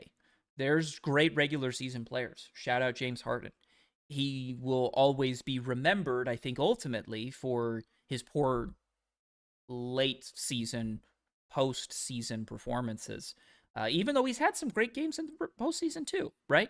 But overall, I think we've been waiting. All right, when is Wemby going to have that big moment in a big game in the playoffs when his team needs him, when he takes over? Where's the blocked by James call, right? Where's the Michael Jordan flu game, or the Michael Jordan last second buzzer beater? Where is that moment? Where's the Curry take over, drop 50 in a game 7? That kind of a situation. And to me, I think this was the first time the Spurs really needed him to take over, particularly on the offensive. And in the fourth quarter, I mean, I think he had almost 20 in the fourth. That is that is taking over the game. And then he played well on defense. Multiple of those 5 blocks were in the fourth quarter. And some of them were with significant foul trouble, 4 and 5 fouls that he had to worry about and was able to navigate really well. So huge win for the Spurs. I don't want to say this series is over. But to me, this game felt very significant. Obviously it isn't technically a must win, but it felt a bit must win for the T-Wolves. You're at home. You had stolen game 1, gotten yourself in this. I had made the prediction yesterday. Hey, Spurs, T-Wolves, if it's a blowout, it's going to be a blowout in the direction of the Spurs. And, the T-Wolves won't have a chance. The T-Wolves are not going to beat the Spurs by 30 in this series. I don't say that. I don't think they're going to beat them by 20. I don't think they're going to beat them by 15. The T-Wolves, if they're going to win this series, they needed to have a couple of games go late. Clutch time. They're a little bit more experienced. In this case, they would be at home. That's what they needed. But they just could not quite crawl back in this game, and Wemby didn't let them. And so, yeah, not necessarily over. This is definitely my favorite series to watch. I will take a quick moment to talk about the reffing. The officiating in this game. Let's say the refs decided today we're going to watch a combination of rugby and basketball, and that's how we're going to officiate it. There is a lot of contact. I think probably too much. I'm all for holding the whistle. I don't like the ticky-tack. I don't like the rewarding foul baiting. I don't like the, unnatural movements in shots and in drives to try and get a whistle. But there is a limit, and I think we at times crossed over the limit, particularly at the end. Now, we were looking after the game at the overall, free throw attempts. The Spurs ended with 33, and the T-Wolves ended with 21. That's a significant amount of free throws. What I will say I think they did a pretty good job of is the game never felt clunky. The flow felt pretty good. And, to be fair, the team that I think was getting fouled more was the Spurs, and they ended up with, over 10 more free throw attempts than the Timberwolves did. So I do think from a fairness perspective, call the game even. It does seem like they called the game pretty even. There were a lot of fouls that could have been called that weren't, but I feel like it was somewhat balanced either side. Both teams played very physically. Way more physically than what we've seen in a lot of other series. And the fact that we have to talk about the refereeing in every single NBA game just shows the situation that is present in the perception of people's interpretation of how the NBA referees games. And I feel like there's a lot of questions, right? It feels like some teams get the calls, some teams don't get the calls. We allow really physical defense in some games, and then we call ticky-tack things in others. I don't know. I don't know what the answer is. Again, was the officiating probably a little bit too lax on this game? Yes, probably. But I do think it was fairly reasonable from a fairness of calling both sides, and they really didn't call too many. I think the most frustrating thing is when they're not calling a bunch of high contact plays, and then all of a sudden for a couple minutes, they call every ticky-tack thing. I think they stayed pretty consistent, for better or for worse, in how they were calling the fouls in this game. So not a terribly refed game. Definitely a very physical brand of basketball was played tonight, which, if you like it, you like it. If you don't, you don't. I typically like a bit more physical, but this was a little over the top, I think. I mean, especially at the end. I mean, it got a little out of hand. I mean, both teams are playing really hard, and that's why I've had the most fun, I think, watching this series. But yeah, that is how that game ended, and those are kind of my thoughts. You'll have to let me know. Was that too much? I'd really be curious. Was that just too physical? Did we go a little too far there, or at least let the players go a little too far there? We'll have to see. Moving on, we go over here to the first game of the day that we watched together. We had Knicks Sixers. Knicks take a 3-0 lead here. This was a fantastic game from the Knicks. That's how I have to go with this. Truly a great game from the Knicks. They have figured something out here with Karl Anthony Towns as this point center. I mean, 12 rebounds, 7 assists, only 8 points, which is not, great, but putting him in that position has just completely opened up their offense, revolutionized the offense. It looks fantastic. People are playing really well in it.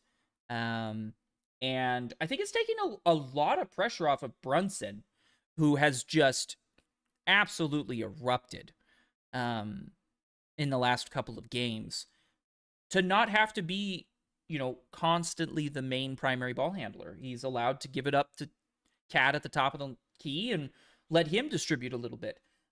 Bridges played really well. I mean, this is a great team. They played great. I mean, Shamat, a 15 off the bench, 5 for 6 shooting, 2 for 3 from three-point land. Fantastic day for him. We talked about it. Depth. We talked about this yesterday. Depth wins. And the 76ers just didn't have it tonight.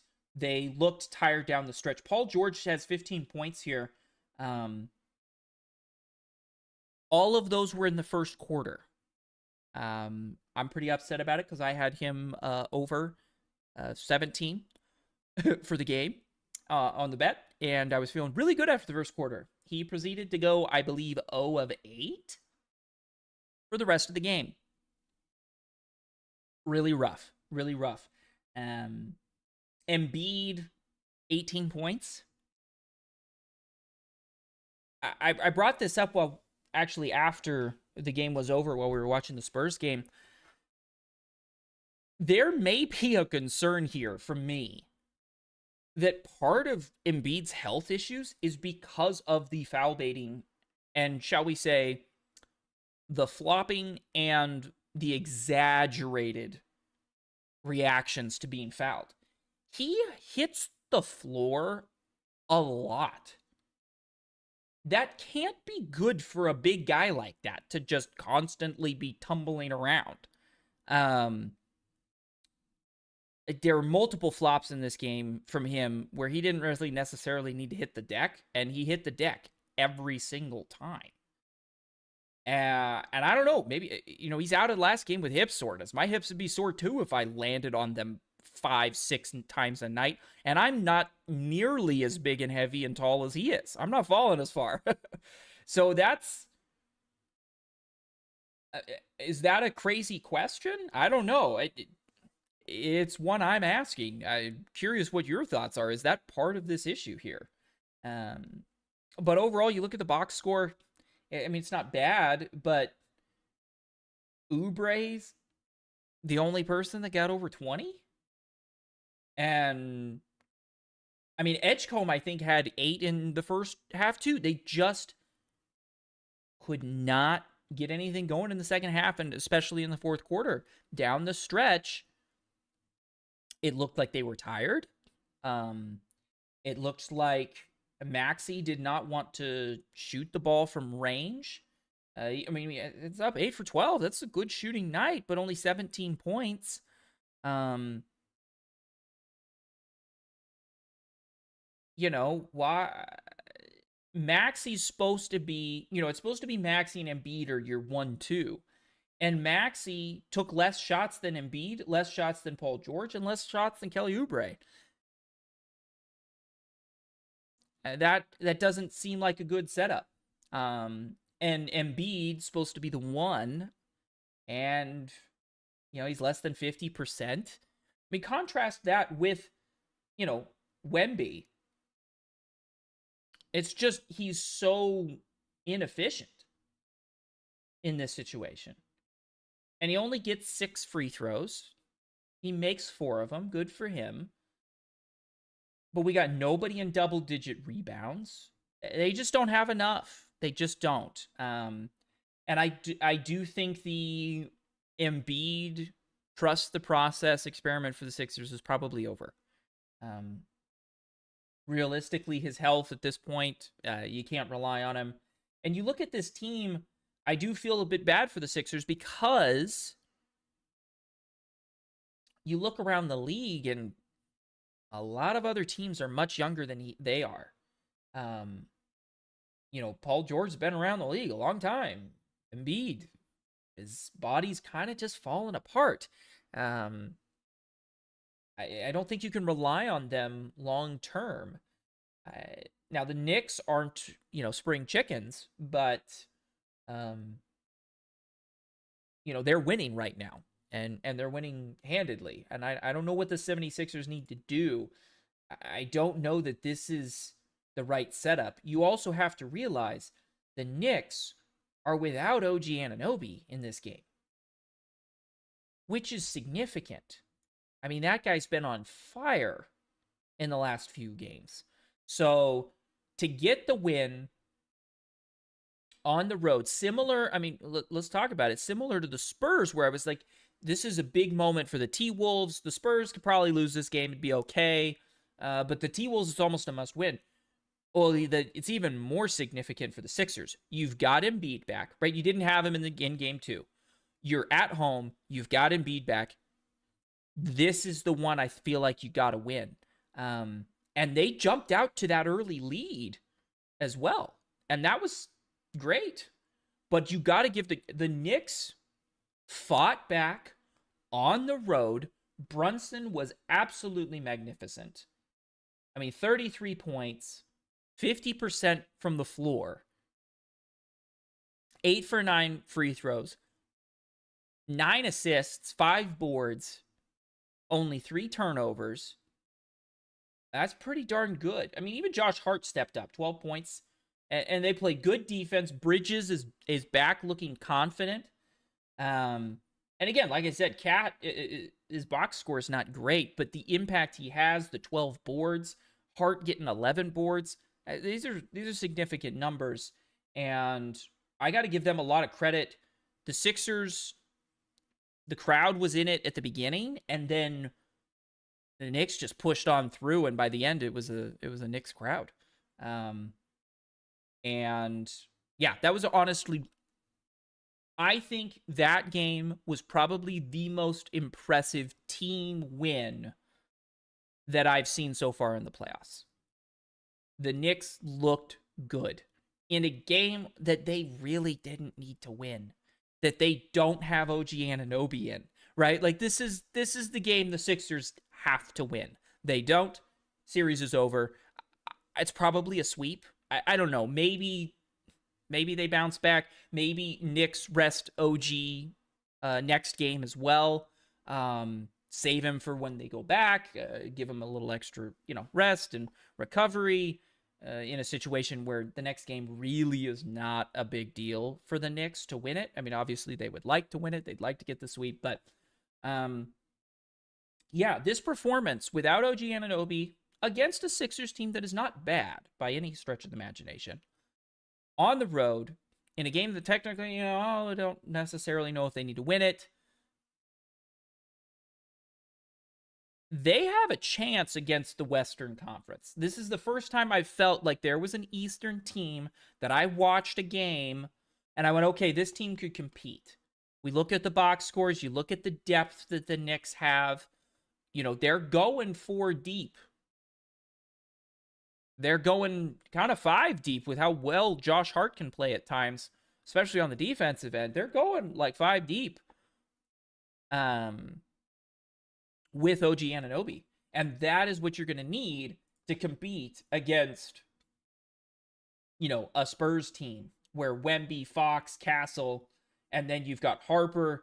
Harper actually didn't have a great game this week, or today, but his impact is pretty significant. And Champagne went off 12 boards.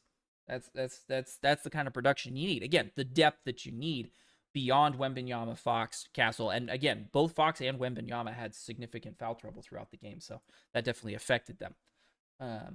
But this looks like a team that could compete. I don't know how they match up necessarily against the Spurs. Obviously, Wemby is an impossible matchup.